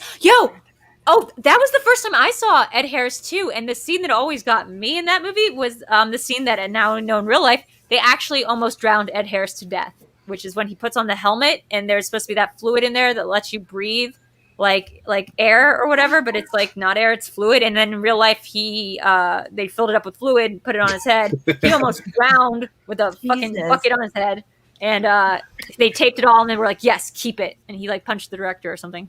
Thank you, Jared Simpson, because that's Roseburn without a doubt. Roseburg's not character actress though. Character actress means like Buscemi, like somebody who's like weird. Yeah, someone who's like a little weird looking. It's like me who plays, saying like, Pete Pine. Davidson. I'm like Pete Davidson. Pete Davidson's the a good one. character actor. Pete Davidson's a good one. You know he's gonna be the first one to die in the Suicide Squad. Just No, he's not. 100%. I think He's it's gonna be the second. Okay, maybe I'll give you that. Man is gonna live very long. Polka dot guy. Roseburn. If you guys haven't seen that one, check that one out. Polka Dot Guy is definitely This is where I going to leave you. live longer, probably because in the trailer he's basically like, "I want to die," which will mean probably he won't die. Yeah, Or I at don't least in put the bets movie. on it right now. Pete Davidson dies. He's within the first 3 deaths. Okay, first 2. Let's say first 2. I see him in that jungle scene where they're walking through the forest talking about stuff. So he obviously makes it out the first conflict, first or second conflict. Oh yeah. So this is what I'm thinking. This is what a lot of people are thinking, that essentially they're building There's no up way a Harley giant Quinn cast dies. of people, and they're going to Deadpool 2 X-Force them. I Maybe can see that. James Gunn. I don't feel like that's like his kind of move. Like he'd rather like, I don't know. Like think of Guardians 2. Like they had a lot of cameos in that, but like they didn't hype them up as being like the big names in the movie. But the interesting, But the this thing is is they complete have that because he whole talked line about of- it like he said it. He's like, don't get attached to anybody, and like the actual Suicide Squad, he's like living up to the name. I think Joel Kinnaman is like gonna die. John Cena, Joel Kinnaman, all those people. I feel like they're coming out very, very early because I think there's only Idris could go immediately. There's only 3 or 4 people that will survive. John Cena will and probably one of them survive. is Pete. No, John Cena's dying, and we're I getting think a Bucky's we're gonna getting die a too. series. That show, Probably a prequel. That show's It a is a prequel. prequel, Yeah. You've It is? got to watch John all the Cena's trailers dying, and you've got to look for at the sure. context clues of putting the scenes in some sort of order. Because- Because that's what and I do then with everything. Joel John Cena, Kinnaman I think, is going to be the leader Hold on. of like the first group that all dies, and then we're going to love him so much with his. No, like, he's small also screen time. he's also in that jungle scene where they're like He's getting the woman, also and we in know so that much that's of that trailer. that's Yeah. Joel that's Kinnaman is mission. not going to die because like Rick Flag is like the only consistent part of the Suicide Wait. Squad. He's the Wait. only Actually, you might have consistent a point. Whatever mission they're on to save that chick, who's like, she's like, I will save you. That's like a group that we see in 2 different scenes, but I don't think that's a group that like Harley's in. So that might be the group that dies. That's Idris. That's John Cena. That's Pete Davidson. Is the other chick in that scene? Yeah, because like King Shark isn't there either. Well, do you think Harley Quinn's gonna die? No. Yeah, there's no way. Okay, I'm glad we're on the I same think page. they're gonna try to make it Deadpool Rumors. 2 though. There have been rumors that she might, because they're ready She to might move, die. Come that back. she's ready to move on from the series. So No fucking way. She loves playing Harley Quinn. I figured out the plot of the entire Cruella movie just by watching every single one of those trailers and sneak peeks about 100 times. Yo, if I was Margot and they were like, "Hey, let's dump all of this money on your front door to play this character over and over again," I would do the same thing. 'Cause Yeah. she's still doing other things Oh, yeah. as she's been playing Harley. Dude, she's gonna be playing. She's gonna take over Tank Girl. So she's literally gonna be playing Harley Quinn, but in Tank Girl, which will just be badass. But wait, I don't mind at all. So I think at this point it's okay to have another Harley Quinn too, because like the Harley Quinn TV show, like Harley Quinn's now like the Joker. Like Harley Quinn can be reinvented. I feel like a couple of times, like because the Harley Quinn TV show is a totally different actress, and the cartoon, and that stands alone as its own fantastic. That Harley Quinn TV show is why I but I love Margot didn't like Birds of Prey. I love her too. I'm just going to be honest.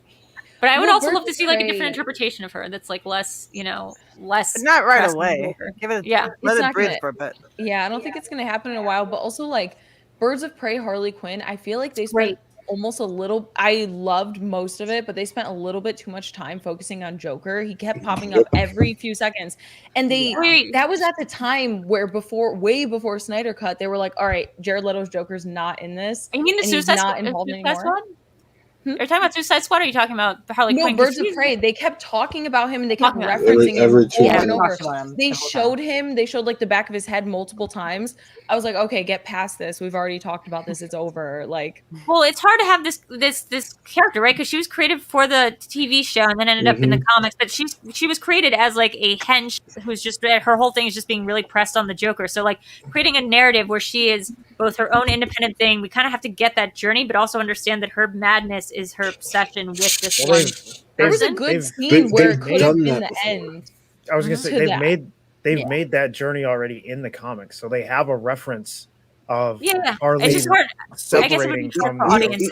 Drew, And there even was the that animated scene show early on in did Birds that. of The animated Prey. show did it better, honestly. Well, because shows are better than movies because they have that space to show a progression. Like Suicide Squad, I thought was trash because I was like, what is going on here? In the first single episode, I thought they covered that entire arc better in one episode than they did in the entire film. But it's not like she's stopping into the Joker after that one episode. So but I just wish like it was just I like don't know, with everything blowing like you up, said I in the thought that was beginning, like really great for her to move on, and then she still kept referencing him like every Yeah. 5 seconds. Mhm. That was the only thing that I didn't like because there's so much more to explore with Harley that we saw in the comics and we've seen with everything else. You don't need With like Joker. her relationships with like all the women and like Poison That's what Ivy. I and wanted all these more different of. things. True, but That's it's what I very wanna true to see. her. But it is like a very like whether or not like you like it, it is very like I was that kind of 13-year-old girl. I'd get obsessed with a guy and like obsessed with a guy and be like, and it is almost like her form of a power or madness or whatever is like she's just locked in, like she's like onto you, she's like fatal attractioning you. If it was anyone but the Joker, think it's it would so be much- terrifying. Like, I think what we're gonna see, like I hope in like Suicide Squad is finally like the acts of that. It's just the weirdest thing that they're like Jared Leto's no longer involved in anything. He's not reprising his role any other time, and then they kept referencing him. That was the thing that really bothered me about that movie. I could see that. I saw the movie with Jeff Snyder, who went into it being like, I love Margot. This movie's gonna be great. I was watching with him, and like, I just got so psyched because I hadn't seen Suicide Squad. I didn't think I was interested in the whole DC universe. I saw this movie, and I was like, oh, this is great. Oh, this is hilarious. I loved Ewan McGregor and Chris Messina's chemistry. I didn't think there could be a better Victor Zsasz and Anthony Kerrigan from Barry, like NoHo Hanks Zsasz version of Zsasz from Gotham.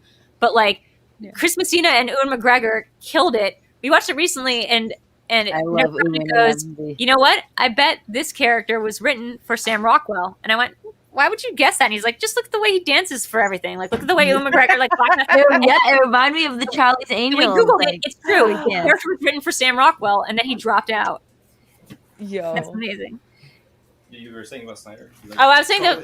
Sorry, I was watching with Snyder, and by the end of the movie, he was like, "That was terrible. I hated it." And I was like, "I love that movie." And he's like, "Well, the broken narration or like the unreliable narrator and going back and forth in time." I was like, "You like Deadpool 2, which was the exact same thing, but you don't like this." Like, I thought it was ridiculous. I thought that was like the best DC movie I'd seen in a very long time. I really liked it. I enjoyed it. The I bar just is wish- also pretty low. This for is my that. number one DC film. Yeah. And it is But not moved I still haven't seen I Aquaman. hadn't seen Jared Leto do the Joker yet because I hadn't seen Suicide Squad, so it was just more of like a concept that she was Yeah. obsessed with. Yeah. I just wish it was more of like a girl going movie. Yeah.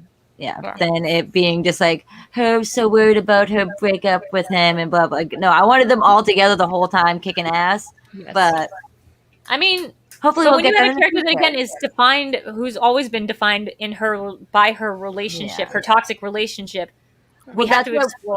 Well, There's that's what I more wanted this outside movie. of that, though. There is so much more outside of her relationship with Exactly. the Joker that She is doesn't- to explore. That's what I thought they were going to move on from, showing Yeah. that all right, she was in a Which they shitty totally relationship. should have. And that's exactly what they should have done. It She should have doesn't need been a relationship to define her. Exactly. But it defines a small part of her beginning. Oh, yeah. But there's so much more in the Yeah. comics like and the everything taxi like driver, that. like it doesn't define him. His relation, though, his obsession with what's her name's character, Jodie Foster's Foster. character, doesn't. Well, obviously, I was gonna say the other one first, the one that he's like first presser. Sybil Oh, the lady Shepherd. that works at. I You know, know what like you're talking about. I almost think it does give her a kind of power that she is so singularly focused. Yes, it comes off as like abusive when he's in the picture, but when he's not, her obsessing over him doesn't make her less powerful. I don't think, or like more or less independent. It just makes her like it just is a side of there's her just more madness. interesting It is a layer. things to Yeah. explore. Yeah. It's something. It's not like bad. Like obviously, if someone's grieving over anything, of course, if you go through a traumatic experience, you're gonna have this weird like Stockholm syndrome and everything, and that doesn't make the character any less strong and powerful in their own right.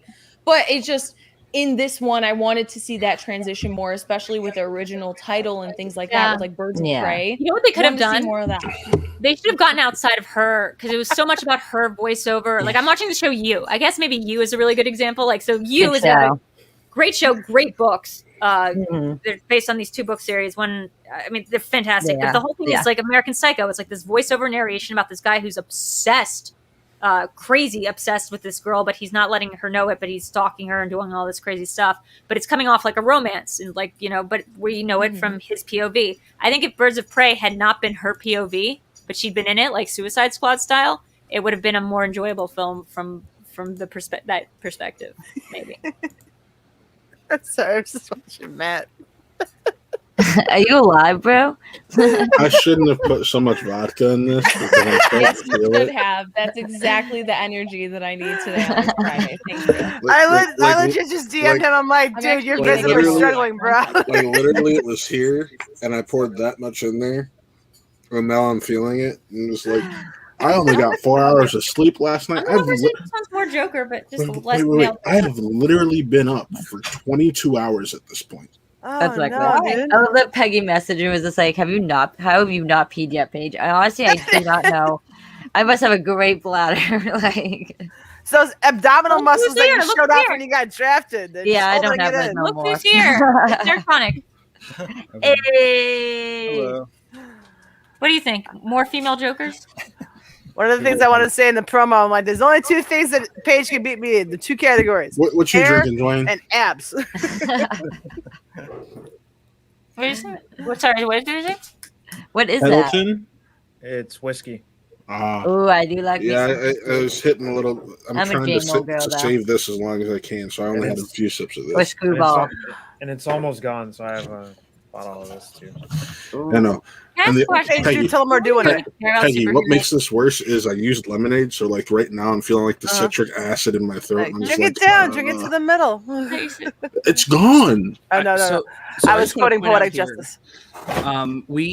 We had originally intended to go about 60 to 80 minutes tonight. And we're We just 4 hit the 4 hours. hour Yeah. mark. We have officially And somehow passed we still 4 have hours. over 20 viewers. Yeah. All right. Wow, if that's you want us crazy. to That's stick more around, than you I got to did. put a damn good question in a Streamlabs and do Yeah, it now. people. Guys, yeah, put those dollar bills in. Yeah. Otherwise, we're gone in 5 minutes.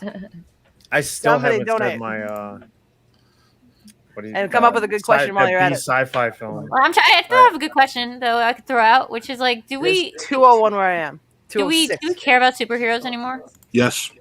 Of course. Why?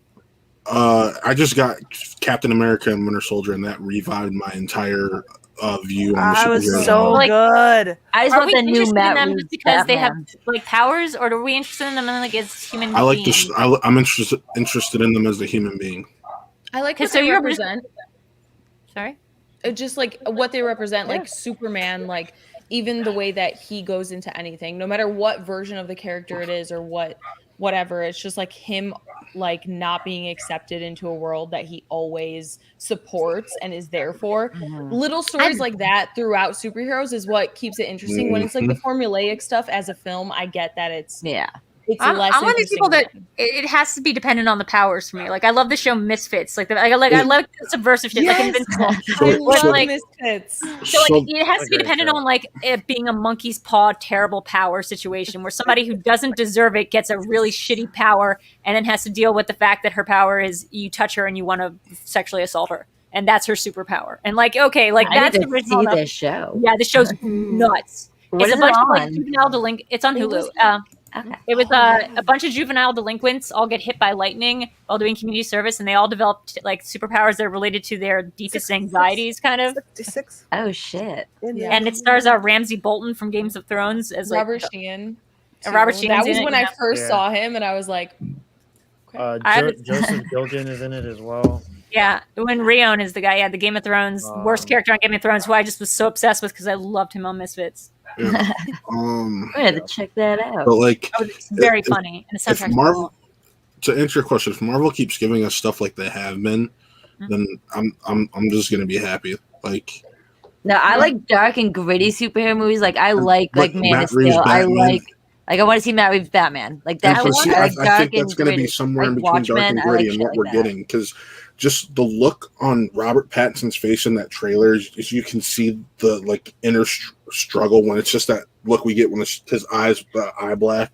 You see the inner struggle in that one shot alone. I'm just like, that's Or did he just what have gas sold me. that day? Hey, Paige, this is why no one's actually going to like to watch a movie with me. Thank you. Because my first Thank question while watching that was, wait, the FBI are in the room and Batman shows up. So do the FBI in this universe know about Batman? Like, what did they think about It's not his just like not having Gotham. any jurisdiction? Like, what is the president? What? So I immediately have like 30 No, questions about what dude, the FBI he's relationship is. vengeance. Literally, I am the same way. I ask 21 questions and everyone fucking hates me. And they're like, It's like, Oh yeah, we know watch that the you movie, you'll get it answered. And I'm like, no. yeah, no. Paige was watching Mortal Kombat after I saw I my had so many critics questions. rating. I had Yeah, like you 15 guys would messages kill from me. like, what about this? What about this? I'm like, Paige, watch You- the damn. Yeah, I was gonna say, movie. you Everyone guys, says that. They're like, I you'll would get lose it my answered. mind. I'm Why like, at the end? I've seen at as the much end- as you have. How am I supposed to know more than you know? At the That's end, literally what it Scorpion's is like with people in in Japanese, he's like, "Take care of my bloodline," and the dude just looks at him because that dude doesn't speak Japanese. He's from Chicago. That was like the funniest part to me. Like she knew I had seen it because I had my credit copy, but she's like, what about this? What about this? What Yeah, about so this? you I'm already like, seen it, so you were good. I'm like, No, I don't- literally though, I'll go to the movies with someone and I'll be like, I have that's some another things thing. I'll be going. talking in the movies. I try to whisper, but I'm Yeah. just like, they're like, dude, I I haven't know- seen the movie. That's the thing, Like, I think It's me and compulsive. Peggy My are the parents do same, it. where we're the opposite. So Yeah. we'd still love and support y'all. Yeah. But I'd be like, You have girls, to we're all- Sabrina, I am the same way. I'm my Nerd Comics my is girlfriend. like- She's trying to ask me a question. I'm like, shut up! Yeah. I'm watching the movie. My- Just watch. I'm My like, Just parents I watch. did can it. listen on either side of Drew and I then. But I also love watching. Like my favorite YouTube guilty pleasure is like the first time watching movies, like big movies that people have never seen before, and watching their reactions to like huge scenes, like stupid shit. Oh, like yeah. Saving Private Ryan, Forrest Gump, stuff like that. And I love watching that. But if I was watching the movie with them, and like it was my first time watching as well as them, I'd be like, "Oh, you're driving me nuts! Shut the hell up!" But if I had already seen it and it's their first time, you can ask me all the questions you want. I'll pause You know it. what's, And you know explain what's it. funny is I never do this. I never do this for TV shows. I realize because like TV shows, I like inherently understand that there's going to be enough time that they can explain to me what the hell's happening. So like any question I have about TV show just like immediately goes away and I just watch it like enraptured. But if it's a movie, I'm like, why are they hair fucking a dragon? Yeah, like watching, it's like watching a Bears game. Private firm. Hey, It's like I watching saw a Bears that. game I'm with a my movie friends who person, don't know and sports. I still was like, yo, Ask me a Avatar does commercial. not live up to the hype. What? No, no. Avatar. Are they military or are they private sector? Private sector. Private Oh, sector? Then why do they have a straight up military dude with a bunch of other military dudes and they all tell each other lieutenant and shit? And like, why does it run like a military? And is it owned by Giovanni Ribisi? And why is there a bunch of blue It's- dudes everywhere? It's both. At that point, corporations have armies. Okay. Follow up question. Is Giovanni Ribisi like the president or just like a Yep. middle manager? Yep. He owns the company. Yeah. Yep. Okay. Why does Jake Sully think that it's going to matter so much that they're going to like pay him like the vet fee or whatever and bring back his legs when the cryogenic sleep is going to like take 15 years anyway? So like economies could be toppled as far as he knows. Like there's so many logistical issues. Okay, yeah. He can go into a different body, but they can't fix his fucking legs. Like, I are you mean, fucking kidding You me? guys believe that they're gonna make like a bunch more? That's- and I then can believe make that. this I long- can't believe they're not gonna confirmed. waste that much. Yeah.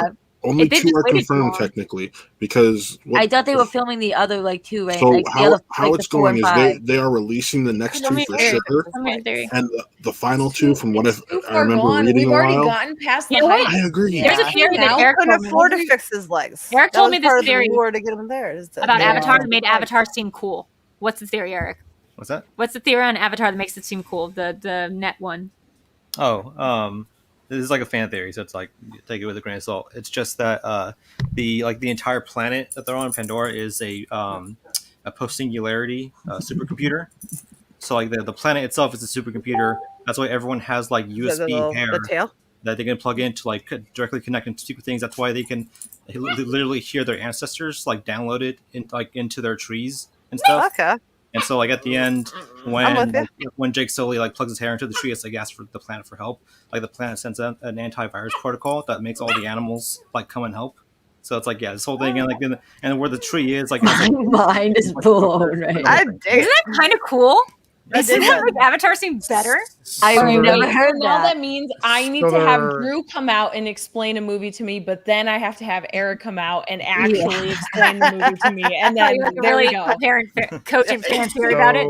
Yeah, you guys are just gonna blow my mind though. So they're in the I'm Matrix. like, it's about hair fucking dragons and tentacle porn. He's like, here's the post singularity.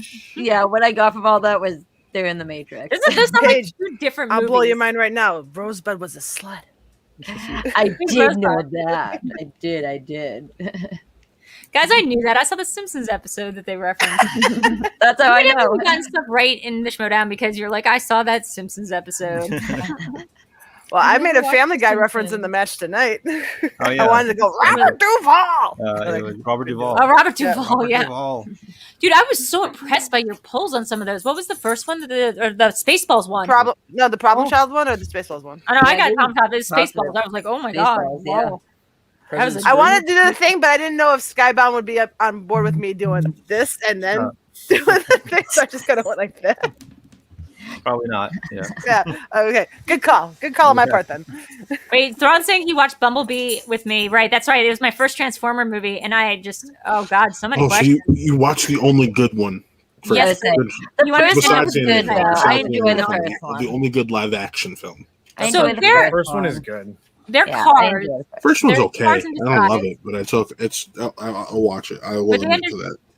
They understand that our cars aren't cars in disguise. They're just cars. Mhm. So they understand that. Mhm. What do they think about like how we treat the cars? Because we treat them like they're cars. So like, do they like care about like cars? Is this like Solo? Like, are they going to try a Cars Uprising or something? Is this how we see cars? Have you seen the Mitchells versus the Machines yet? Did you? No, because I don't know who Chris Miller, Phil Lord is. That's funny. Thank you. Have you watched the movie Cars? Because that sounds That's what like I'm saying. a movie. It's the Cars universe. Yeah, like that's. But like, so they on Also their some are planet. spies now. Wait, if they're robots in disguise, why do they need a disguise on their home planet? Isn't it more like robots who can just? They turn aren't into- disguised on their home planet. They also don't transform into cars on their home planet. Yeah, they turn into fighter jets on their home planet. I saw Bumblebee. They turn into things. No, They- but that's not Yeah, actual they're like cars they're- and whatnot. They're just they're different machines. Their version of spaceships, basically. So, okay. Follow-up question: can they turn into like any objects that they want? Yes. That was gonna be my next. Yes. Like So- in so- at the end of the first one, in the final battle, you'll see like one there's a cube, the cosmic cube. Oh yeah, there's something always like a cube. and it can actually turn. Allspark, thank you. I'm 3 a.m, so I'm kind of tired. So it can actually turn any machine into a transformer. So you see like a vending machine get Oh my turned God, into one, what? a toaster get turned into a transformer. Okay, I was just gonna say, like, can you creepy. a That's- toaster turn into one or something? Like Wait. a transfer turn into a toaster. But That wouldn't it be really creates big? Now we're talking about like pro-life kind of things because we could talk about any machine can become sentient at any point. What's that Stephen the King Allspark, movie yes. that's really crappy that everything comes to A life? Maximum Overdrive. Yeah. Yeah, basically, Transformers is Maximum Overdrive. It is. from the machine's perspective. But gone bad. Dude, that movie's fucking nuts. I actually quite enjoy that turn movie. into a woman. Who's the same Family Guy? Robert Duvall. Robert Duvall.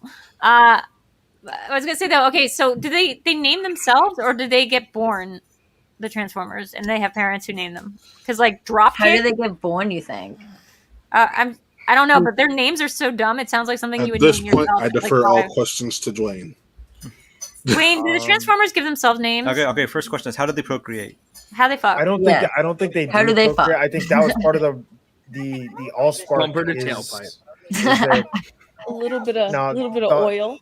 The Allspark is their procreation, and that's why it was such a big deal when they lost it prior to the first movie, because they could not create more of themselves.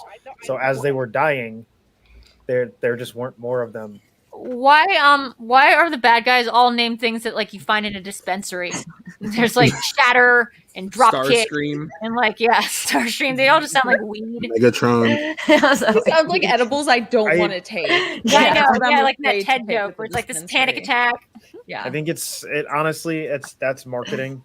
It's just for that's marketing. Okay, Yeah. I do have to say that the smartest thing that I saw in that movie was the decisions, and I mean this from a screenwriting perspective. Like they actually had the bad guys do smart things. Like the Angela Bassett one talking to Justin Thoreau one was like, no. Instead of just being like we're here to take over Earth, let's like pretend to be ambassadors and let's pretend like Bumblebee is the bad guy. Like, and they just played it cool for like most of the film, and I thought that was like such a good choice. You usually see people making like in these big action movies like. The characters make such stupid decisions that you can't like ever relate to them. But like Angela Bassett was a straight up smart transformer. Well, it was great because then John Cena is the only one to ever say. Yeah, John Cena. He's like they're Decepticons. Hello, Decepticons. Red flags. How are they not bad? Who played that? Oh, it was Braga. Is Braga? Oh fuck, I never remember that actor's name. name. I'm so into him. Braga from Silver Linings Playbook and Fast and Furious 4 and 6. Okay. John Ortiz. Oh yeah, that's it. Yes, good job. And he's in Kong Skull Island. But they they also refer to themselves as a group of robots in disguise in their own planet. Disguised from what? Why are they defining themselves by what they are to us? Well, on their planet, they are robots with functions. They're revolutionaries. Like the Autobots are revolutionaries, so they're doing. I saw that. Guerrilla warfare. Basically, they're hiding amongst the population of their planet. Of their own planet. Yeah. So do they drive and figure it out because they're like, oh yeah, we also are things that can turn into robots? Wait, what does their whole planet look like? We saw it. I mean, like, what's it made up of? Like, are there any other Metal. things? So it's all Decepticons and Autobots. They're all that creature. Yeah. Okay. So there's we saw buildings. Do they have like elevators? Are the elevators sentient? Like, do the machines go into? I don't think they have elevators. I don't know. Oh, you think they can turn into their own elevators and go up? Maybe. Probably just jetpack up. Oh, right. They could jetpack up. I did like that there was one robot that had other robots living inside of them because that answered a bunch of my questions that I had. Like, never mind when other things are inside of them. Well, on that note, guys, I have to go to bed because it's 3:15 in the morning. Yeah, I'm thinking. But I love you all. Yeah. But I love you all, and we need to all watch. Us chicks are going to do a watch along. Yes, we should. You're going to describe every movie to me, and you're going to watch. What was the movie? What was it? Was it Premature? Predestination. Oh, Predestination. I'm going to watch that tonight. Oh, wait. Are we saving that for I feel like we have to watch it for the watch along. Yeah, yes, let's watch that. Yes. Have you heard Predestination? I've heard of it. I don't Sounds know. I haven't nuts. seen it. It's gonna be like First Reform because that was billed to me as a very different movie than it was. No. This movie is from the Spirig brothers. They've disappointed since when they made Winchester and Jigsaw. But Predestination is excellent. I still can't. While we were talking about it earlier, I thought about the other twist, and I was just like, this is so much twist in that movie. God damn it. All right, I love you all. Good night. I think I'm getting out of here too because like it's hitting. It's hitting. It's 3:15 in the morning. I've been up for 22 hours. I have work in like 8 hours. So yeah. Drink some water. Go to bed. Well, thank you guys for coming on my show. Oh no. Don't jump on things. All right. Have a good night, everyone. Later, Matt. Night. I think we're gonna head out as well. But thank you for letting me come on and talk about horror movies, even though that's not what we ended up doing for the most part. Topics never stick around. I'm very good. What at are keeping topics, on track. really? Guys, it's great to see you. Sabrina, wonderful as always. We should definitely do another 2-hour live stream about a movie we love. That was really great. Anytime. I mean, Under the Silver Lake. Yes. When you guys do that quiz, 100%. I'm in. Yeah, I'll get to work on that. Let's do it. Yeah. Okay. Thank you, Jeff. Thank you, everybody. It's nice to see you, Dwayne. See you. Bye, guys. All right. Everyone's parting thoughts? Now, it's 3:18, so I also am going to want to hop off here at this point. And we're still live at 4 hours and 17 minutes. Sabrina went to bed 2 hours ago, but she came back. I came back because literally Dwayne came on, and I was like, okay, I have to come on. Yeah. So final thoughts on the showdown tonight? That was what we originally talked about on this. It was fun. Yeah. Yeah. I mean, what I watched of it was fun. I didn't watch all of it. Yeah. That's fine. Well, I mean, I did watch all of it, but I watched it a couple days ago. Wayne and I are bad. Yeah, a couple days ago when it was recorded. Yeah. So that's the thing. I didn't watch every single thing. I was working very hard today. I got a lot of things coming up. But what I did see, I thoroughly enjoyed. There's just, there's a lot of pay-per-views and they're all exciting, but it's hard to find time in your schedule. But but for what I did see, I genuinely loved. Like it was just really great competition, really great matches, just overall. Yes, I did down a lot of margaritas when I was watching the entire thing because I immediately got off of work. I left the studio and I was like, yes, went straight to the bar. So it was a great Friday. It's always one of the things to look forward to, just this and all the after shows, whether it's Schmoe Me the Money or whatever it is. Mm-hmm. It's always a good time. This community as a whole, I just think it's just a really fun time. When we see one person's live, we're all just like, let's get in it. Let's have this conversation on a Friday night. Great. Let's stay up all night. So it's a beautiful thing. Paige was the only guest that was here for virtually the whole time.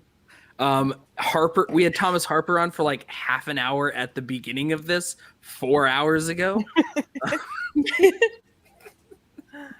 It's the Peggy effect. Whenever I come on a stream, it tends to go for 2+ hours longer than it was supposed to.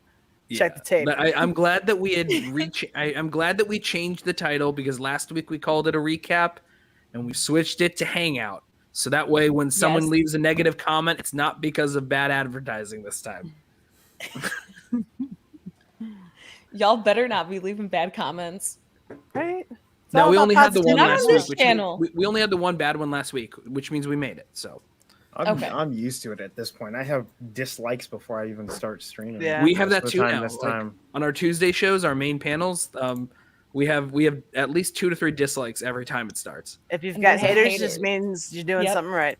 Exactly. I mean, I don't care. YouTube doesn't really give a shit as long as you click a thumbs up as or long a as you thumbs click down. it doesn't matter. Yeah. That's why we had the only one comment. It was a negative comment on our recap from last week. So we looked at it, Buck laughed, and I thought to myself, well, I should respond because if I respond, then it generates more interest in the algorithm of you responding to a comment or something. So I don't know how that works. Thank you, whoever left the comment. Yep. Thank you for adding to more the interaction engagement on this. Yeah. I can't wait to see all the hate that our show from today gets.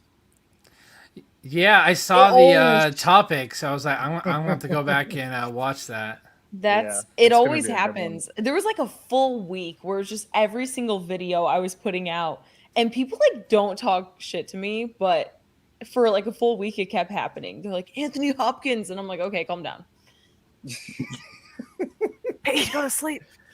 Yeah, we constantly get anytime because we're super critical of everyone that's fucking shit up, and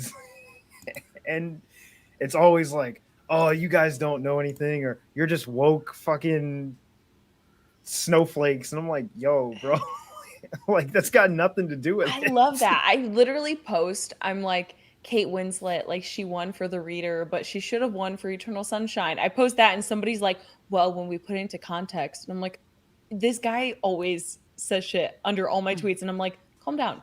Literally, I'm gonna go find it right now. Drink some tea. He always is just responding all the time, and he's like, "Well, when we put it into context, this actually is whatever." And I'm like, "I said what I said. I know who was nominated both years." Yeah, I was like, "It's fine. She's good." But actually, there was better stuff that year. Rachel getting married. There was other ones that I would have put above it.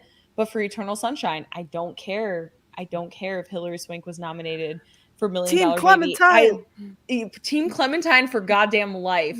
That's what it's all about. It's subjective. If somebody does think Hilary Swank deserved it, sure, great, fine. But the fact that somebody feels the need to comment under like all of my tweets when I give opinions and like countering them, and they're like, context matters. I was like, fuck your context at this point. At this point, fuck your context. I don't care. I said what I said. But the context doesn't like in that the context doesn't matter. It doesn't matter who else was nominated because it's literally like she won for this, but you think she should have won Also, for that. like- there's no need for context in that. There's no context. You're just saying like who should have won an don't- Oscar. Also, opinions like don't she need should have beaten context. Hilary Swank for the Oscar that year. Yes, she should have. Exactly. Like, I would have put up, had I participated, I would have put up, she won for this, I would have put up Sally Field for Lincoln for Best Supporting Actress, and I would think she should have won for Best Supporting Actress for Steel Magnolias. Exactly. You know? I mean, or it's all Amazing subjective. Spider-Man. Yeah, no, that's gonna be a no. Wait, what? Y'all don't agree with me? No. I'll do one with Sylvester Stallone. Yeah. Because I Mark mean- Rylance should have won that. Demolition I'm Man! sorry. I mean, I love Demolition Man, but Mark I just saw Rylance Demolition Man definitely for the should first not have time won. like a month ago. So good, right? What? Yeah. I mean, so when we were talking about B sci-fi films, I was gonna mention that, but I was like, I don't know if it's like considered a B movie because like it did have Sandra Bullock, Wesley Snipes, and Sylvester Yeah, it's not a Stallone. B So movie. like, I think it's sort but, of like, a B movie but the- concept, but on a larger scale. yeah, so but it's like the concept is like super B movie. Mhm. But I executed was gonna go with Equilibrium. That's my like, Ooh, I love that that's a good movie. one. Does That's a fun Amazon one. Woman on the Moon count? It's not a B horror movie, but it's a B movie. That sounds like a C movie. Do you guys not know my Amazon Woman on the Moon? That's the D. That's My favorite B movie is B movie. No. Do you like jazz? You like jazz? No. That's a Den thing, honestly. That line. Do you like jazz? I'm just hearing it in his like in the Jerry Seinfeld like twang. Yep. If they I ever don't asked do a a good question, job. they'd be like, "What film? Where's this quote from?" I'd be like, "La La Land." Right. Yeah, I was just about to say that's a good Schmoe question. How many That's white a men great does it one, take 'cause to I'd just save be like- jazz? La La. Right. One. Quick, Sabrina. What does he want to name the club that he opens? What does he want to name it? Chicken on a stick. Yeah, there we go. That girl's got skills. Oh, have you guys heard the price of chicken is going up because there aren't enough laborers for chicken farms right now? I'm not even. Probably gonna be- Is this a real thing that's happening right now? Yeah, I'm not even joking. Yo, I'm not joking.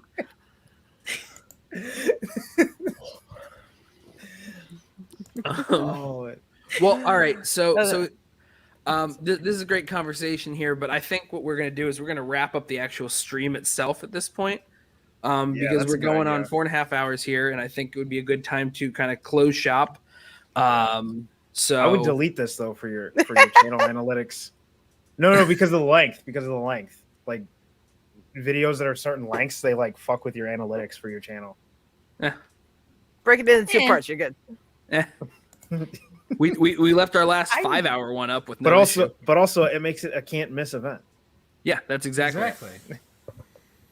So it was like when Brandon Hanna did the 10-hour live stream. Y'all remember that, right? Because I don't. I don't remember that. I was on it, but I don't remember that. I remember that. I don't. That was a long day. I think we're That going to was a wrap long it up night. here and close out on it all. So, everyone, thank you for popping in. We don't have the same group of people that we had at the beginning as we have at the end. But as the friends we made along the way. It's exactly it. It's not about the destination. It's about the journey and the people. Peggy's been here from the. She's the MVP of the night. No, that would be Paige. Actually, technically, Peggy has been here virtually the whole time. The first half, she was in the chat. Yeah. Well, Paige is still in the chat. Yeah, there you go. Paige is just still in the chat. Let's give Paige this W. How about that? Let's give her this one so she can at least experience a W in the Schmoedown, you know? All right, and on that note, we'll see you guys.